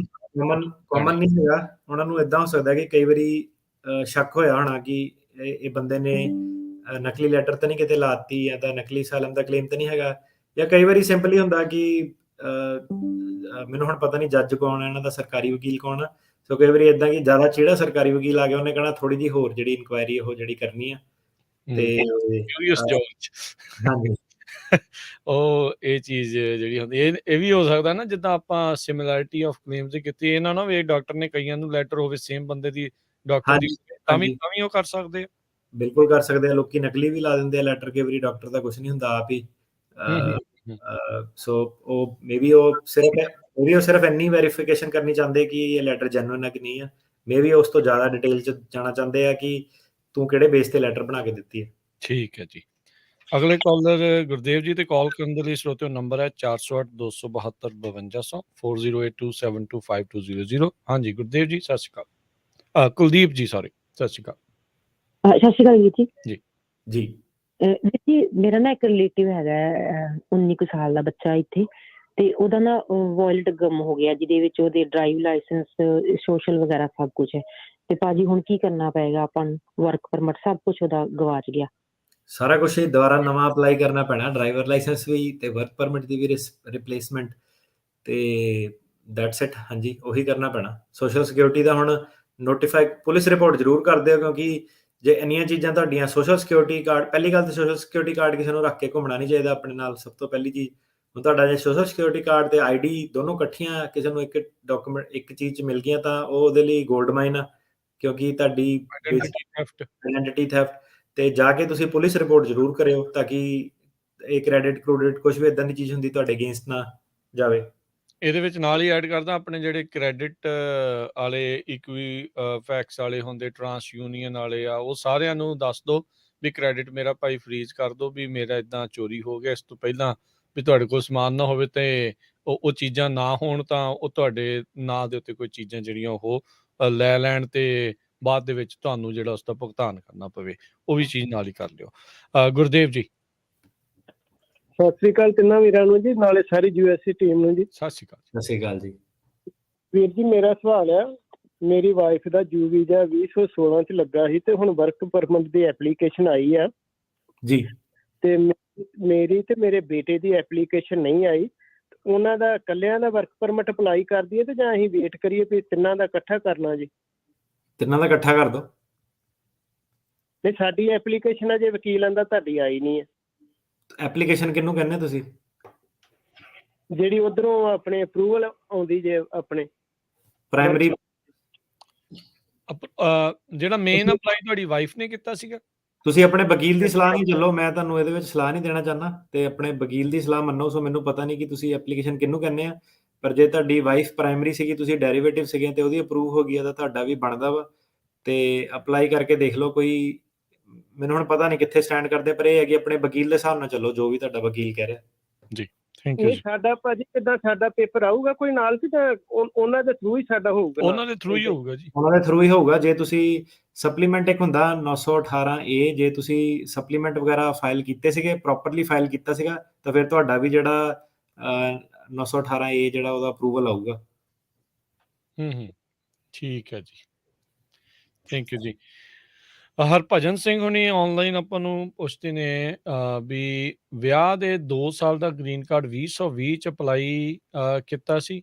9 ਜਨਵਰੀ 2021 ਤੋਂ ਬਾਅਦ ਅਜੇ ਤੱਕ ਇੰਟਰਵਿਊ ਦੀ ਤਰੀਕ ਨਹੀਂ ਆਈ, ਤੇ ਸਿਟੀਜ਼ਨਸ਼ਿਪ ਦੀ ਵੀ ਜਿਹੜਾ ਆ 3 ਸਤੰਬਰ 2020 ਨੂੰ ਇਹਨਾਂ ਨੇ ਜਿਹੜਾ ਉਹ ਅਪਲਾਈ ਕੀਤਾ ਸੀਗਾ। ਸੋ ਇਹਨਾਂ ਨੂੰ ਹੁਣ ਕੀ ਕਹਿੰਦੇ, ਪੁੱਛਦੇ ਆ ਵੀ ਕੀ ਕਰਨਾ ਚਾਹੀਦਾ ਹੈ। ਸੋ ਜਿਹੜੇ ਗ੍ਰੀਨ ਕਾਰਡ ਹੋਲਡਰ ਆ, ਉਹ ਆਪਣੇ ਜਿਹੜੇ ਉਹਨਾਂ ਦੇ ਘਰ ਵਾਲਾ ਘਰ ਵਾਲੀ ਆ, ਉਹਨਾਂ ਦੀ ਜਿਹੜੀ ਵੇਟਿੰਗ ਆ ਬਹੁਤ ਜ਼ਿਆਦਾ, 4-4 ਸਾਲ ਤੱਕ ਜਿਹੜੀ ਉਹ ਗਈ ਹੋਈ ਆ। ਇਹਨਾਂ ਨੂੰ ਵੇਟ ਹੀ ਕਰਨਾ ਪੈਣਾ। ਸਿਟੀਜ਼ਨ ਜੇ ਇਹ ਬਣ ਜਾਂਦੇ ਆ ਤੇ ਇਹਨਾਂ ਦਾ ਜਿਹੜਾ ਸਪਾਊਸ ਵਾਲਾ ਪ੍ਰੋਸੈਸ ਇਹਨਾਂ ਦਾ ਸੌਖਾ ਹੋ ਜਾਊਗਾ। ਪਰ ਜੇ ਇਹਨਾਂ ਦਾ ਕੋਈ ਜਵਾਕ ਵੀ ਹੈਗਾ ਉੱਥੇ ਜਿਹਨੂੰ ਫਾਈਲ ਕਰਨਾ, ਫਿਰ ਇਹਨਾਂ ਨੂੰ ਉਹਦੇ ਲਈ ਨਵੇਂ ਸਿਰਿਓਂ ਫਾਈਲ ਕਰਨਾ ਪੈਣਾ। ਸੋ ਇਹ ਹੁਣ ਦੇਖ ਲੈਣ ਆਪਣੇ ਲੈਵਲ ਤੇ ਕਿ ਬਣ ਕੇ ਸਿਟੀਜ਼ਨ ਫਾਇਦਾ ਕਿ ਨਹੀਂ ਫਾਇਦਾ। ਠੀਕ ਹੈ ਜੀ। ਜੇ ਤਾਂ ਇਕੱਲੀ ਘਰ ਵਾਲੀ ਆ ਫਿਰ ਤਾਂ ਬਣ ਜਾਓ, ਸਪੀਡ ਅਪ ਹੋ ਜਾਣਾ। ਤੇ ਜੇ ਆਪਣਾ ਜਵਾਕ ਵੀ ਆ ਨਾਲ, ਤੇ ਉਹਨਾਂ ਫਿਰ ਇਹ ਹੋਣਾ ਕਿ ਜਵਾਕ ਦਾ ਤੁਹਾਨੂੰ ਨਵੇਂ ਸਿਰਿਓਂ ਕਰਨਾ ਪੈਣਾ। ਓਕੇ ਜੀ। ਅਗਲੇ ਕਾਲਰ ਅਮਨਦੀਪ। ਹਾਂਜੀ, ਸਤਿ ਸ਼੍ਰੀ ਅਕਾਲ ਅਮਨਦੀਪ। ਹੈਲੋ, ਹਾਂਜੀ ਸਤਿ ਸ਼੍ਰੀ ਅਕਾਲ ਸਰ, ਸਭ ਠੀਕ ਆ ਜੀ? ਜੀ, ਸਵਾਲ ਪੁੱਛੋ ਜੀ। ਭਾਜੀ ਮੈਂ ਨਾ 26 ਤਰੀਕ ਨੂੰ ਆਪਣੇ ਕੈਂਪ ਦੇ ਵਿੱਚੋਂ ਬਾਹਰ ਆਇਆ ਸੀ ਜੀ, ਤੇ ਮੇਰੀ ਉਹਨਾਂ ਨੇ 20 ਸਤੰਬਰ ਦਿੱਤੀ ਸੀ, ਆਈਸ ਆਫਿਸ ਵਾਲਿਆਂ ਨੇ ਮੈਨੂੰ ਡੇਟ, ਮੈਨੂੰ ਡਿਵਾਈਸ ਦਿੱਤੀ ਹੋਈ ਸੀ ਜੀ। ਔਰ ਮੈਂ ਐਡਰੈਸ ਚੇਂਜ ਕੀਤਾ ਸੀਗਾ ਸੇਮ ਸਿਟੀ ਦੇ ਵਿੱਚ ਹੀ। ਸੋ ਮੈਨੂੰ ਉਹਨਾਂ ਨੇ ਹੁਣ ਡੇਟ ਜਿਹੜੀ ਉਹ ਚੇਂਜ ਕਰ ਦਿੱਤੀ ਹੈ, 26 ਅਗਸਤ ਦੇ ਦਿੱਤੀ ਹੋਈ ਹੈ। ਫਿਊਜ਼ਨ ਸਿਟੀ ਦੇ ਵਿੱਚ ਆਫਿਸ ਹੈਗਾ ਜਿੱਥੇ ਮੈਂ ਰਿਪੋਰਟ ਕਰਨਾ ਆ। ਕੀ ਮੇਰੀ ਹੋਰ ਡੇਟ ਹੈਗੀ ਹੈ ਜੀ ਜਾਂ ਨਹੀਂ ਨਹੀਂ, ਆਈਸ ਵਾਲੀ ਡੇਟ ਹੈ। ਯੂਨੀਅਨ ਸਿਟੀ ਚ ਕੋਈ ਕੋਰਟ ਨਹੀਂ ਹੈਗਾ, ਕੋਰਟ ਸਿਰਫ ਸੈਨ ਫਰਾਂਸਿਸਕੋ ਚ। ਓਕੇ, ਔਰ ਜੇ ਕੋਰਟ ਜਿਹੜੀ ਉਹ ਮੈਨੂੰ ਪਊਗੀ, ਉਹ ਕੋਰਟ ਡੇਟ ਜਦੋਂ ਪਏਗੀ ਉਹ ਮੈਂ ਅਸਾਈਲਮ ਫਾਈਲ ਕਰਨ ਤੋਂ ਬਾਅਦ ਚ ਪਏਗੀ ਜਾਂ ਪਹਿਲਾਂ ਹੀ? ਮੈਨੂੰ ਕੁਝ ਬੰਦੇ ਇੱਥੇ ਐਡਵਾਈਸ ਕਰ ਰਿਹਾ ਜੀ ਤੇਰੀ ਇਹ ਕੋਰਟ 'ਚ ਆਲਰੇਡੀ ਕੇਸ ਲੱਗਿਆ ਹੋਇਆ ਆ।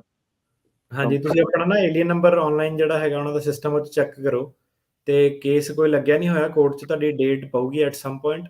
ਤੇ ਜਿਹੜਾ ਕੇਸ ਆ ਉਹ ਤੁਸੀਂ ਆਪ ਹੀ ਲੈਣਾ। ਜੇ ਤੁਹਾਡੀਆਂ ਫਾਈਲਾਂ ਕੋਰਟ ਕੋਲ ਜਾ ਚੁੱਕੀਆਂ ਤਾਂ ਤੁਸੀਂ ਹੁਣ ਕੇਸ ਲਾ ਸਕਦੇ ਆ। ਤੁਹਾਨੂੰ ਪਹਿਲੀ ਗੱਲ ਤਾਂ ਏਦਾਂ ਕਿ ਦੇਖੋ, ਤੁਹਾਨੂੰ ਵਕੀਲ ਕਰਨਾ ਪੈਣਾ। ਤੁਹਾਨੂੰ ਇੰਨਾ ਸਿਰ ਮੱਥਾ ਇਹਦੇ ਵਿੱਚ ਮਾਰਨ ਦੀ ਲੋੜ ਨਹੀਂ ਕਿ ਦੋਸਤ ਕੀ ਕਹਿ ਰਹੇ ਆ, ਕਿੱਦਾਂ ਕਹਿ ਰਹੇ ਆ। ਤੁਸੀਂ ਚੁੱਪ ਕਰਕੇ ਵਕੀਲ ਨੂੰ ਹਾਇਰ ਕਰੋ ਜਿਹੜਾ ਵੀ ਕਰਨਾ। ਓਕੇ ਜੀ, ਮੈਂ ਇਹ ਨੰਬਰ ਤੋਂ ਚੈੱਕ ਕੀਤਾ ਸੀਗਾ ਗੂਗਲ 'ਚ, ਬਟ ਉੱਥੇ ਕੋਈ ਨੋ ਫਿਊਚਰ ਡੇਟਸ ਆ ਰਹੀਆਂ ਉੱਥੇ ਮੇਰੀਆਂ। ਜੀ, ਹਾਂਜੀ, ਕੇਸ ਕੋਰਟ ਦੇ ਕੋਲ ਜੇ ਪਹੁੰਚ ਗਿਆ, ਡਾਕਟ ਹੋ ਗਿਆ, ਤਾਂ ਤੁਸੀਂ ਆਪਣਾ ਕੀ ਕਹਿੰਦੇ ਆ ਕੇਸ ਆਪਣਾ ਲਾ ਸਕਦੇ ਆ, ਭਾਵੇਂ ਡੇਟ ਹੈਗੀ ਕਿ ਨਹੀਂ ਹੈਗੀ। ਠੀਕ ਹੈ ਜੀ। ਪਰ ਇਹ ਆ ਵੀ ਅਮਨਦੀਪ ਜੀ, ਸਲਾਹ ਇਹ ਹੈ ਵੀ ਵਕੀਲ ਦੀ ਲਓ। ਕਈ ਵਾਰੀ ਨਾ ਗੁੰਝਲਦਾਰ ਚੀਜ਼ ਜਿਹੜੀ ਉਹ ਬਣ ਜਾਂਦੀ ਐਵੇਂ ਕਿਸੇ ਕੁਛ ਟੈਕਨੀਕੈਲਿਟੀ ਦੇ ਕਰਕੇ ਕੰਮ ਨਾ ਖਰਾਬ ਹੋ ਜਾਵੇ। ਕਰਨਾ ਤਾਂ ਪੈਣਾ ਹੀ ਹੈ। ਵਕੀਲ ਹੈ ਕਿਹੜਾ ਆਪ ਜਾ ਕੇ ਤਾਂ ਤੁਸੀਂ ਕੇਸ ਕਰ ਨਹੀਂ ਸਕਦੇ। ਸੋ ਇਦਾਂ ਕਿ ਕੋਰਟ ਕੂਟ ਡੇਟਾਂ ਡੂਟਾਂ ਪਤਾ ਕਰਨਾ, ਇਹਨਾਂ ਕੀ ਫਰਕ ਪੈਣਾ। ਤੇ ਜਿਹੜਾ ਪਰਸੋਂ ਚੀਜ਼ ਕਰਦੇ ਅੱਜ ਕਰੋ। ਜੀ, ਮਨਜੀਤ ਜੀ। ਹੈਲੋ, ਸਤਿ ਸ੍ਰੀ ਅਕਾਲ ਜੀ, ਪ੍ਰਾਵਨ ਜੀ। ਸਤਿ ਸ਼੍ਰੀ ਅਕਾਲ। ਮੇਰਾ ਕੁਐਸਚਨ ਸੀਗਾ ਕਿ ਜੇ ਕੋਈ ਬਾਰਡਰ ਕ੍ਰਾਸ ਕਰਕੇ ਆਉਂਦਾ, ਆਪਣਾ ਰਿਲੇਟਿਵ ਕੋਈ ਰਹਿ ਸਕਦਾ ਜਾਂ ਨਹੀਂ ਰਹਿ ਸਕਦਾ, ਤੇ ਕੋਈ ਇਫੈਕਟ ਪੈਂਦਾ ਉੱਤੇ? ਇਹਦਾ ਏਦਾਂ ਆ ਕਿ ਜਿਹੜਾ ਬਾਰਡਰ ਕ੍ਰਾਸ ਕਰਾਉਣ ਦੇ ਵਿੱਚ ਤੁਹਾਡੀ ਕੋਈ ਸਹਿਯੋਗ ਨਹੀਂ ਹੋਣਾ ਚਾਹੀਦਾ। ਤੁਹਾਨੂੰ ਕੋਈ ਕਿਸੇ ਕਿਸਮ ਦਾ ਅਸਿਸਟੈਂਸ ਨਹੀਂ ਹੋਣਾ ਚਾਹੀਦਾ ਕਿ ਤੂੰ ਬਾਰਡਰ ਕ੍ਰਾਸ ਕਰ ਜਾਂ ਕਿੱਦਾਂ ਵਾ। ਤੇ ਜਿਹੜੀਆਂ ਇਹਦੀਆਂ ਧਾਰਾ ਇਹ ਹੁੰਦੀਆਂ ਕਿ ਜੇ ਆ ਕੇ ਉਹ ਦੱਸਦਾ ਕਿ ਆ ਕੇ ਫੜ ਹੋ ਜਾਂਦਾ, ਤੇ ਉਹ ਦੱਸਦਾ ਕਿ ਮੈਂ ਇੱਥੇ ਜਾਣਾ, ਆਹ ਵਾਲਾ ਮੇਰਾ ਰਿਲੇਟਿਵ ਹੈ, ਇਹਦੇ ਕੋਲ ਮੈਂ ਜਾਣਾ, ਤਾਂ ਕੋਈ ਫਰਕ ਨਹੀਂ, ਉਹ ਦੱਸ ਸਕਦਾ ਬੰਦਾ ਆਪਣਾ, ਉਹਦੇ ਵਿੱਚ ਕੋਈ ਪ੍ਰੋਬਲਮ ਨਹੀਂ ਹੈਗੀ। ਤੇ ਉੱਦਾਂ ਇਹਨਾਂ ਦੀਆਂ ਜਿਹੜੀਆਂ, ਜੇ ਬੰਦਾ ਸਿੱਧਾ ਹੀ 2 ਨੰਬਰ 'ਚ ਭਗੌੜਾ ਹੋ ਕੇ ਆਉਂਦਾ ਆ ਕਿ ਕੋਈ ਕਿਸੇ ਦੀ ਮਦਦ ਕਰਾਉਂਦਾ ਬਾਰਡਰ ਟਪਾਉਣ 'ਚ, ਉਹਨੂੰ ਉਹ ਕਹਿੰਦੇ ਆ ਕਿ ਏਲੀਅਨ ਸਮਗਲਿੰਗ ਜਾਂ ਏਲੀਅਨ ਹਾਰਬਰਿੰਗ। ਸੋ ਇਦਾਂ ਕਿ ਜੇ ਆਇਆ, ਫੜਿਆ, ਉਹਨੇ ਦੱਸਿਆ ਕਿ ਮੈਂ ਇੱਦਾਂ ਜਾਣਾ, ਉਸ ਚੀਜ਼ ਦੇ ਵਿੱਚ ਕੋਈ ਚੱਕਰ ਨਹੀਂ ਹੈਗਾ। ਜੀ, ਮਿਹਰਬਾਨੀ ਜੀ। ਅਗਲੇ ਕਾਲਰ ਕਰਨ, ਸਤਿ ਸ਼੍ਰੀ ਅਕਾਲ। ਹਾਂਜੀ ਸਤਿ ਸ਼੍ਰੀ ਅਕਾਲ ਭਾਜੀ। ਮੈਂ ਪੁੱਛਣਾ ਸੀਗਾ ਵੀ ਇਹ ਜਿਹੜਾ ਫਿਆਂਸੇ ਵੀਜ਼ਾ ਦੀ ਕਿਹੜਾ ਮੰਥ ਚੱਲ ਰਿਹਾ ਹਲੇ, ਕਿਉਂਕਿ ਮੈਂ ਜੀ ਆਨਲਾਈਨ ਚੈੱਕ ਕਰ ਰਿਹਾ ਉਹ ਤਾਂ ਸਿਰਫ ਟਾਈਮ ਦਿਖਾ ਰਿਹਾ ਵੀ 13.5 ਮਹੀਨੇ 'ਚ 80% ਕੇਸ ਹੋ ਜਾਂਦੇ ਨੇਗੇ, ਤੇ 8 ਮਹੀਨੇ ਹੋ ਗਏ ਨੇ ਪਾਏ ਨੂੰ, ਤੇ ਮਤਲਬ ਕਿਹੜਾ ਮਹੀਨਾ ਚੱਲ ਰਿਹਾ ਹੈਗਾ। ਤੇ ਮੈਂ ਸੋਚ ਰਿਹਾ ਸੀਗਾ ਵੀ ਜੇ ਮੈਂ ਵਿਆਹ ਕਰਾ ਕੇ 130 ਪਾ ਦੇਵਾਂ ਤੇ ਉਹ ਵਧੀਆ ਰਹੂਗਾ ਕਿ ਮੈਂ ਇਹੀ ਕੰਟੀਨਿਊ ਰੱਖਾਂ। ਸੋ ਜਿਹੜਾ ਉਹ ਤੁਸੀਂ ਟਾਈਮ ਦੇਖ ਰਹੇ ਹੋ ਨਾ, ਉਹ ਐਵਰੇਜ ਟਾਈਮ ਫਰੇਮ ਆ, ਤੇ 13 ਮਹੀਨੇ ਤੋਂ ਜ਼ਿਆਦਾ ਵੀ ਲੱਗ ਸਕਦੇ ਆ, ਤੇ ਉਹਦਾ ਕੋਈ ਬੰਦਾ ਦੱਸ ਨਹੀਂ ਸਕਦਾ ਕਿ ਐਗਜ਼ੈਕਟਲੀ ਕਿਹੜਾ ਮਹੀਨਾ ਚੱਲ ਰਿਹਾ। ਇਨਫੈਕਟ ਜੇ ਇੱਕੋ ਆਫਿਸ 2 ਕੇਸ ਵੀ ਫਾਈਲ ਕਰਦਾ ਇੱਕੋ ਦਿਨ, ਤੇ ਉਹ ਵੀ ਅੱਗੇ ਪਿੱਛੇ ਜਿਹੜਾ ਡਿਸਾਈਡ ਹੋ ਸਕਦੇ ਆ। ਸੋ ਉਹਦਾ ਕੋਈ ਜਵਾਬ ਨਹੀਂ ਹੈਗਾ। ਸੋ ਉਹਨਾਂ ਦੀ ਜਿਹੜੀ ਟਾਈਮ ਲਾਈਨ ਆ ਉਹ ਸਹੀ ਆ, ਉਹ ਐਵਰੇਜ ਟਾਈਮ ਫਰੇਮ ਆ, ਤੇ 13 ਮਹੀਨੇ ਤੋਂ ਜ਼ਿਆਦਾ ਤੁਹਾਡਾ ਲੱਗ ਸਕਦਾ। ਤੇ ਵਿਆਹ ਵਾਲੇ ਬੇਸ ਤੇ ਜਾਣਾ ਕਿ ਨਹੀਂ ਜਾਣਾ ਉਹ ਤੁਹਾਡਾ ਆਪਣਾ ਫੈਸਲਾ, ਰਾਈਟ। ਸੋ ਆਬਵੀਅਸਲੀ ਫਿਆਂਸੇ ਵੀਜ਼ਾ ਲੋਕੀ ਤਾਂ ਕਰਦੇ ਆ ਕਿ ਉਹਨਾਂ ਦਾ ਟਾਈਮ ਬਚੇ। ਸੋ ਤੁਸੀਂ ਕੈਲਕੂਲੇਸ਼ਨ ਕਰੋ ਕਿ 130 ਉਹਦੇ ਵੀ ਡਿਫਰੈਂਟ ਸੈਂਟਰ ਦੀ ਡਿਫਰੈਂਟ ਟਾਈਮ ਲਾਈਨ ਆ। ਪਰ ਓਵਰਆਲ ਜੇ ਕਿ ਅੱਜ ਦੀ ਡੇਟ ਦੇ ਵਿੱਚ ਫਿਆਂਸੇ ਵੀਜ਼ੇ ਤੇ ਸਪਾਊਸ ਵੀਜ਼ੇ ਨਾਲੋਂ ਮੇਰੀ ਪ੍ਰੈਫਰੈਂਸ ਸਪਾਊਸ ਵੀਜ਼ਾ ਜਿਹੜੀ ਜ਼ਿਆਦਾ ਹੁੰਦੀ ਹੈ। ਪਰ ਇਹ ਹੈ ਕਿ ਤੁਸੀਂ ਹੁਣ ਜਿਹੜੇ 7-8 ਮਹੀਨੇ ਤੁਹਾਡੇ ਉਹ ਖਰਾਬ ਹੋ ਜਾਣੇ ਆ, ਪਰ ਐਂਡ ਆਫ ਦਾ ਡੇ ਜੇ ਤੁਹਾਨੂੰ 7-8 ਮਹੀਨੇ ਨਾਲ ਕੋਈ ਫਰਕ ਨਹੀਂ ਪੈਂਦਾ ਤਾਂ ਸਪਾਊਸ ਵਾਲਾ ਕੇਸ ਤੁਸੀਂ ਲਾਓ ਮੇਰੇ ਹਿਸਾਬ ਨਾਲ। ਜੀ ਥੈਂਕ ਯੂ ਜੀ। ਠੀਕ ਹੈ, ਥੈਂਕ ਯੂ। ਰਵਿੰਦਰ, ਸਤਿ ਸ਼੍ਰੀ ਅਕਾਲ। ਸਤਿ ਸ਼੍ਰੀ ਅਕਾਲ ਭਾਜੀ। ਜੀ ਜਿੱਦਾਂ ਭਾਜੀ ਮੇਰਾ ਨਾ ਇੰਡੀਵਿਜੂਅਲ ਹੀਅਰਿੰਗ ਇੱਕ ਵਾਰੀ ਹੋ ਚੁੱਕੀ ਹੈ, ਮਤਲਬ ਜਨਵਰੀ ਦੇ ਵਿੱਚ, ਤੇ ਬਾਅਦ 'ਚ ਜੀ ਉਹਨਾਂ ਨੇ ਮਾਸਟਰ ਹੀਅਰਿੰਗ ਫਿਰ ਦੇ ਦਿੱਤੀ। ਹੁਣ ਮਾਸਟਰ ਹੀਅਰਿੰਗ ਵੀ ਇਹ ਮਹੀਨੇ ਹੋ ਗਈ, ਹੁਣ ਫਿਰ ਇੰਡੀਵਿਜੂਅਲ ਮਤਲਬ ਹੀਅਰਿੰਗ ਦੇ ਦਿੱਤੀ ਨੈਕਸਟ ਈਅਰ ਦੀ, ਤੇ ਮੇਰੇ ਮਤਲਬ ਸਾਰੇ ਡਾਕੂਮੈਂਟ ਜਮ੍ਹਾਂ ਹੈ ਅੰਦਰ। ਮਤਲਬ ਉੱਥੇ ਮਾਸਟਰ ਹੀਅਰਿੰਗ ਜੱਜ ਨੂੰ ਪੁੱਛਿਆ ਸੀ ਵਕੀਲ ਨੇ ਕਿ ਵੀ ਸਾਰੇ ਡਾਕੂਮੈਂਟ ਜਮ੍ਹਾਂ, ਤੇ ਹੁਣ ਮੈਨੂੰ ਅੱਗੇ ਪਤਾ ਨਹੀਂ ਵੀ ਜੇ ਬਾਈ ਚਾਂਸ ਕੋਈ ਡਾਕੂਮੈਂਟ ਮੰਗ ਲੈਣ, ਜਿਸ ਤਰ੍ਹਾਂ ਫਾਦਰ ਸਰਟੀਫਿਕੇਟ ਹੁੰਦਾ, ਤੇ ਉਹਦਾ ਫਿਰ ਕਿੱਦਾਂ ਕਰਨਾ। ਕੋਡ ਕਿਹੜਾ ਤੁਹਾਡਾ? ਆਪਣਾ ਸੈਨ ਫਰਾਂਸਿਸਕੋ ਹੀ ਹੈ ਜੀ। ਜੱਜ ਚੇਂਜ ਹੋਇਆ ਕਿ ਸੇਮ ਹੀ ਆ? ਨਹੀਂ, ਜੱਜ ਸੇਮ ਹੀ ਹੈ ਜੀ। ਤੁਸੀਂ ਹੁਣ ਇੱਦਾਂ ਆ ਕਿ ਪ੍ਰੋਬਲਮ ਇਹਦੇ ਵਿੱਚ ਇਹ ਹੈ ਕਿ ਜਿਹੜੀ ਤੁਸੀਂ ਹੀਅਰਿੰਗ ਦਿੱਤੀ ਆ ਉਹਦੇ ਆਡੀਓ ਨੋਟਸ ਉਹ ਤਾਂ ਤੁਹਾਨੂੰ ਉਹਨਾਂ ਨੇ ਅਵੇਲੇਬਲ ਕਰਾਣੇ ਨਹੀਂ, ਤੇ ਹੀਅਰਿੰਗ ਦੇ ਵਿੱਚ ਇਹ ਵੀ ਚਾਂਸ ਹੋ ਸਕਦਾ ਕਿ ਹੁਣ ਕੁਝ ਪੁੱਛ ਲੈਣ, ਤੁਸੀਂ ਪਿਛਲੇ ਵਾਰ ਨਾਲੋਂ ਗਲਤ ਕਹਿ ਦਿਓ। ਤਾਂ ਤੁਸੀਂ ਆਪਣੇ ਨਾ ਵਕੀਲ ਨਾਲ ਇੱਕ ਵਾਰੀ ਸਲਾਹ ਕਰ ਲਓ। ਇੱਕ ਧਾਰਾ ਹੁੰਦੀ ਆ, ਉਹ ਇਹ ਹੁੰਦੀ ਆ ਕਿ ਜਿਹੜਾ ਔਨ ਰੈਕਰਡ ਜਿਹੜਾ ਹੁਣ ਐਵੀਡੈਂਸ ਜਿੰਨਾ ਹੈਗਾ ਨਾ, ਮੈਂ ਉਹਦੇ ਬੇਸ ਤੇ ਹੀ ਜਿਹੜਾ ਫੈਸਲਾ ਕੋਰਟ ਨੂੰ ਕਹਿਣਾ ਚਾਹੁੰਦਾ ਕਿ ਉਹ ਉਹਦੇ ਬੇਸ ਤੇ ਫੈਸਲਾ ਜਿਹੜਾ ਕਰੇ, ਤੇ ਤੁਸੀਂ ਉਹ ਮੋਸ਼ਨ ਪਾ ਕੇ ਦੇਖ ਸਕਦੇ ਹੋ ਜੇ ਤੁਹਾਨੂੰ ਫਾਇਦਾ ਹੁੰਦਾ। ਹੁਣ ਜਿਹੜਾ ਜੱਜ ਆ ਉਹਦੀ ਮਰਜ਼ੀ ਆ, ਉਹ ਕਹਿ ਸਕਦਾ ਕਿ ਨਹੀਂ ਮੈਂ ਹੋਰ ਇੰਟਰਵਿਊ ਜਿਹੜੀ ਲੈਣੀ ਆ। ਤੇ ਇਹਦੇ ਵਿੱਚ ਹੁਣ ਤੁਹਾਡੇ ਵਕੀਲ ਨੂੰ ਇੱਕ ਆਬਜੈਕਸ਼ਨ ਹੁੰਦੀ ਆ ਆਸਕਡ ਐਂਡ ਆਨਸਰਡ, ਕਿ ਇਹ ਸਵਾਲ ਦਾ ਜਵਾਬ ਪਹਿਲਾਂ ਵੀ ਪੁੱਛਿਆ ਜਾ ਚੁੱਕਿਆ ਤੇ ਜਵਾਬ ਦਿੱਤਾ ਜਾ ਚੁੱਕਾ। ਆਪਣੀ ਆਬਜੈਕਸ਼ਨ ਉਹਨੇ ਨੋਟ ਕਰਨੀ ਹੈ ਵਕੀਲ ਨੇ। ਸੋ ਇਹ ਬਹਿ ਕੇ ਨਾ ਉਹਨਾਂ ਸਲਾਹ ਕਰੋ ਕਿ ਕਿਉਂ ਇਹ ਜਿਹੜੀ ਤਰੀਕ ਆ ਇਹ ਕੀਤੀ ਹੈ ਕਿ ਜੱਜ ਨੂੰ ਮੇਰੇ ਤੇ ਸ਼ੱਕ ਆ ਕੋਈ, ਕਿ ਕੀ ਆਪਾਂ ਪੁਰਾਣੇ ਵਾਲਾ ਜਿਹੜਾ ਐਵੀਡੈਂਸ ਉਹਦੇ ਬੇਸ ਤੇ ਫੈਸਲਾ ਲੈ ਸਕਦੇ ਹਾਂ। ਤੇ ਜੇ ਹੁਣ ਸਾਨੂੰ ਧੱਕੇ ਨਾਲ ਬੁਲਾਇਆ ਜਾਂਦਾ ਤਾਂ ਆਪਣਾ ਤੁਹਾਡਾ ਜਿਹੜਾ ਵਕੀਲ ਆ ਉਹਨੂੰ ਪੁੱਛੋ ਕਿ ਕਿਹੜਾ ਬੰਦਾ ਮੇਰੇ ਨਾਲ ਭੇਜਣਾ, ਤੇ ਮੇਕ ਸ਼ੋਰ ਕਰਿਓ ਕਿ ਆ ਆਬਜੈਕਸ਼ਨ ਗੇਮ ਜਿਹੜੀ ਬੰਦੇ ਦੀ ਔਨ ਪੁਆਇੰਟ ਹੋਵੇ, ਕਿ ਐਕਸਪੀਰੀਅੰਸ ਵਕੀਲ ਹੋਵੇ, ਤੇ ਉਹ ਸਾਰਾ ਜਿਹੜਾ ਬਹਿ ਕੇ ਉਹਨਾਂ ਜਿਹੜੀ ਕਾਰਵਾਈ ਉਹ ਕਰੋ ਕਿ ਕਿਉਂ ਇਦਾਂ ਹੋਇਆ ਵਾ। ਇਹਨੂੰ ਲਾਈਟਲੀ ਨਾ ਲਿਓ।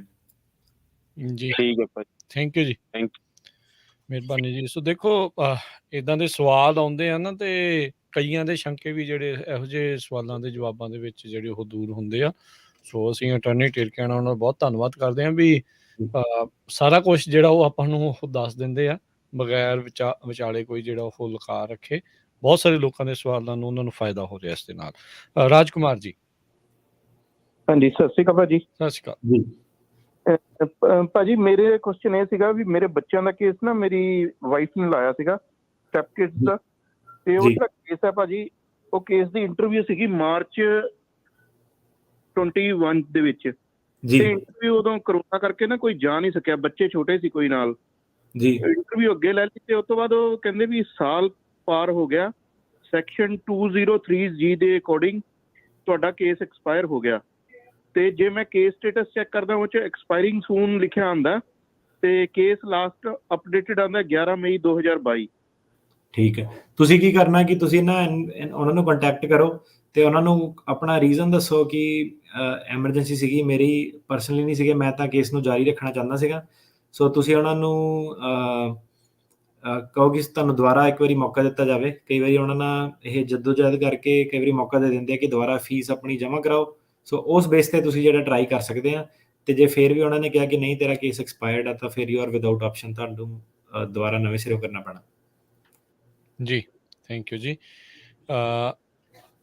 ਔਨਲਾਈਨ ਕੁਲਵੀਰ ਢਿੱਲੋਂ ਹੁਣੀ ਮੈਨੂੰ ਲੱਗਦਾ ਚਲੋ ਇੱਕ ਇਨਫੋਰਮੇਸ਼ਨ ਦੇ ਤੌਰ 'ਤੇ ਉਹਨਾਂ ਨੇ ਫੇਸਬੁੱਕ 'ਤੇ ਲਿਖਿਆ ਗ੍ਰੀਨ ਕਾਰਡ ਸਪਾਊਸ ਡਾਕੂਮੈਂਟ ਕਹਿੰਦੇ ਅਪਰੂਵ ਹੋਇਆ ਸੀ 2020 ਦੇ ਵਿੱਚ ਅਪ੍ਰੈਲ 'ਚ, ਅਤੇ ਇੰਟਰਵਿਊ ਹੁਣ ਸਕੈਜੂਲ ਹੋਈ ਆ ਅਗਲੇ ਸਤੰਬਰ ਦੇ ਮਹੀਨੇ 'ਚ ਇਸ ਸਾਲ ਦੇ ਵਿੱਚ। ਸੋ ਵਿੱਚ ਲੰਮਾ ਚੌੜਾ ਜਿਹੜਾ ਆ ਉਹ ਵਕਫਾ ਇਸ ਦੇ ਵਿੱਚ ਹੈਗਾ ਆ। ਅੰਮ੍ਰਿਤਪਾਲ ਹੁਣੀ ਪੁੱਛਦੇ ਨੇ ਵੀ ਉਹਨਾਂ ਦੀ ਵਾਈਫ ਟੂਰਿਸਟ ਵੀਜ਼ੇ 'ਤੇ ਆਈ ਸੀ, ਅਤੇ ਲੱਗਦਾ ਇਹਨਾਂ ਦੇ ਸਵਾਲ ਤੋਂ ਇੱਦਾਂ ਵੀ ਉਹਨਾਂ ਨੇ ਅਸਾਈਲਮ ਦੇ ਲਈ ਸ਼ਾਇਦ ਅਪਲਾਈ ਕੀਤਾ, ਪਰ ਅਜੇ ਤੱਕ ਕੋਈ ਇੰਟਰਵਿਊ ਦੀ ਡੇਟ ਨਹੀਂ ਆਈ, ਜਾਂ ਅਸਾਈਲਮ ਲਈ ਕੀਤਾ ਹੈ ਅਤੇ ਜਾਂ ਕਿਸੇ ਹੋਰ ਦੇ, ਪਰ ਕਹਿੰਦੇ ਕੋਈ ਇੰਟਰਵਿਊ ਦੀ ਡੇਟ ਨਹੀਂ ਜਿਹੜੀ ਅਜੇ ਤੱਕ ਆਈ। ਮੈਨੂੰ ਭਾਜੀ ਸਵਾਲ ਨਹੀਂ ਸਮਝ ਆਇਆ ਕੀ ਸੀਗਾ। ਉਹਨਾਂ ਦੀ ਵਾਈਫ 2017 'ਚ ਟੂਰਿਸਟ ਵੀਜ਼ੇ 'ਤੇ ਆਈ ਸੀ, ਉਹਨਾਂ ਨੇ ਇਹ ਨਹੀਂ ਲਿਖਿਆ ਵੀ ਕਿਸ ਚੀਜ਼ ਲਈ ਉਸ ਤੋਂ ਬਾਅਦ 'ਚ ਅਪਲਾਈ ਕੀਤਾ, ਪਰ ਕਹਿੰਦੇ ਵੀ ਕੋਈ ਇੰਟਰਵਿਊ ਦੀ ਡੇਟ ਨਹੀਂ ਆਈ ਉਸ ਤੋਂ ਬਾਅਦ।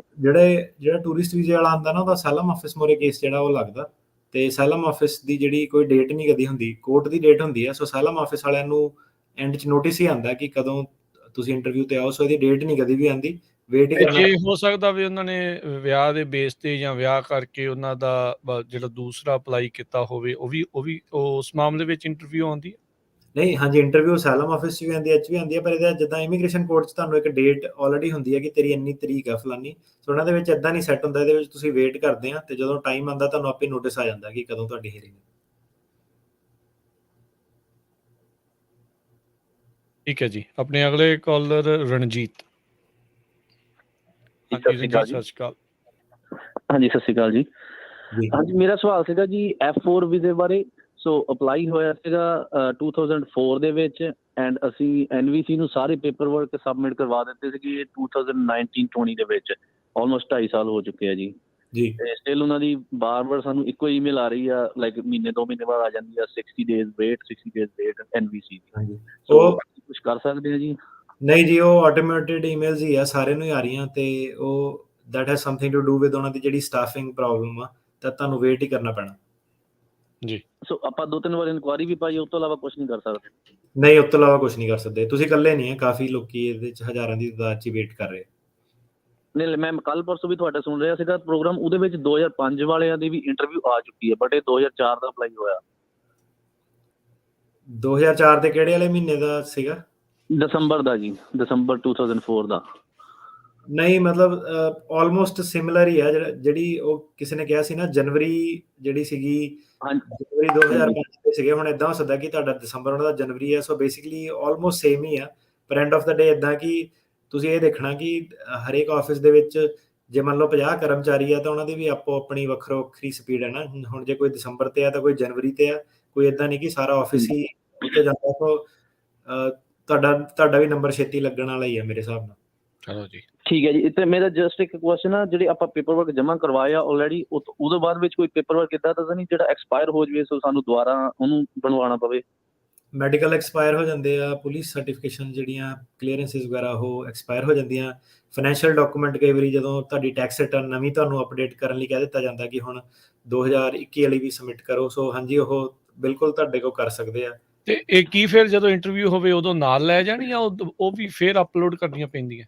ਕਈ ਵਾਰੀ ਤੁਹਾਨੂੰ ਮੈਸੇਜ ਆ ਜਾਂਦਾ ਤੇ ਅਪਲੋਡ ਕਰਨ ਦੀ ਆਪਸ਼ਨ ਦੇ ਦਿੰਦੇ ਆ, ਤੇ ਕਈ ਵਾਰੀ ਤੁਹਾਨੂੰ ਈਵਨ ਇੰਟਰਵਿਊ ਤੇ ਵੀ 221G ਦੇ ਦਿੱਤਾ ਜਾਂਦਾ ਕਿ ਤੁਹਾਡੇ ਕੋਲ ਹੋਰ ਇਨਫੋਰਮੇਸ਼ਨ ਜਿਹੜੀ ਉਹ ਚਾਹੀਦੀ ਹੈ। ਉੱਥੇ ਉਹ ਅਸੈਪਟ ਨਹੀਂ ਕਰਦੇ ਜੇ ਉਹ ਨਵਾਂ ਲੇਟੈਸਟ ਬਣਾ ਕੇ ਇਦਾਂ ਦੀਆਂ ਚੀਜ਼ਾਂ ਨਾਲ ਲੈ ਜਾਣ ਤਾਂ?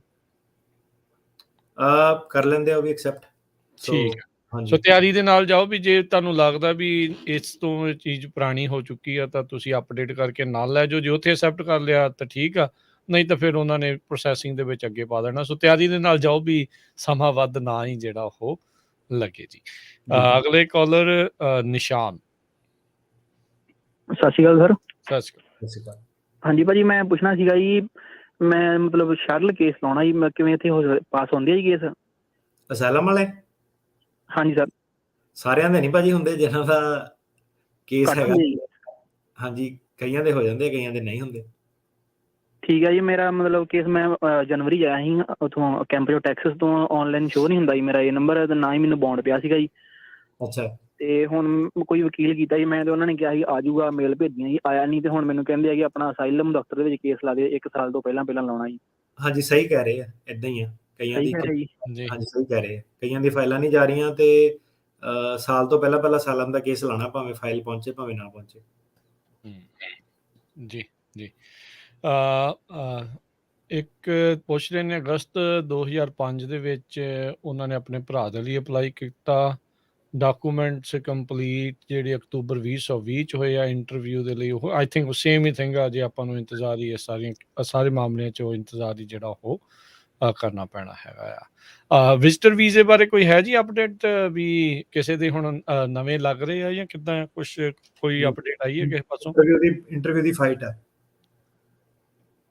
ਠੀਕ ਹੈ ਜੀ, ਓਕੇ। ਸੋ ਜੇ ਇੰਟਰਵਿਊ ਆ ਰਹੀ ਆ ਤਾਂ ਜਿਹੜੇ ਉਹ ਹੋ ਇੰਟਰਵਿਊ ਦੀ ਕਾਫੀ ਫਾਈਟ ਆ ਜਾਏਗੀ। Waheguru ji bless you. ਹਾਂਜੀ ਤੇ ਆਪਣੇ ਅਗਲੇ ਕਾਲਰ ਉਹਨਾਂ ਨਾਲ ਕਰਦੇ ਆ ਜੀ ਗੱਲ, ਹਰਪ੍ਰੀਤ ਜੀ।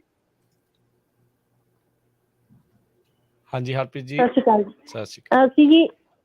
ਹਾਂਜੀ, ਮੈਂ ਪੁੱਛਣਾ ਸੀ ਜਿੱਦਾਂ ਸਾਡਾ ਅਸਾਈਲਮ ਕੇਸ ਡਿਨਾਈ ਹੋ ਗਿਆ, ਉਧਰੋਂ ਰਿਮੂਵਲ ਪ੍ਰੋਸੀਜਰ ਤੇ ਪੈ ਗਿਆ, ਨੈਕਸਟ ਡੇਟ ਅਗਲੇ ਸਾਲ ਦੀ ਹੈ, ਤੇ ਮੇਰੇ ਬੇਟੇ ਦਾ ਵੀ ਵਿੱਚੇ ਸੀ, ਸਾਡੇ ਬੱਚਿਆਂ ਦਾ, ਤੇ ਬੇਟੇ ਦੀ ਮੈਰਿਜ ਹੋ ਗਈ ਸਿਟੀਜ਼ਨ ਨਾਲ। ਹੁਣ ਉਹਨਾਂ ਨੇ ਕੋਈ ਵਕੀਲ ਕੀਤਾ ਸੀ, ਜਿੱਦਾਂ ਉਹ ਕੋਈ ਪੇਪਰ ਮੰਗਦੇ ਆ ਜੀ ਵੀ ਜਿਹੜਾ ਰਿਮੂਵਲ ਪ੍ਰੋਸੀਜਰ ਵਿੱਚ ਪਿਆ, ਤੁਹਾਡੇ ਵਕੀਲ ਨੇ ਕੋਈ ਸਬਮਿਟ ਕਰਾਇਆ, ਕਿਹੜਾ ਪੇਪਰ ਚਾਹੀਦਾ ਜੀ ਤੁਹਾਨੂੰ ਉਹਦਾ ਜਿਹੜਾ ਰਿਮੂਵਲ ਦਾ ਆਰਡਰ ਆ ਨਾ, ਜਿਹੜਾ ਡਿਨਾਈਲ ਦਾ ਡਿਸੀਜਨ ਆ, ਉਹ ਚਾਹੀਦਾ, ਜਿਹੜਾ ਕੇਸ ਡਿਨਾਈ ਹੋਇਆ, ਜੱਜ ਦਾ ਡਿਨਾਈ ਦਾ ਜਿਹੜਾ ਆਰਡਰ ਆ ਉਹ।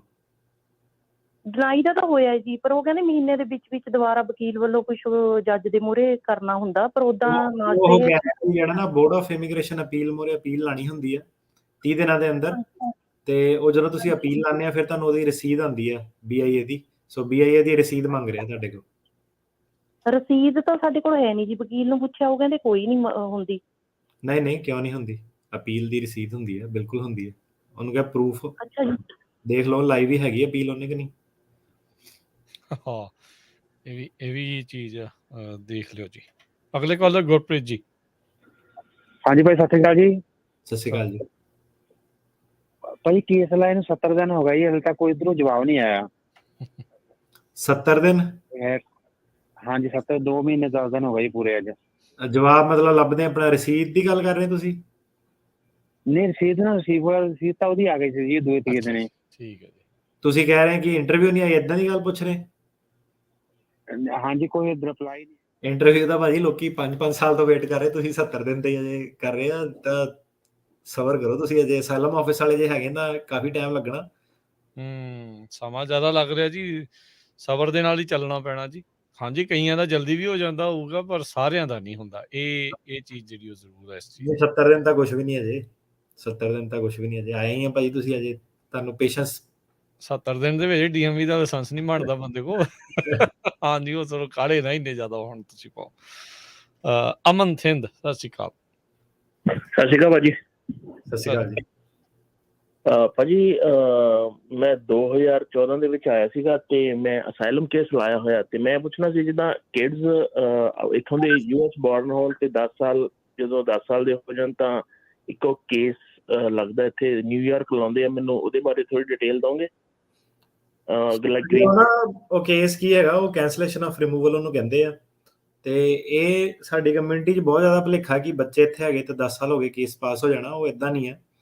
ਉਹਦੀਆਂ 2-3 ਸ਼ਰਤਾਂ ਆ। ਪਹਿਲੀ ਤਾਂ ਇਹ ਕਿ ਤੁਹਾਨੂੰ ਕੋਰਟ ਵੱਲੋਂ ਨੋਟਿਸ ਨਹੀਂ ਆਉਣਾ ਚਾਹੀਦਾ, ਅਸਾਈਲਮ ਆਫਿਸ 'ਚ ਤੁਸੀਂ ਪੈਂਡਿੰਗ ਆ, ਜਾਂ ਕੋਰਟ ਵੱਲੋਂ ਨੋਟਿਸ ਤੁਹਾਡਾ ਡਿਫੈਕਟਿਵ ਹੋਣਾ ਚਾਹੀਦਾ। ਕਹਿਣ ਦਾ ਮਤਲਬ ਆ ਕਿ ਉਹ ਇਹ ਕਹਿੰਦੇ ਆ ਕਿ ਤੁਹਾਡੇ 10 ਸਾਲ ਕਲੀਨ ਲੰਘਣੇ ਚਾਹੀਦੇ ਆ ਜਦੋਂ ਕਿ ਤੁਹਾਨੂੰ ਕੋਰਟ ਵੱਲੋਂ ਸੱਦਾ ਆਵੇ।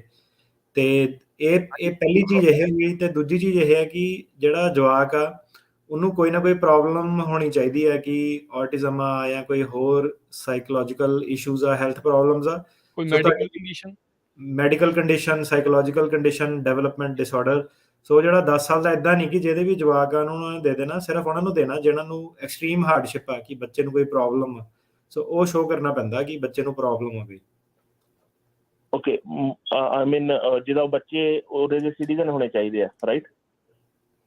ਹਾਂਜੀ, citizen, that is the requirement, ਜਾਂ ਗ੍ਰੀਨ ਕਾਰਡ ਹੋਲਡਰ। ਜਿਹਦਾ ਇੱਕ ਬੱਚਾ ਵੱਡਾ ਉਹਦੇ ਬੇਸ ਤੇ ਲਾਇਆ ਤਾਂ ਪ੍ਰੋਬਲਮ ਜੇ ਛੋਟੇ ਨੂੰ ਮੰਨ ਲਓ ਕਿ ਉਹ 4 ਸਾਲ ਛੋਟਾ ਹੈ ਤਾਂ ਫਿਰ ਉਹਦਾ ਕੋਈ ਮੈਟਰ ਨਹੀਂ? ਨਹੀਂ, 4 ਸਾਲ ਛੋਟਾ ਬੱਚਾ ਵੀ ਸਿਟੀਜ਼ਨ ਆ, ਰਾਈਟ? ਹਾਂਜੀ, 4 ਲਾਈਕ ਜਿੱਦਾਂ ਵੱਡਾ ਬੇਬੀ ਹੈ ਜਿਹੜਾ ਉਹ 10 ਸਾਲ ਦਾ ਹੋ ਗਿਆ, ਆਪਾਂ ਕੇਸ ਲਾਤਾ, ਬਟ ਜਿਹੜੀ ਹੈਲਥ ਇਸ਼ੂ ਉਹ ਦੂਸਰੇ ਬੇਬੀ ਨੂੰ ਆ ਉਹ 10 ਸਾਲ ਦਾ ਨਹੀਂ ਹਲੇ। ਨਹੀਂ, ਤੁਸੀਂ ਦੋਨੋਂ ਬੱਚਿਆਂ ਦੇ, ਕੋਈ ਏਦਾਂ ਨਹੀਂ ਕਿ ਬੱਚੇ ਨੇ ਕੇਸ ਲਾਣਾ, ਤੁਸੀਂ ਦੋਨੋਂ ਬੱਚਿਆਂ ਨੂੰ ਮੱਦੇ ਨਜ਼ਰ ਲੈ ਵਿੱਚ ਰੱਖਣਾ ਵਾ। ਫੈਮਿਲੀ ਬੱਚੇ ਨੂੰ ਦੋਨਾਂ ਦੇ ਬਾਰੇ ਗੱਲ ਕਰਨੀ ਹੈ ਤੁਸੀਂ, ਦੋਨੇ ਕਾਊਂਟ ਹੋਣੇ।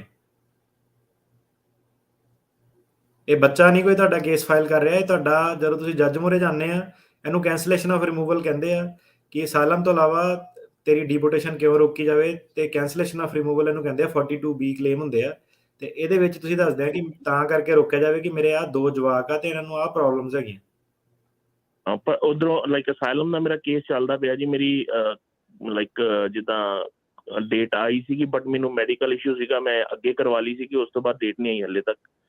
ਤੁਸੀਂ ਕੋਰਟ ਮੋਰੇ ਆ ਕਿ ਅਸਾਈਲਮ ਆਫਿਸ ਮੋਰੇ ਆ ਜੀ? ਅਸਾਈਲਮ ਆਫਿਸ ਭਾਜੀ, ਮੈਂ B1 B2 ਤੇ ਫੈਮਿਲੀ ਨਾਲ ਹੀ ਆਇਆ ਸੀ। ਤੁਹਾਡਾ ਕੈਂਸਲੇਸ਼ਨ ਆਫ ਰਿਮੂਵਲ ਆ ਨਾ, ਇਹਦਾ ਮਤਲਬ ਹੈਗਾ ਕੈਂਸਲੇਸ਼ਨ ਆਫ ਰਿਮੂਵਲ, ਮਤਲਬ ਤੁਸੀਂ ਰਿਮੂਵਲ ਪ੍ਰੋਸੀਡਿੰਗ 'ਚ ਹੋਣੇ ਚਾਹੀਦੇ ਆ। ਜੇ ਤੁਸੀਂ ਰਿਮੂਵਲ ਪ੍ਰੋਸੀਡਿੰਗ 'ਚ ਨਹੀਂ ਹੈਗੇ, ਇਹ ਜਦੋਂ ਤੁਸੀਂ ਜਾਓਗੇ ਜੱਜ ਮੂਹਰੇ, ਉਦੋਂ ਦੀਆਂ ਗੱਲਾਂ ਹੈਗੀਆਂ। ਤੁਹਾਨੂੰ ਇੱਥੇ ਕੋਈ ਆਟੋਮੈਟਿਕ ਗ੍ਰੀਨ ਕਾਰਡ ਨਹੀਂ ਇਹਨਾਂ ਨੇ ਦੇਣਾ।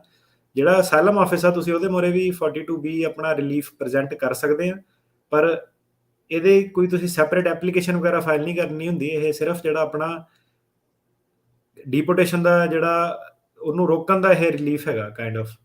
ਆਈ ਥਿੰਕ ਕਾਫੀ ਸਮਾਂ ਪਹਿਲਾਂ ਆਪਾਂ ਇਹ ਕੀਤਾ ਸੀਗਾ ਵੀ ਜੇ ਪਤਾ ਨਹੀਂ ਨੋਟਿਸ ਜਦੋਂ ਫਾਲਟੀ ਆਉਂਦੇ ਸੀਗੇ, ਤਰੀਕਾਂ ਜਿਹੜਾ ਉਹ ਗਲਤ ਸੀਗੀਆਂ, ਤੇ 10 ਸਾਲ ਬਾਅਦ ਤੁਸੀਂ ਇਦਾਂ ਦਾ ਰਿਲੀਫ ਜਿਹੜਾ ਆ ਉਹ ਕੁਛ ਲੈ ਸਕਦੇ ਸੀਗੇ। ਬੱਚਾ ਇਹਨਾਂ ਦਾ ਬੇਸਿਕਲੀ US ਦੇ ਵਿੱਚ ਬੋਰਨ ਆ, ਅਜੇ ਅਸਾਈਲਮ ਆਫਿਸ ਦੇ ਮੋਹਰੇ ਆ, ਤੇ ਆਈ ਥਿੰਕ ਇਦਾਂ ਪੁੱਛਣਾ ਚਾਹ ਰਹੇ ਆ ਵੀ 10 ਸਾਲ ਬਾਅਦ ਕੀ ਗ੍ਰੀਨ ਕਾਰਡ ਦੇ ਲਈ ਫਿਰ ਉਸ ਤੋਂ ਬਾਅਦ ਵਿੱਚ ਇਦਾਂ ਅਪਲਾਈ ਕਰ ਸਕਦੇ ਆ। ਉਹ ਮਾਮਲਾ ਕੁਛ ਇਦਾਂ ਦਾ ਬਣਦਾ ਹੈ, ਇਦਾਂ ਹੁੰਦਾ? ਨਹੀਂ, ਕੇਸ ਹੈਗਾ ਜੀ ਨੀਸ਼ ਚਾਵੇਜ਼, ਕਾਫੀ ਇੰਪੋਰਟੈਂਟ ਕੇਸ ਆ। ਸੁਪਰੀਮ ਕੋਰਟ ਨੇ ਡਿਸਾਈਡ ਜਿਹੜਾ ਕੀਤਾ ਸੀਗਾ, ਨੀਸ਼ ਚਾਵੇਜ਼ ਕਰਕੇ ਕੇਸ ਹੈਗਾ, ਤੇ ਬੇਸਿਕਲੀ ਕੇਸ ਦਾ ਆਧਾਰ ਇਹ ਸੀਗਾ ਕਿ ਜਿਹੜੇ ਲੋਕਾਂ ਨੂੰ ਜ਼ਿਆਦਾ ਨੋਟਿਸ ਡਿਫੈਕਟਿਵ ਆ, ਜਾਂ ਉਹ ਅਸਾਈਲਮ ਆਫਿਸ 'ਚ ਇੰਨੀ ਦੇਰ ਲਟਕ ਗਏ ਕਿ 10 ਸਾਲ ਉਹਨਾਂ ਨੂੰ ਨਿਕਲ ਗਏ, ਤੇ ਉਹਨਾਂ ਦੀ ਜਿਹੜੀ 10 ਸਾਲ ਵਾਲੀ ਕਲੌਕ ਉਹ ਮੀਟ ਹੋ ਜਾਂਦੀ ਹੈ, ਪਹਿਲੀ ਰਿਕੁਆਇਰਮੈਂਟ। ਤੇ ਦੂਜੀ ਰਿਕੁਆਇਰਮੈਂਟ ਉਹਨਾਂ ਦੀ ਇਹ ਹੈ ਕਿ ਜਿਹੜਾ ਬੱਚਾ, ਉਹਨੂੰ ਕੋਈ ਪ੍ਰੋਬਲਮ ਹੋਣੀ ਚਾਹੀਦੀ ਹੈ, ਤੇ ਉਹ ਜਦੋਂ ਤੁਹਾਡਾ ਹੁੰਦਾ ਤਾਂ ਤੁਹਾਡਾ ਕੈਂਸਲੇਸ਼ਨ ਆਫ ਰਿਮੂਵਲ ਦਾ ਜਿਹੜਾ ਰਿਲੀਫ ਬਣ ਜਾਂਦਾ। ਸਾਲ 'ਚ ਇਹ 4,000 ਗ੍ਰੀਨ ਕਾਰਡ ਜਿਹੜੇ ਉਸ ਬੇਸ ਤੇ ਦਿੰਦੇ ਆ, ਤੇ ਉਹਦੀ ਵੀ ਵੇਟਿੰਗ ਟਾਈਮ, ਹੋਰ ਉਹਦੇ ਵੀ ਕਈ ਫੰਡੇ ਜਿਹੜੇ ਉਹ ਹੁੰਦੇ ਆ, ਤੇ ਫਿਲਹਾਲ ਇਹਨਾਂ ਨੂੰ ਆਪਣੇ ਅਸਾਈਲਮ ਤੇ ਫੋਕਸ ਕਰਨਾ ਪੈਣਾ, ਹੋਰ ਨਹੀਂ ਕੁਝ ਕਰ ਸਕਦੇ ਜੀ। ਤੇ ਜੇ ਤੁਹਾਨੂੰ ਲੱਗਦਾ ਨਾ ਵੀ ਚੰਗੀ ਤਰੀਕੇ ਦੇ ਨਾਲ ਤੁਸੀਂ ਕਈ ਇਹਦੀ ਨਾ ਲੰਬਾ ਹੋ ਜਾਂਦਾ ਹੈ ਕੋਈ ਸਵਾਲ, ਤੇ ਆਪਣੇ ਕੋਲ ਸਮਾਂ ਤਾਂ ਫਿਰ ਓਨਾ ਕੀ ਹੁੰਦਾ ਹੈ, ਸੋ ਟਰਾਈ ਕਰਿਆ ਕਰੋ। ਜੇ ਤੁਹਾਡਾ ਲੰਮਾ ਆ ਜਾਂ ਥੋੜੀ ਗੁੰਝਲਦਾਰ ਸਿਚੁਏਸ਼ਨ ਆ, ਤਾਂ ਤੁਸੀਂ ਕੰਸਲਟੇਸ਼ਨ ਦੇ ਲਈ ਇਹਨਾਂ ਦੇ ਨਾਲ ਕੰਟੈਕਟ ਕਰ ਲਓ। ਆਈਦਰ ਤੁਸੀਂ ਇਹਨਾਂ ਨੂੰ ਜਿਹੜਾ ਕਾਲ ਕਰ ਲਓ, ਤੇ ਜਾਂ ਇਹਨਾਂ ਦੀ ਈਮੇਲ ਦੇ ਉੱਤੇ ਵੀ ਤੁਹਾਡੀ ਈਮੇਲ ਦੇ ਜ਼ਰੀਏ ਵੀ ਤੁਹਾਡੇ ਨਾਲ ਕੰਟੈਕਟ ਕਰ ਸਕਦੇ ਆ ਅਟਾਰਨੀ ਟਰਕਿਆਨਾ ਜੀ। ਮੈਂ ਅਨਾਉਂਸ ਤਾਂ ਨਹੀਂ ਕਰਨਾ ਚਾਹੁੰਦਾ, ਕਿਉਂਕਿ ਨਾ ਪ੍ਰੋਬਲਮ ਹੋ ਜਾਂਦੀ ਹੈ, ਸੋ ਕਾਲ ਵਾਲਾ ਹੀ ਬੈਟਰ ਆਪਣੇ ਲਈ, ਕਿਉਂਕਿ ਠੀਕ ਹੈ, ਤੁਹਾਨੂੰ ਪਤਾ ਹੀ ਹੈ ਸਾਰਿਆਂ ਨੂੰ ਕਿ ਕੋਈ ਇਹਦੇ ਵਿੱਚ ਸ਼ੱਕ ਨਹੀਂ ਕਿ ਇਹ ਜਿਹੜਾ ਸਿਸਟਮ ਹੀ ਹੈਗਾ ਅਸਾਈਲਮ ਦਾ, ਕਿੱਦਾਂ ਕਾਲਾਂ ਲੈਣੀਆਂ, ਕਿੱਦਾਂ ਉਹ ਕਰਨੀਆਂ, ਇਹਦੀ ਬੜੀ ਜ਼ਿਆਦਾ ਝਮੇਲਾ, ਕਿਉਂਕਿ ਵੋਲਿਊਮ ਬੜੀ ਜ਼ਿਆਦਾ ਸੋਸ਼ਲ ਮੀਡੀਆ ਕਰਕੇ। ਤੇ ਈਮੇਲ ਵਾਲਾ ਮੈਂ ਅਜੇ ਫਿਲਹਾਲ ਦੇਣਾ ਨਹੀਂ ਚਾਹੁੰਦਾ, ਕਿਉਂਕਿ ਫਿਰ ਮੇਰੀ ਉਹ 'ਚ ਵੀ ਪ੍ਰੋਬਲਮ ਹੈ। ਠੀਕ ਹੈ, ਗੁਰਸੇਵਕ ਜੀ। ਹਾਂਜੀ ਗੁਰਸੇਵਕ। ਹਾਂਜੀ ਜਲਦੀ ਪੁੱਛੋ ਜੀ। ਸਤਿ ਸ਼੍ਰੀ ਅਕਾਲ ਜੀ। ਹਾਂਜੀ ਸਤਿ ਸ਼੍ਰੀ ਅਕਾਲ ਜੀ। ਮੈਂ ਇਹਦੀ ਕੁਆਰੀ ਸੀਗੀ ਜੀ, ਮੈਂ ਆਪਣੀ ਵਾਈਫ ਦਾ ਕੇਸ ਫਾਈਲ ਕੀਤਾ ਸੀ 2018 ਮਾਰਚ 'ਚ, ਉਦੋਂ ਮੈਂ ਗ੍ਰੀਨ ਕਾਰਡ ਹੋਲਡਰ ਸੀਗਾ ਜੀ, ਤੇ ਮੇਰੀ ਵਾਈਫ ਦੇ ਡਾਕੂਮੈਂਟ ਕੁਆਲੀਫਾਈਡ ਹੋ ਗਏ ਸੀ ਮਾਰਚ 2020 ਦੇ ਵਿੱਚ। ਉਸ ਤੋਂ ਬਾਅਦ ਸਾਡੇ ਬੇਬੀ ਹੋ ਗਿਆ ਜੀ, ਠੀਕ ਹੈ ਜੀ, ਤੇ ਬੇਬੀ ਦੇ ਵੀ ਡਾਕੂਮੈਂਟ ਕੁਆਲੀਫਾਈਡ ਹੋ ਗਏ ਸੀ 2021 'ਚ ਜੀ। ਬਟ ਹੁਣ ਮੈਂ ਹੋ ਗਿਆ US ਸਿਟੀਜ਼ਨ ਹੋ ਗਿਆ ਜੀ ਹੁਣ ਮੈਂ, ਸੋ ਮੇਰਾ ਨੈਕਸਟ ਸਟੈਪ ਕੀ ਹੈ ਜੀ, ਕੀ ਕਰਨਾ ਚਾਹੀਦਾ ਮੈਨੂੰ? ਬੇਬੀ ਦਾ ਤੁਸੀਂ ਸੈਪਰੇਟ ਕੀਤਾ ਸੀ ਨਾ ਫਾਈਲ? ਨਹੀਂ ਮੈਂ ਐਡ ਐਪਲੀਕੈਂਟ ਕੀਤਾ ਸੀਗਾ ਵਿੱਚ ਹੀ। ਨਹੀਂ, ਉਹ ਪਹਿਲਾਂ ਸੈਪਰੇਟ ਕਰੋ, ਕਿਉਂਕਿ ਬੇਬੀ ਦਾ ਹੁਣ ਪਟੀਸ਼ਨ ਖਾਰਜ ਹੋ ਗਈ ਆ, ਤੇ ਤੁਹਾਨੂੰ ਸੈਪਰੇਟ ਬੇਬੀ ਦਾ ਜਿਹੜਾ ਨਵੇਂ ਸਿਰੇ ਉਹ ਕਰਨਾ ਪੈਣਾ। ਤੇ ਵਾਈਫ ਵਾਲਾ ਜਿਹੜਾ ਕੇਸ ਉਹਨੂੰ ਤੁਸੀਂ ਕਨਵਰਟ, ਉਹਨਾਂ ਨੂੰ ਨੋਟੀਫਾਈ ਕਰ ਦਿਓ ਕਿ ਮੈਂ ਸਿਟੀਜ਼ਨ ਬਣ ਗਿਆ। ਉਹ ਆਪਾਂ ਉਹਨਾਂ ਨੂੰ ਨੋਟੀਫਾਈ, ਜਿਹੜੀ ਪਬਲਿਕ ਇਨਕੁਆਇਰੀ ਫਾਰਮ ਸੈਂਡ ਕਰਨੀ ਉਸੇ 'ਚ ਕਰਨਾ ਉਹਨਾਂ ਨੂੰ? ਹਾਂਜੀ, ਉਹ 'ਚ ਕਰ ਸਕਦੇ ਆ, ਤੇ ਬੱਚੇ ਦਾ ਤੁਹਾਨੂੰ ਸੈਪਰੇਟ ਨਵੇਂ ਸਿਰੇ ਕਰਨਾ ਪੈਣਾ। ਉਹ ਮੈਂ ਪਟੀਸ਼ਨ ਇੰਡੀਆ ਜਾ ਕੇ ਫਾਈਲ ਕਰ ਸਕਦਾ ਜੀ? ਫਾਈਲ ਤਾਂ USCIS ਨੇ ਹੋਣਾ, ਸੋ ਹੁਣੇ ਫਾਈਲ ਕਰੋ ਤੁਸੀਂ ਇੱਥੋਂ ਹੀ। ਇੰਡੀਆ ਜਾ ਕੇ ਕੋਈ ਐਡਵਾਂਟੇਜ ਥੋੜਾ ਨਾ ਮਿਲਣੀ ਤੁਹਾਨੂੰ। ਨਹੀਂ, ਕਹਿੰਦੇ ਨੇ ਇੱਥੋਂ ਹੀ ਆਪਾਂ ਫਾਈਲ ਕਰ, ਜ਼ਿਆਦਾ ਟਾਈਮ ਲੱਗੇ, ਇੰਡੀਆ ਜਾ ਕੇ ਲਾਈਕ ਛੇਤੀ ਕੇਸ ਨਿਕਲ ਆਉਂਦਾ। ਇਹ ਪਤਾ ਨਹੀਂ ਕਿੰਨੇ ਬਣਾਇਆ, USCIS ਨਾਲ ਫਾਈਲ ਹੋਣਾ 130, ਸੋ ਇਦਾਂ ਕੁਝ ਨਹੀਂ ਹੈਗਾ, ਇੱਥੋਂ ਫਾਈਲ ਕਰੋ ਤੁਸੀਂ, ਟਾਈਮ ਬਚਾਓ ਆਪਣਾ। ਜੀ ਸਾਹਿਬ। ਹਾਂਜੀ ਸਤਿ ਸ਼੍ਰੀ ਅਕਾਲ ਸਾਹਿਬ। ਸਤਿ ਸ਼੍ਰੀ ਅਕਾਲ ਸਰ। ਮੇਰਾ ਸਵਾਲ ਸੀਗਾ ਵੀ ਮੇਰੀ ਜਿਹੜੀ ਫਾਈਨਲ ਡੇਟ ਆ ਮਾਰਚ 2023 ਨੂੰ LA ਡਾਊਨਟਾਊਨ ਕੋਰਟ 'ਚ ਆ, ਤੇ ਹੁਣ ਜਿੱਦਾਂ ਪੀਡੀਆਂ ਦਾ ਰੌਲਾ ਜਿਹਾ ਚੱਲੀ ਜਾਂਦਾ, ਤੇ ਮੈਨੂੰ ਇੱਥੋਂ ਕੇਸ ਮੂਵ ਕਰਾ ਲੈਣ ਦੇ ਵਿੱਚ ਫਾਇਦਾ, ਜਾਂ ਮੈਂ ਉੱਥੇ ਹੋਲਡ ਕਰਨਾ ਹਜੇ ਇਸ ਚੀਜ਼ ਨੂੰ? ਭਾਜੀ ਕਹਿਣਾ ਮੁਸ਼ਕਿਲ ਆ, ਕੇਸ ਵੀ ਹਲੇ ਜਿਹੜੇ ਲੱਗ ਹੋ ਰਹੇ ਆ ਇੰਡੀਵਿਜੂਅਲ ਹੀਅਰਿੰਗ, ਤੇ ਪੀਡੀਆਂ ਜ਼ਿਆਦਾਤਰ ਉਹ ਮਾਸਟਰ ਹੀਅਰਿੰਗ ਵਾਲੇ, ਸੈਂਟਾਨਾ ਵਾਲੇ, ਵੈਨਾਈਸ ਵਾਲੇ ਜਿਹੜੇ ਦੇ ਰਹੇ ਆ। ਤੇ ਉਹ ਤੁਸੀਂ ਆਪਣੇ ਵਕੀਲ ਤੋਂ ਸਲਾਹ ਲੈ ਲਓ ਕਿ ਕਿੱਦਾਂ ਜੱਜ ਦਾ ਕੀ ਹਿਸਾਬ ਕਿਤਾਬ ਆ ਉੱਥੇ। ਤੇ ਜੇ ਤਾਂ ਕੇਸ ਮੂਵ ਕਰਾਉਣ ਦੀ ਗੱਲ ਆ, ਜੇ ਤਾਂ ਰੂਟਿੰਗ ਜੱਜ ਦੀ ਨਹੀਂ ਵਧੀਆ ਤੇ ਤੁਸੀਂ ਕਿਤੇ ਹੋਰ ਰਹਿਣਾ ਵਾ ਜਾ ਕੇ, ਹਾਂਜੀ ਫਿਰ ਮੂਵ ਵੀ ਕਰਾਇਆ ਜਾ ਸਕਦਾ। ਨਹੀਂ ਸਰ, ਓਬਵੀਅਸਲੀ 4 ਸਾਲ ਤੋਂ ਮੈਂ ਇੱਥੇ ਹੀ ਰਹਿ ਰਿਹਾ, ਤੇ ਜਿਹੜੀ ਮੇਰੇ ਜੱਜ ਦੀ ਰੇਟਿੰਗ ਹੈ ਸਾਰੀ 23% ਆ ਸਾਰੀ। ਕਾਰਲੋਸ ਜੂਲੀਅਟ ਮੇਰੇ ਜੱਜ ਦਾ ਨਾਮ ਆ, ਤੇ ਉਹਦੀ ਜਿਹੜੀ ਰੇਟਿੰਗ ਹੈ ਉਹ ਸਾਰੀ 23% ਆ ਜੀ। ਸੋ ਤੁਹਾਨੂੰ ਕੋਈ ਐਡਵਾਂਟੇਜ ਤਾਂ ਹੈ ਨਹੀਂ ਮੇਰੇ ਹਿਸਾਬ ਨਾਲ ਉੱਥੇ। ਤੁਸੀਂ ਜੇ ਮੂਵ ਹੁੰਨੇ ਆ ਇੱਧਰ, ਤੁਹਾਡਾ ਇਹ ਹੈ ਕਿ ਜੇ ਮੰਨ ਲਓ ਫੋਰ ਐਗਜ਼ਾਮਪਲ ਅਗਰ ਤੁਸੀਂ ਮੂਵ ਹੁੰਨੇ ਆ ਤਾਂ ਤੁਹਾਡੀ ਜਿਹੜੀ ਤਰੀਕ ਹੈ ਇੱਥੇ 2025 ਜਾਂ 26 ਦੀ ਆਣੀ ਹੈ। ਹੁਣ ਇਦਾਂ ਕਿ ਡਿਲੇ ਵੀ ਪੈਣਾ ਵਾ, ਉਹ ਤੁਸੀਂ ਦੇਖੋ ਹੁਣ ਤੁਹਾਨੂੰ ਕਿੱਦਾਂ ਸੂਟ ਪੈਂਦਾ ਹੈ ਨਾ। ਜੀ ਜੀ। ਤੇ ਕੀ ਆਸਾਨੀ ਦੇ ਨਾਲ ਉੱਥੋਂ ਕੇਸ ਮੂਵ ਹੋ ਜਾਂਦੇ? ਜੇ ਟਾਈਮ ਤੋਂ ਪਹਿਲਾਂ ਦੱਸ ਦੋ ਤਾਂ ਹੋ ਜਾਂਦੇ ਆ। ਹੁਣ ਜਿੱਦਾਂ ਇਹਨਾਂ ਦਾ ਮਾਰਚ ਦੇ ਵਿੱਚ ਆ, ਤਾਂ ਹੁਣ ਜੇ ਜਾ ਕੇ ਕਹੋਗੇ ਜੱਜ ਨੂੰ ਫਰਵਰੀ 'ਚ ਦੱਸਣਾ, ਫੇਰ ਨਹੀਂ ਉਹਨੇ ਕਰਨਾ। ਹਾਂ, ਅਜੇ ਵਕਤ ਹੈਗਾ ਜੇ ਕਰਨਾ, ਤੇ ਉਹ ਸਟੈਪ ਫਿਰ ਜੇ ਚੱਕਣਾ ਤੇ ਫਿਰ ਉਹ ਵਕਤ ਹੋਣਾ। ਪਰ ਇਹਦਾ ਬੇਸ ਇਹ ਹੈ ਕਿ ਤੁਹਾਨੂੰ ਮੂਵ ਹੋਣਾ ਪੈਂਦਾ ਵਾ, ਤਾਂ ਉਹ ਆ, ਇਹ ਨਹੀਂ ਕਿ ਖਾਨਾ ਪੂਰਤੀ ਕਰਨੀ ਹੈ। ਸੋ ਜਿਹੜਾ ਬੰਦਾ ਮੂਵ ਕਰਦਾ ਕਿਤੇ, ਉਹੀ ਕੇਸ ਆਪਣਾ ਮੂਵ ਕਰਾ ਸਕਦਾ। ਜੀ, ਥੈਂਕ ਯੂ ਜੀ। ਬੱਚਿਆਂ ਪੇਰੈਂਟਸ ਨੇ ਬੱਚਿਆਂ ਦਾ ਅਪਲਾਈ ਕੀਤਾ ਹੋਇਆ 2011 ਦਾ, ਇਹਨਾਂ ਦਾ ਤੁਸੀਂ ਇੱਕ ਵਾਰੀ ਦੱਸ ਹੀ ਦਿਓ ਸਾਰੀਆਂ ਕੈਟਾਗਰੀਜ਼ ਦਾ ਵੀ ਕਿਹੜਾ ਵਕਤ ਚੱਲਦਾ, ਮੇ ਵੀ ਕੁਛ ਸਮੇਂ ਦੇ ਵਿੱਚ। ਪੇਰੈਂਟਸ ਦਾ 2000 ਜੀ ਆਪਣਾ 9 ਦਾ ਚੱਲ ਰਿਹਾ, ਜੇ ਯੂਐਸ ਸਿਟੀਜ਼ਨ ਨੇ ਕੀਤਾ 2009 ਵਾਲੇ ਕੇਸ ਜਿਹੜੇ ਚੱਲ ਰਹੇ ਆ। ਸੋ ਇਹਨਾਂ ਨੂੰ ਟਾਈਮ ਲੱਗਣਾ, 11 ਨੂੰ 4-5 ਸਾਲ ਲੱਗਣੇ ਆ। ਠੀਕ ਹੈ, ਠੀਕ ਤੇ ਹਾਂਜੀ, ਤੇ ਬਾਕੀ ਭੈਣ ਭਾਈ ਵਾਲਾ 2005 ਵਾਲਾ ਜਿਹੜਾ ਉਹ ਚੱਲ ਰਿਹਾ ਰੇ। ਅਮਨਦੀਪ ਪੁੱਛਦੇ ਨੇ ਵੀ ਉਹਨਾਂ ਦੀ ਸਿਟੀਜ਼ਨਸ਼ਿਪ ਇੰਟਰਵਿਊ ਪਿਛਲੇ ਮਹੀਨੇ ਹੋਈ ਸੀ, ਡਿਸੀਜਨ ਕਹਿੰਦੇ ਸੀ ਵੀ ਉਹ ਸੈਂਡ ਕਰਨਗੇ, ਕਿੰਨਾ ਕੁ ਵਕਤ 120 ਦਿਨ ਜਿਹੜੇ ਹੁੰਦੇ? 120 ਦਿਨ ਬਿਲਕੁਲ। ਸੋ ਅਜੇ 30 ਹੋਏ ਆ ਜੀ, ਅਜੇ ਪਏ ਆ ਜੀ, ਸਮਾਂ ਪਿਆ ਹੈ ਇਸ ਦੇ ਵਿੱਚ। 90 ਦਿਨ 3 ਮਹੀਨੇ ਹੋਰ ਆ, ਉਹਦੇ ਵਿੱਚ ਜੇ ਨਾ ਆਵੇ ਫਿਰ ਉਸ ਤੋਂ ਬਾਅਦ ਦੇ ਵਿੱਚ ਇਨਕੁਆਇਰੀ ਪਾ ਸਕਦੇ ਨੇ। ਹਾਂਜੀ ਬਿਲਕੁਲ, 120 ਦਿਨ ਬਾਅਦ ਇਨਕੁਆਇਰੀ ਪਾ ਸਕਦੇ ਆ ਜੀ। ਅਗਲੇ ਕਾਲਰ ਆਪਣੇ ਨਾਲ ਅਮਨ। ਹਾਂਜੀ, ਸਤਿ ਸ੍ਰੀ ਅਕਾਲ ਜੀ। ਸਤਿ ਸ਼੍ਰੀ ਅਕਾਲ ਜੀ। ਜੀ ਮੇਰਾ ਸਵਾਲ ਹੈ ਜੀ, ਮੇਰੀ ਇਸ ਅਕਤੂਬਰ ਦੇ ਵਿੱਚ ਮੇਰੀ ਫਾਈਨਲ ਹੀਅਰਿੰਗ ਸੀ ਜੀ, ਤੇ ਉਹ ਜੀ ਜੁਲਾਈ ਦੀ ਹੀ ਬੋਲਣੀ ਬੰਦ ਹੋ ਗਈ ਹੈ ਜੀ, ਤੇ ਜੀ ਮੈਨੂੰ ਵੇਟ ਕਰਨੀ ਚਾਹੀਦੀ ਹੈ ਜੀ। ਨਿਊਯਾਰਕ 'ਚ ਮੇਰਾ ਕੇਸ ਹੈ ਜੀ, ਮੇਰੇ 2017 'ਚ ਫਾਈਨਲ ਸੀ, ਉਹ ਮਾਸਟਰ ਹੀਅਰਿੰਗ ਮੇਰੇ 2017 'ਚ ਸੀ। ਤੁਸੀਂ ਦੇਖੋ, ਜੇ ਤੁਸੀਂ ਮੂਵ ਕਰਦੇ ਆ ਤਾਂ ਕੇਸ ਮੂਵ ਹੋ ਜਾਊਗਾ, ਨਹੀਂ ਤਾਂ ਨਿਊਯਾਰਕ 'ਚ ਤੁਹਾਨੂੰ ਵੇਟ ਹੀ ਕਰਨੀ ਪੈਣੀ ਆ। ਇੱਕ ਆਪਸ਼ਨ ਹੁੰਦੀ ਆ ਮੋਸ਼ਨ ਟੂ ਰੀਕੈਲੰਡਰ, ਤੁਸੀਂ ਕਰਾ ਸਕਦੇ ਆ, ਪਰ ਨਿਊਯਾਰਕ ਦੇ ਵਿੱਚ ਕੋਈ ਫਾਇਦਾ ਨਹੀਂ ਹੋ ਰਿਹਾ, ਕਿਉਂਕਿ ਜੱਜਿਸ ਦੀ ਸ਼ਾਰਟੇਜ ਆ, ਨਵੀਂ ਭਰਤੀ ਉਹਨਾਂ ਦੀ ਆ। ਸੋ ਮੋਸ਼ਨ ਟੂ ਰੀਕੈਲੰਡਰ ਫਾਈਲ ਕਰਕੇ ਦੇਖਿਆ ਜਾ ਸਕਦਾ, ਪਰ ਉਹਦੀ ਕੋਈ ਗਾਰੰਟੀ ਨਹੀਂ ਕਿ ਉਹਨਾਂ ਨੇ ਤੁਹਾਨੂੰ ਤਰੀਕ ਦੇਣੀ ਹੈ। ਤੇ ਉਦਾਂ ਜੀ ਜੇ ਆਪਾਂ ਵੇਟ ਕਰੀਏ, ਕੀ ਪ੍ਰੋਸੈਸ ਹੈ ਜੀ, ਕੀ ਟਾਈਮ ਹੈ ਜੀ ਉਹਨਾਂ ਦਾ, ਜਿਹਦੇ 'ਚ ਆਪਾਂ ਨੂੰ ਪਤਾ ਲੱਗ ਜੇ ਕਿ ਕੋਈ ਟਾਈਮ ਪੀਰੀਅਡ ਕਿ ਆਪਣੀ ਦੁਬਾਰਾ ਡੇਟ ਬੋਲ ਜੇ ਫਾਈਨਲ? ਕੋਈ ਟਾਈਮ ਲਾਈਨ ਨਹੀਂ ਹੈਗੀ ਇਹਦੀ, ਰੱਬ ਆਸਰਾ ਹੀ ਹੈ। ਜਸਟ ਠੀਕ ਹੈ ਜੀ, ਓਕੇ ਜੀ, ਮਿਹਰਬਾਨੀ। ਕ੍ਰਿਸ਼ਨ ਜੀ, ਸਤਿ ਸ਼੍ਰੀ ਅਕਾਲ। ਹਾਂਜੀ ਭਾਜੀ, ਮੈਂ ਮੇਰੇ ਭਰਾ ਦੀ ਮੌਤ ਹੋ ਗਈ, ਮੈਂ 2011 'ਚ ਭਰਿਆ ਸੀਗਾ ਉਹ ਪੇਪਰ ਉਹਦੇ, ਤੇ ਇਹ ਅਸੀਂ ਬਸ ਦੱਸ ਦੇ ਦਿੱਤਾ ਤੁਸੀਂ, ਤੇ ਅਸੀਂ ਉਹ ਆਨਲਾਈਨ ਫਾਈਲ ਭਰ ਸਕਦੇ ਹਾਂ ਜੇ ਡੈਥ ਸਰਟੀਫਿਕੇਟ ਆ? ਆਨਲਾਈਨ ਭਾਜੀ ਭਰ ਸਕਦੇ ਆ, ਪਰ ਤੁਹਾਨੂੰ ਉਹਦਾ ਫਾਇਦਾ ਨਹੀਂ ਕੋਈ ਹੋਣਾ, ਤਰੀਕ ਕੈਂਸਲ ਨਾ ਕਰ ਦੇਣ। ਸੋ ਇਹਨੂੰ ਨਾ ਤੁਸੀਂ ਵੇਟ ਕਰੋ, ਇੰਟਰਵਿਊ ਦੇ ਲਾਗੇ ਜਾ ਕੇ ਕਰਿਓ, ਹੈ ਨਾ, ਤਾਂ ਕਿ ਪਹਿਲਾਂ ਹੀ ਨਾ ਕਿਤੇ ਉਹ ਆਪਣਾ ਕੰਮ ਘਟਾਉਣ ਲਈ ਕੈਂਸਲ ਕਰ ਦੇਣ। ਸੋ ਮੇਰੇ ਹਿਸਾਬ ਨਾਲ ਤੁਸੀਂ ਫਿਲਹਾਲ ਵੇਟ ਕਰੋ ਜੀ। ਜੀ। ਕਿੰਨਾ ਟਾਈਮ ਭਾਜੀ ਲੱਗਣਾ? ਤੇ 2005 ਵਾਲੇ ਕੇਸ ਆ ਇਸ ਵੇਲੇ ਚੱਲਦੇ। ਠੀਕ ਹੈ ਜੀ, ਓਕੇ ਭਾਜੀ ਜੀ, ਮਿਹਰਬਾਨੀ ਜੀ। ਅਗਲੇ ਕਾਲਰ ਪਰਮਿੰਦਰ। ਹੈਲੋ, ਹਾਂਜੀ ਭਾਈ, ਸਤਿ ਸ਼੍ਰੀ ਅਕਾਲ ਜੀ। ਸਤਿ ਸ਼੍ਰੀ ਅਕਾਲ ਜੀ। ਜੇ ਭਾਜੀ ਬਹੁਤ ਬਹੁਤ ਥੈਂਕ ਯੂ ਤੁਹਾਡਾ ਭਾਜੀ, ਤੁਸੀਂ ਸਾਰਿਆਂ ਨੂੰ ਇੰਨੀ ਇਨਫੋਰਮੇਸ਼ਨ ਦੇ ਰਹੇ ਹੋ, ਤੇ ਟੀ ਸ਼ਰਟ ਤੁਹਾਡੀ ਬਹੁਤ ਵਧੀਆ ਲੱਗਦੀ ਹੈ। ਤੇ ਭਾਜੀ ਇੱਕ ਗੱਲ ਪੁੱਛਣੀ ਸੀ, ਮੇਰਾ ਕੇਸ ਤਾਂ ਅਸਾਈਲਮ ਦਾ ਲਾਇਆ ਹੋਇਆ ਸੀ, ਮੈਂ ਥੱਲੇ ਡਿਨਾਇਲ ਹੋ ਗਿਆ ਸੀਗਾ, ਤੇ ਅੱਗੇ ਕੇਸ ਮੇਰਾ ਰੈਫਰ ਹੋ ਗਿਆ ਉਹਦੇ 'ਚ ਕੋਰਟ ਦੇ ਵਿੱਚ, ਹੈ ਨਾ ਜੀ। ਤੇ ਮਾਸਟਰ ਹੀਅਰਿੰਗ ਮੇਰੀ ਸਤੰਬਰ ਦੇ ਵਿੱਚ ਹੈ ਭਾਜੀ, ਤੇ ਹੁਣ ਮੈਂ ਕੇਸ ਲਾਇਆ ਹੋਇਆ ਵਕੀਲ ਨੇ, ਤੇ ਮੈਂ ਹੁਣ ਉਹਨਾਂ ਦਾ ਨਾਂ ਨਹੀਂ ਲੈਣਾ, ਤੇ ਮੈਂ ਉਹਨਾਂ ਨੂੰ ਫੀਸ ਵੀ ਆਲਰੇਡੀ ਪੇ ਕੀਤੀ ਹੋਈ ਆ। ਤੇ ਕੀ ਮੈਂ ਹੁਣ ਮਤਲਬ ਮਾਸਟਰ ਹੀਅਰਿੰਗ ਲੈ ਕੇ ਆਪਣਾ ਤੁਹਾਨੂੰ ਹਾਇਰ ਕਰ ਸਕਦਾ, ਜਾਂ ਪਹਿਲਾਂ ਹੀ ਮੈਨੂੰ ਹਾਇਰ ਕਰਨਾ ਪੈਣਾ ਤੁਹਾਨੂੰ? ਮਾਸਟਰ ਹੀਅਰਿੰਗ ਕਦੋਂ ਤੁਹਾਡੀ? ਮੇਰੀ ਮਾਸਟਰ ਹੀਅਰਿੰਗ ਹੈਗੀ ਆ ਸਤੰਬਰ ਦੇ ਵਿੱਚ ਜੀ, 20 ਦੀ। ਸਤੰਬਰ 20 ਦੀ? ਸਤੰਬਰ 20 ਦੀ ਤਾਂ ਆਪਾਂ ਹੈਂਡਲ ਕਰ ਸਕਦੇ ਹਾਂ ਜੀ, ਟਾਈਮ ਹੈਗਾ ਆਪਣੇ ਕੋਲ, ਪਹਿਲਾਂ ਵੀ ਕਰ ਸਕਦੇ ਹੋ ਤੁਸੀਂ। ਠੀਕ ਹੈ, ਉਹ ਮਤਲਬ ਐ ਸੀਗਾ ਕਿ ਉਹ ਮੈਨੂੰ ਲਾਇਰ ਹੁਣ ਮਤਲਬ ਪੈਸੇ ਪੂਸੇ ਵੀ ਨਹੀਂ ਮੈਨੂੰ, ਮੈਂ ਕਿਉਂਕਿ ਮੈਨੂੰ ਉਹਨਾਂ ਦਾ ਰਿਸਪੌਂਸ ਜਾਂ ਇੰਨਾ ਕੋਈ, ਉਹ ਬਿਜ਼ੀ ਬਹੁਤ ਹੈ ਤੇ ਉਹਨਾਂ ਕੋਲ ਕਲਾਇੰਟ ਜ਼ਿਆਦਾ ਆ ਤੇ ਫਿਰ ਬਿਜ਼ੀ ਭਾਜੀ, ਬਿਜ਼ੀ ਸਾਰੇ ਲਾਇਰ ਆ। ਆਪਣੀ ਵੀ ਸਾਡੇ ਕੋਲ ਵੀ ਤੁਹਾਨੂੰ ਸੇਮ ਹੀ ਭਾਜੀ ਮੈਂ ਪ੍ਰੋਬਲਮ। ਤੁਹਾਡੇ ਨਾਲ ਨਾ ਐਕਸਪੀਰੀਅੰਸ ਕੀਤਾ ਸੀ, ਮੈਂ ਤੁਹਾਡੇ ਤੋਂ ਕੰਸਲਟੈਂਸੀ ਲਈ ਸੀਗੀ ਤੁਹਾਡੇ ਕੋਲ ਫਸਟ ਟਾਈਮ ਜਦੋਂ ਕੇਸ ਲਾਉਣਾ ਸੀ, ਤੇ ਉਦੋਂ ਮੇਰੀ ਥੋੜੀ ਫਾਈਨੈਂਸ਼ੀਅਲੀ ਪ੍ਰੋਬਲਮ ਸੀਗੀ, ਤਾਂ ਕਰਕੇ ਮੈਂ ਤੁਹਾਡੇ ਕੋਲ ਲਾ ਨਹੀਂ ਸਕਿਆ।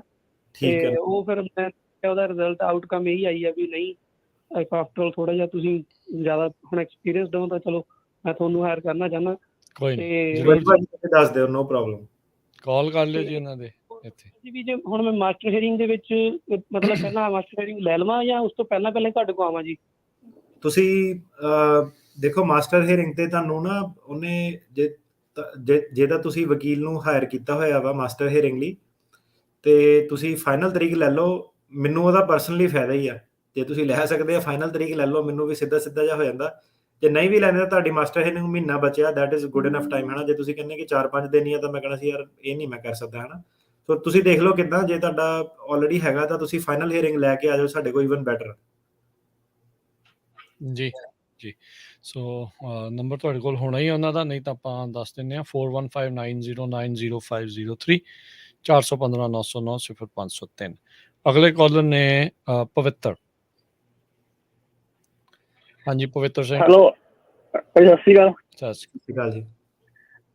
ਭਾਈ ਮੈਂ 2014 ਦੇ ਵਿੱਚ ਆਇਆ ਸੀਗਾ ਅਮਰੀਕਾ, ਤੇ ਆਪਣਾ ਮੇਰੀ ਮਾਸਟਰ ਦੀ ਤਰੀਕ ਤੋਂ ਬਾਅਦ, ਤੇ ਉਦੋਂ ਮੇਰੇ ਜੱਜ ਨੇ ਮੇਰਾ ਕਲੌਕ ਬੰਦ ਕਰਤਾ ਸੀਗਾ, ਤੇ ਮੈਂ ਵਕੀਲ ਨੂੰ ਉਦੋਂ ਕਿਹਾ ਵੀ ਮੇਰਾ ਕਲੌਕ ਮੈਨੂੰ ਵਰਕ ਪਰਮਿਟ ਚਾਹੀਦਾ। ਉਹ ਕਹਿੰਦਾ ਕੋਈ ਗੱਲ ਨਹੀਂ, ਮੈਂ ਬਾਹਰ ਪੀਲ ਲਾ ਕੇ ਕਲੌਕ ਚਲਾ ਦੂੰਗਾ, ਤੇ ਬਾਹਰ ਆ ਕੇ ਪੀਲਾ ਲਾਉਂਦਾ ਰਿਹਾ, ਕਲੌਕ ਚੱਲਿਆ ਨਹੀਂ। ਫਿਰ ਮੇਰਾ 2019 ਦੇ ਵਿੱਚ ਨਵੰਬਰ 'ਚ ਕੇਸ ਸੀਗਾ, ਸ਼ਟਲ ਸੀਗਾ ਕੇਸ, ਤੇ ਕੇਸ ਡਿਨਾਈਡ ਹੋ ਗਿਆ ਸੀ ਮੇਰਾ ਜੀ। ਉਤੋਂ ਮੈਨੂੰ 30 ਦਿਨ ਦਾ ਟਾਈਮ ਸੀ, ਮੈਂ ਕੇਸ ਦੇ ਗਾਂਹ ਪੀਲ ਲਾਤੀ ਸੀ, ਤੇ ਮੈਂ ਵਰਤੋਂ 4-5 ਵਾਰੀ ਅਪਲਾਈ ਕੀਤਾ, ਪਰ ਮੈਨੂੰ ਦਿੰਦੇ ਨਹੀਂ, ਜਿੱਦਾਂ ਵੀ ਕਲੌਕ ਦਾ ਆਉਂਦਾ ਵੀ ਕਲੌਕ ਬੰਦ ਆ।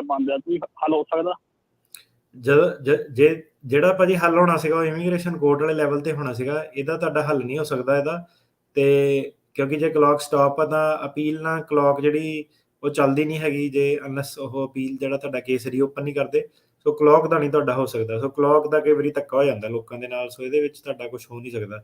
ਸਾਡੇ ਆਪਣੇ ਖੁਦ ਦੇ ਵੀ ਕਈ ਕੇਸ ਆ, ਤੇ ਉਹਦਾ ਵੀ ਸੇਮ ਹੀ ਇੱਦਾਂ ਹੀ ਕਿ ਬਿਨਾਂ ਮਤਲਬ ਦੇ ਕਈਆਂ ਦੀ ਕਲੌਕ ਰੋਕਤੀ।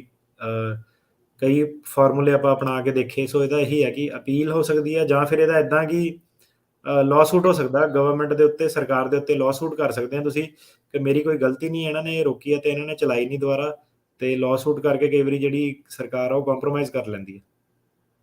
ਜੀ ਥੈਂਕ ਯੂ ਜੀ। ਠੀਕ ਹੈ, ਤੇ ਜੇ ਆਪਾਂ ਉਹ ਚਲੋ ਓਕੇ, ਥੈਂਕ ਯੂ ਭਾਜੀ, ਮਿਹਰਬਾਨੀ, ਸ਼ੁਕਰੀਆ ਜੀ ਪਵਿੱਤਰ ਜੀ। ਗੁਰਦੀਪ ਜੀ। ਹਾਂਜੀ ਵੀਰ ਜੀ, ਸਤਿ ਸ਼੍ਰੀ ਅਕਾਲ ਜੀ। ਸਤਿ ਸ਼੍ਰੀ ਅਕਾਲ। ਐਕਚੁਅਲੀ ਮੇਰੀ ਵਾਈਫ ਤੇ ਬੇਟੇ ਦੀ ਇੰਟਰਵਿਊ ਸੀ ਬੰਬੇ ਮਾਰਚ ਦੇ ਵਿੱਚ, ਉਹ ਮਿਸ ਹੋ ਗਈ, ਤੇ ਹੁਣ ਉਹਨਾਂ ਨੂੰ ਰੀਸ਼ਡਿਊਲ ਕੀਤਾ ਸੀ ਉਦੋਂ ਬਾਅਦ 'ਚ ਜੀ। ਤੇ ਉਹਨਾਂ ਨੂੰ ਫੋਨ ਕਰਦੇ ਆ, ਤੇ ਉਹ ਕਹਿੰਦੇ ਈਮੇਲ ਕਰੋ, ਈਮੇਲ ਕਰਦੇ ਆ ਤੇ ਸੇਮ ਹੀ ਆਨਸਰ ਕਰੀ ਜਾਂਦੇ ਆ। ਇਹਦੇ ਵਿੱਚ ਅਸੀਂ ਕੀ ਕਰ ਸਕਦੇ, ਜਾਂ ਤੁਸੀਂ ਕੋਈ ਹੈਲਪ ਕਰ ਸਕਦੇ ਇਹਦੇ ਵਿੱਚ? ਕਿੱਦਾਂ? ਨਹੀਂ ਭਾਜੀ, ਇਹਦੇ ਵਿੱਚ ਆਪਾਂ ਨਹੀਂ ਹੈਲਪ ਕਰ ਸਕਦੇ, ਕਿਉਂਕਿ ਸਾਡੇ ਵੀ ਬੱਸੋਂ ਬਾਹਰ ਆ। ਇਹ ਜਿਹੜਾ ਤੁਸੀਂ ਮੈਥਡ ਕਰ ਰਹੇ ਆ ਈਮੇਲ ਤੇ ਫੋਨ ਵਾਲਾ ਫੋਲੋਅਪ ਵਾਲਾ, ਉਹੀ ਆ, ਕਿਉਂਕਿ ਇਸ ਤੋਂ ਇਲਾਵਾ ਸਾਡੇ ਕੋਲ ਵੀ ਕੋਈ ਟੂਲ ਨਹੀਂ। ਸੋ ਉਹੀ ਆਪਣਾ ਜਿਹੜਾ ਤੁਸੀਂ ਜਾਰੀ ਰੱਖੋ, ਤੇ ਉੱਤੋਂ ਹੀ ਤੁਹਾਨੂੰ ਜਿਹੜਾ ਦੱਸੂਗੇ ਕਿ ਕਿੱਦਾਂ ਕਰਨਾ। ਇਹ ਵਿੱਚ ਮੈਂ ਪੁੱਛਣਾ ਚਾਹੁੰਦਾ ਵੀ ਜੇ ਬਾਈ ਚਾਂਸ ਕਿਸੇ ਨੂੰ ਲੱਗਦਾ ਵੀ ਉਹਦੀ ਮਿਸ ਹੋ ਜਾਊਗੀ ਕਿਸੇ ਵੀ ਕੋਈ ਕਾਰਨ ਕਰਕੇ, ਕਿ ਪਹਿਲੋਂ ਵੀ ਉਹਨਾਂ ਨੂੰ ਇਤਲਾਹ ਦੇ ਕੇ ਦੁਬਾਰਾ ਰੀਸ਼ੈਡਿਊਲ ਲਈ ਉਹ ਚੀਜ਼ ਨੂੰ ਕਰ ਸਕਦੇ? ਉਹਦੇ ਨਾਲ ਕੋਈ ਬੈਟਰ ਹੁੰਦਾ ਜਾਂ ਕਿ ਉਹ ਸੇਮ ਹੀ ਰਹੇਗਾ ਪ੍ਰੋਸੈਸ? ਨਹੀਂ, ਉਹ ਬੈਟਰ ਆ। ਜੇ ਤੁਹਾਨੂੰ ਲੱਗਦਾ ਕਿ ਨਹੀਂ ਅਟੈਂਡ ਕਰ ਸਕਦੇ ਆ, ਪਹਿਲਾਂ ਹੀ ਰਿਕੁਐਸਟ ਪਾ ਕੇ ਰੀਸ਼ੈਡਿਊਲ ਕਰ ਲਓ, ਕਿਉਂਕਿ ਉਹਨਾਂ ਦਾ ਵੀ ਟਾਈਮ ਕਾਫੀ ਕੀਮਤੀ ਆ, ਤੇ ਉਹ ਵੀ ਫਿਰ ਮਾਈਂਡ ਕਰਦੇ ਆ ਕਿ ਬੰਦਾ ਇੰਟਰਵਿਊ ਤੇ ਪੇਸ਼ ਨਹੀਂ ਹੋਇਆ। ਤੇ ਕਰੋਨਾ ਕਰਕੇ ਉਹਨਾਂ ਨੇ ਜ਼ਰੂਰ ਦੱਸਿਆ ਸੀ ਕਿ ਜੇ ਤੁਹਾਨੂੰ ਸਿੰਪਟਮ ਵਗੈਰਾ ਹੈਗੇ ਆ, ਤੁਹਾਨੂੰ ਆਉਣ ਦੀ ਲੋੜ ਨਹੀਂ, ਬਾਅਦ 'ਚ ਸਾਨੂੰ ਦੱਸ ਦਿਓ, ਹੈ ਨਾ। ਹੁਣ ਮੈਨੂੰ ਪਤਾ ਨਹੀਂ ਇਹਨਾਂ ਦਾ ਕੀ ਰੀਜ਼ਨ ਆ, ਜੇ ਇੱਦਾਂ ਦਾ ਮੈਡੀਕਲ ਰੀਜ਼ਨ ਸੀਗਾ ਤੇ ਆਪਣਾ ਇਹ ਸਮਝਾਉਣ ਤੇ ਫਿਰ ਐਕਸਪਲੇਨ ਕਰਨ। ਐਕਸਪਲੇਨ ਕਰ ਸਕਦੇ ਜੀ। ਕੁਛ ਕੁ ਜਿਹੜੇ ਆਨਲਾਈਨ ਸਵਾਲ ਲਵਾਂਗੇ, ਫਿਰ ਪ੍ਰੋਗਰਾਮ ਦੀ ਸਮਾਪਤੀ ਆ। ਕੋਰਟ ਨੇ ਕੇਸ ਡਿਸਮਿਸ ਕੀਤਾ ਆ, ਇਹਦੇ ਕਹਿੰਦੇ ਕੀ ਮਤਲਬ ਆ ਵੀ ਕੇਸ ਕਲੋਜ਼ ਹੋ ਗਿਆ ਹੈ, ਅਪੀਲ ਲਾਉਣੀ ਚਾਹੀਦੀ ਹੈ, ਕੀ ਇਹਨਾਂ ਨੈਕਸਟ? ਨੂੰ ਅਸਾਈਲਮ ਆਫਿਸ ਮੋਰੇ ਜਿਹੜਾ ਫਾਈਲ ਕਰਨਾ ਚਾਹੀਦਾ। ਠੀਕ ਆ। ਕਹਿੰਦੇ ਵੀ ਰਮਨ ਹੁਣੀ ਇੱਕ ਪੁੱਛ ਰਹੇ ਨੇ ਵੀ, ਕਹਿੰਦੇ ਵੀ ਕੀ ਕੋਈ ਨਵਾਂ ਕਾਨੂੰਨ ਆਇਆ ਵੀ ਉਹਨਾਂ ਦੇ ਭਰਾ ਦੇ ਬੌਂਡ ਦੀ ਹੀਅਰਿੰਗ ਸੀਗੀ, ਕੈਂਸਲ ਹੋ ਗਈ ਕੱਲ, ਕਹਿੰਦੇ ਵੀ ਉਹ ਕੈਂਸਲ ਹੋ ਗਈ ਸੀ, ਤੇ ਬੌਂਡ ਦੇ ਅਟਰਨੀ ਨੇ ਕਿਹਾ ਵੀ ਕੋਈ ਨਵਾਂ ਬੌਂਡ ਡਿਟੇਨੀ ਨੂੰ ਬੌਂਡ ਨਹੀਂ ਜਿਹੜਾ ਉਹ ਦੇ ਨਹੀਂ ਸਕਦੇ, ਕੀ ਇਹੀ ਕਾਰਨ ਆ ਜਾਂ ਉਹ ਕੀ ਕਰ ਸਕਦੇ ਆ ਹੁਣ? ਨਹੀਂ, ਇੱਦਾਂ ਦਾ ਬੌਂਡ ਦਾ ਕੋਈ ਨਵਾਂ ਕਾਨੂੰਨ ਨਹੀਂ ਆਇਆ। ਮੈਨੂੰ ਨਹੀਂ ਪਤਾ ਕਿਉਂ ਕੈਂਸਲ ਹੋ ਗਈ, ਪਰ ਹਾਂਜੀ ਬੌਂਡ ਹੀਅਰਿੰਗ ਜਾਂ ਤਾਂ ਹੁੰਦੀ ਆ ਜਾਂ ਕਈ ਵਾਰੀ ਆਪੇ ਛੱਡ ਦਿੰਦੇ ਆ, ਤੇ ਕਈ ਵਾਰੀ ਤੁਸੀਂ ਆਈਸ ਦੇ ਮੁਰੇ ਜਿਹੜਾ ਉਹ ਵੀ ਰਿਕੁਐਸਟ ਕਰ ਸਕਦੇ ਆ, ਤੇ ਉਹ ਤਾਂ ਪ੍ਰੋਸੈਸ ਇਦਾਂ ਹੀ ਚੱਲਣਾ। ਬੌਂਡ ਤਾਂ ਮਤਲਬ ਹੁਣ ਜੇਲ੍ਹਾਂ 'ਚ ਤਾਂ ਨਹੀਂ ਉਹਨਾਂ ਨੇ ਭਰ ਕੇ ਰੱਖਣਾ ਲੋਕਾਂ ਨੂੰ, ਇੰਨੀਆਂ ਤਾਂ ਜੇਲ੍ਹਾਂ ਹੈ ਹੀ ਨਹੀਂ ਇਹਨਾਂ ਕੋਲ। ਠੀਕ ਆ। ਹਰਜਿੰਦਰ ਹੋਣੀ ਪੁੱਛਦੇ ਨੇ, ਉਹਨਾਂ ਦੀ ਵਾਈਫ ਨੇ ਆਪਣੀ ਭੈਣ ਦੇ ਲਈ ਅਪ੍ਰੈਲ 2007 'ਚ ਅਪਲਾਈ ਕੀਤਾ ਸੀ, ਪਰ ਉਹਨਾਂ ਨੇ ਪੂਰਾ ਲਿਖਿਆ ਨਹੀਂ, ਸ਼ਾਇਦ ਉਹਨਾਂ ਦੀ ਵਾਈਫ ਜਿਹੜੇ ਆ ਉਹ ਪਾਸ ਅਵੇ ਹੋ ਗਏ 2011 'ਚ। ਕੀ ਅਜੇ ਵੀ ਉਹਨਾਂ ਦੀ ਭੈਣ ਇਮੀਗ੍ਰੈਂਟ ਵੀਜ਼ੇ ਦੀ ਹੱਕਦਾਰ ਹੋ ਸਕਦੀ ਹੈ? ਹਾਂਜੀ, ਇਹ ਹਿਊਮੈਨਿਟੇਰੀਅਨ ਰੀਸਟੇਟਮੈਂਟ ਇਹਨਾਂ ਨੂੰ ਫਾਈਲ ਜਿਹੜੀ ਕਰਨੀ ਪੈਣੀ ਹੈ। ਠੀਕ ਹੈ ਜੀ। ਸੋ ਵਿਕਰਮ ਢਿੱਲੋਂ ਜਿਹੜੇ ਆ ਉਹ ਪੁੱਛਦੇ ਨੇ ਵੀ ਐਕਸਪਰਟ ਵਿਟਨੈਸ ਦੇ ਨਾਲ ਕਿੰਨੀ ਕੁ ਸਪੋਰਟ ਮਿਲਦੀ ਆ ਜਿਹੜੇ ਅਸਾਈਲਮ ਦੇ ਕੇਸ ਦੇ ਵਿੱਚ? ਸਪੋਰਟ ਮਿਲ ਵੀ ਜਾਂਦੀ ਹੈ, ਪਰ ਹੁਣ ਇਦਾਂ ਹੈ ਕਿ ਦੇਖੋ ਐਕਸਪਰਟ ਵਿਟਨੈਸ ਕੀ ਹੁੰਦਾ ਕਿ ਉਹ ਕੰਟਰੀ ਕੰਡੀਸ਼ਨ ਤਾਂ ਦੱਸਦਾ।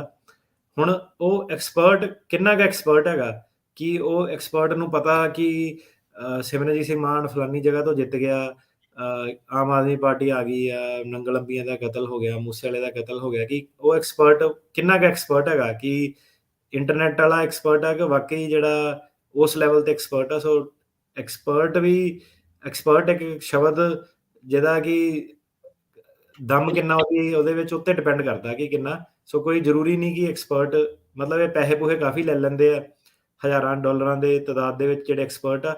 ਕਈ ਕੇਸਾਂ ਦੇ ਵਿੱਚ ਸਾਨੂੰ ਐਕਸਪਰਟ ਜਿਹੜਾ ਪਾਉਣਾ ਪੈਂਦਾ, ਕਈ ਵਾਰੀ ਕੰਟਰੀ ਕੋਈ ਇੱਦਾਂ ਦੀ ਨਵੀਂ ਆ, ਉਹਦੇ ਵਿੱਚ ਕੋਈ ਨਵਾਂ ਮੁੱਦਾ ਕਿ ਪ੍ਰੋਫੈਸਰ ਵਗੈਰਾ ਜਾਂ ਉੱਥੇ ਕੰਟਰੀ ਦਾ ਪ੍ਰੋਫੈਸਰ ਹੈਲਪ ਕਰ ਦਿੰਦਾ, ਪਰ ਜ਼ਿਆਦਾਤਰ ਇੱਦਾਂ ਕੋਈ ਰਿਕੁਆਇਰਮੈਂਟ ਨਹੀਂ ਹੈਗੀ। ਤੇ ਤੁਸੀਂ ਦੇਖ ਲਓ, ਜੇ ਤੁਸੀਂ ਅਫੋਰਡ ਕਰ ਸਕਦੇ ਆ ਤੇ ਤੁਸੀਂ ਪਾ ਲਓ ਐਕਸਪਰਟ ਨੂੰ, ਬਟ ਜ਼ਿਆਦਾਤਰ ਜਿਹੜੇ ਕੇਸ ਆ ਬਿਨਾਂ ਐਕਸਪਰਟ ਦੇ ਲੋਕੀ ਜਾਂਦੇ ਅੱਗੇ ਲੈ ਕੇ। ਠੀਕ ਹੈ ਜੀ। ਪ੍ਰਦੀਪ ਹੁਣੀ ਇੱਕ ਪੁੱਛਦੇ ਨੇ ਵੀ ਉਹਨਾਂ ਦਾ ਭਰਾ ਜਿਹੜਾ ਆ ਉਹ ਇਲੀਗਲ ਢੰਗ ਦੇ ਨਾਲ ਅਮਰੀਕਾ ਦੇ ਵਿੱਚ US 'ਚੋਂ ਐਂਟਰ ਹੋਇਆ ਸੀ, ਤੇ ਉਹਨਾਂ ਦੇ ਮੌਮ ਡੈਡ ਹੁਣ ਇਮੀਗ੍ਰੈਂਟ ਵੀਜ਼ੇ ਦੇ ਤੇ ਆ ਰਹੇ ਆ। ਕੀ ਸਾਈਲਮ ਦੇ ਕੇਸ ਵਾਲਾ ਕੋਈ ਐਫੀਡੇਵਿਟ ਹੁੰਦਾ ਹੈ ਮੌਮ ਡੈਡ ਵਾਲਾ, ਕੀ ਉਹ USA 'ਚੋਂ ਵੀ ਬਣ ਸਕਦਾ? ਹਾਂਜੀ ਹਾਂਜੀ, US 'ਚ ਵੀ ਬਣ ਸਕਦਾ, ਤੇ ਜਾ ਕੇ ਕੇਸ 'ਚ ਵੀ ਗਵਾਹੀ ਦੇ ਸਕਦੇ ਉਹਦੇ ਨਾਲ। ਠੀਕ ਹੈ ਜੀ, ਠੀਕ ਹੈ। ਸੋ ਅੱਜ ਦੇ ਲਈ ਇੰਨੇ ਕੁ ਜਿਹੜੇ ਆਪਾਂ ਸਵਾਲ ਲਵਾਂਗੇ। ਰਹਿ ਤਾਂ ਬਹੁਤ ਗਏ ਨੇ, ਟਰਾਈ ਸਾਡੀ ਹੁੰਦੀ ਆ ਮੈਕਸੀਮਮ ਜਿਹੜੇ ਸਵਾਲਾਂ ਦੇ ਜਵਾਬ ਦੇਣ ਦੇ ਲਈ, ਪਰ ਇਹਨਾਂ ਦਾ ਅੰਤ ਨਹੀਂ ਹੈ ਜੀ। ਪਰ ਸਮੇਂ ਦਾ ਜਿਹੜਾ ਉਹ ਅੰਤ ਹੋ ਜਾਂਦਾ ਆ। ਸੋ ਥੈਂਕ ਯੂ ਅਟਾਰਨੀ ਟਰਕੀਆਣਾ ਜੀ ਸਮਾਂ ਕੱਢਣ ਦੇ ਲਈ, ਤੇ ਫੁੱਲਾਂ ਵਾਲੀ ਟੀ-ਸ਼ਰਟ ਲਓ ਅੱਜ ਨਜ਼ਾਰੇ। ਫਿਰ ਮਿਲਦੇ ਹਾਂ ਜੀ ਫਿਰ ਅਗਲੀ ਵਾਰ। ਸਤਿ ਸ਼੍ਰੀ ਅਕਾਲ ਜੀ। ਸਤਿ ਸ਼੍ਰੀ ਅਕਾਲ ਜੀ। ਸਤਿ ਸ਼੍ਰੀ ਅਕਾਲ, ਤੇ ਮਿਹਰਬਾਨੀ ਜੀ ਸਾਰਿਆਂ ਦੀ, ਤੇ ਮਿਲਦੇ ਹਾਂ ਅਗਲੀ ਵਾਰ ਤੱਕ ਲਈ ਮੇਰੇ ਵੱਲੋਂ ਵੀ ਤੁਹਾਨੂੰ ਪਿਆਰ ਭਰੀ ਨਿੱਘੀ ਸਤਿ ਸ਼੍ਰੀ ਅਕਾਲ। ਸੁਣਦੇ ਰਹੋ ਪੰਜਾਬੀ ਰੇਡੀਓ USA।